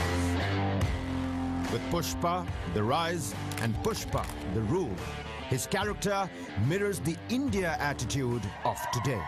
Something about me. When it's Saturday night, I need to blow off some steam. A box office sensation with a legion of fans across the world. He has allured millions with power-packed performances. An icon for Telugu cinema, he is now a voice of India's soft power. TV9 Network Nakshatra Samman goes to the trailblazing star, Allu Arjun. Big round of applause for Allu Arjun, ladies and gentlemen. Well, Mr. Allu Arjun is currently shooting for Pushpa 2. Therefore, he couldn't be with us here tonight in person, but he has sent us this message. Take a look. Namaste. This is Allu Arjun. I'd like to thank the TV9 network for giving me this Nakshatra Samman award. Thank you very much for this award. It's my honor to be receiving this award, and I'd like to thank Ram Garu and Barunji behind this. And I apologize because I couldn't be there in person to receive this award because I'm busy shooting for my latest movie, Pushpa 2, which is slated for release on the August 15th. And I'd like to dedicate this award to all my fans. It's their love and support that has gotten me this far. It's to all of you guys. Thank you for all the love. And once again, thank you so much for this honor. Namaste. Well, we're afraid that Mr. Allu Arjun is not with us. He's shooting for Pushpa 2. But ladies and gentlemen, with that, it's a wrap on day one of the TV9 What India Thinks Today, presented by Poonawalla FinCorp and special partner Prabhuji. But ladies and gentlemen, that's not all. Tomorrow, the 26th of February, day two of TV9 What India Thinks Today, we will see more thought leaders, influencers, policymakers from all across the globe right here at TV9 What India Thinks Today, News9 Global Summit, a premier global platform that not just takes stock of India, of where it has reached, but also sets the agenda for its path ahead. Indeed, Kabir. And tomorrow will be a power-packed day, ladies and gentlemen, with distinguished panels and discussions with the right stakeholders on subjects ranging from India, the global peace catalyst, and the promise and pitfalls of artificial intelligence, to the importance of creating equitable boardrooms and decoding what tailwinds for India mean for you, the Indian citizen. Union ministers will be in attendance, and let's not forget the big one, ladies and gentlemen, the unmissable keynote address at the summit, which will be delivered by none other than the Honorable Prime Minister of India, Shri Narendra Modi. Well, All of you have been a great audience. Thanks so much for being with us here tonight. See you all again tomorrow. Have a great night. And also, before we do, shut the lights off, there is, of course, cocktail and dinner that has been placed for all of you, those who are attending, right outside in the open area over there. Do have a good time. Have a good night. We'll see you all again tomorrow. Thank you very much.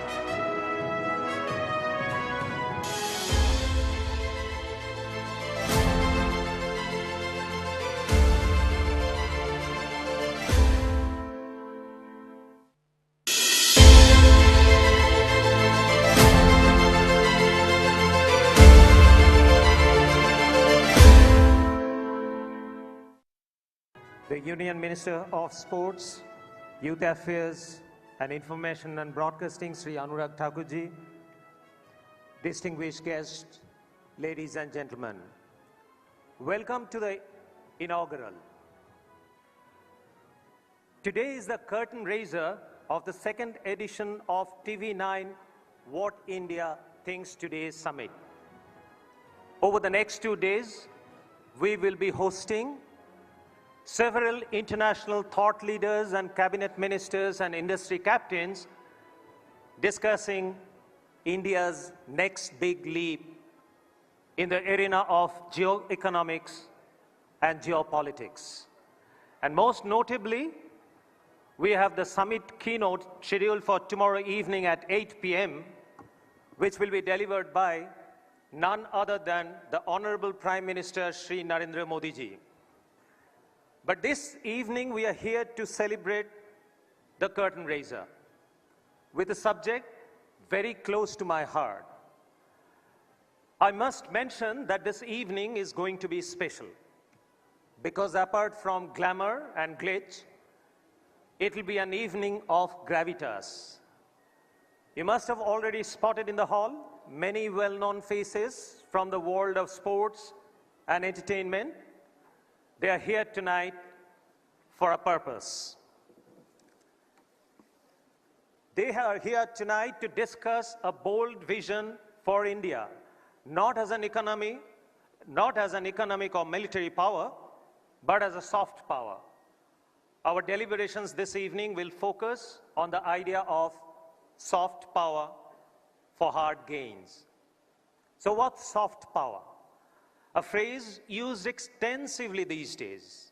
The American political scientist Joseph Nye defines soft power as a country's ability to influence others through attraction and persuasion rather than coercion and force.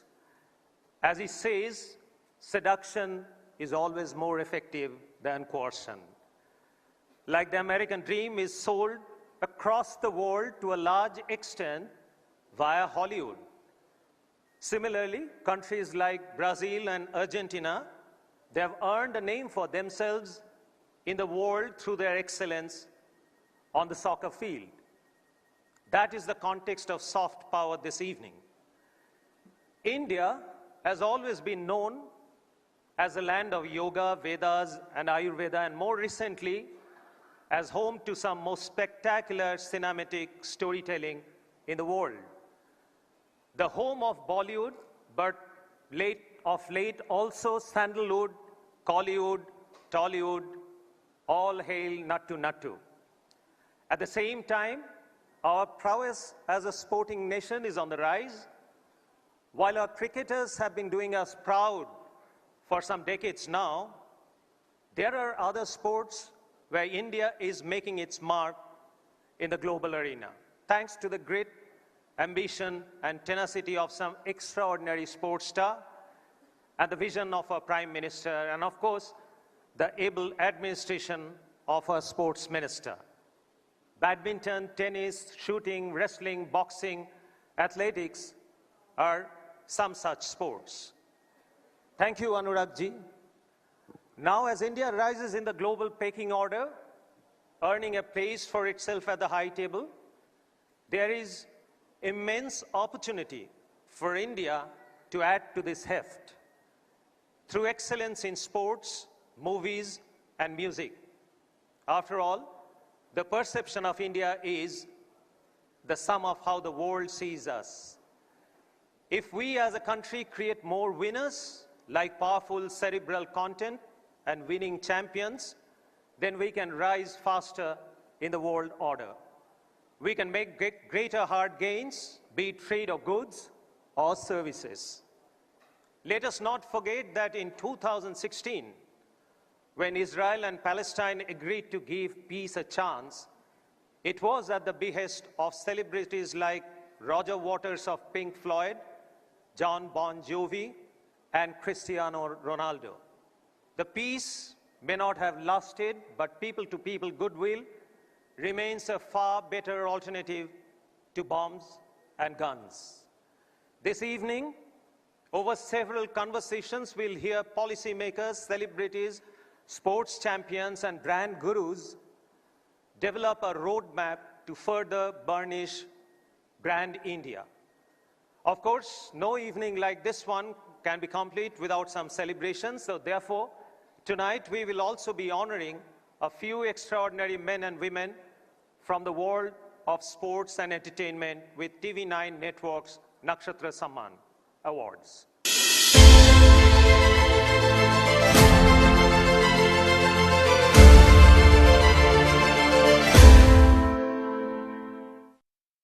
I think what India thinks today, I cannot just share my thoughts in 2-3 minutes, but considering the time limit, we'll have to speed up, and I will try to share in as much as possible in minimum time. So I'm privileged to be here at the TV network, What India Thinks Global Summit 2024. I express my gratitude to Shri Anuragji Thakurji, the Honorable Minister for Information and Broadcasting and Youth Affairs and Sports, for gracing this occasion with his esteemed presence. I also express my gratitude to Shri Barun Das ji and his entire TV9 team for organizing such a special and unique event. This is a great initiative by TV9 which brings all the visionaries, policymakers, influencers from around the globe under the one roof to have a constructive dialogue for the growth and development of our nation. Under the visionary leadership of our Honorable Prime Minister Shri Narendra Modi ji, India has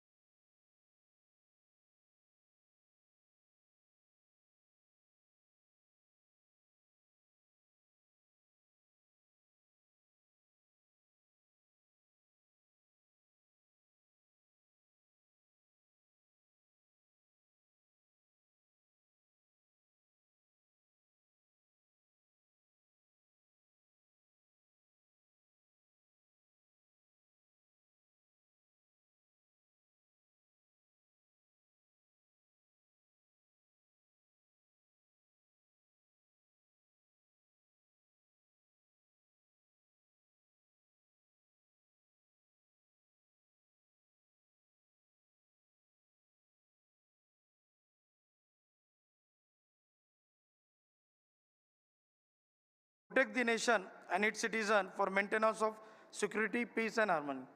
I also acknowledge Shri Anurag Thakurji, who has been instrumental in creating awareness amongst the youth for various other sports. Under his guidance, Khelo India initiative and Target Olympic Podium scheme has revolutionized India's sports landscape and increased participation amongst the youth. These initiatives have helped in identifying deserving athletes who can win the medals in the Olympics and increase our medal tally. Digital payment ecosystem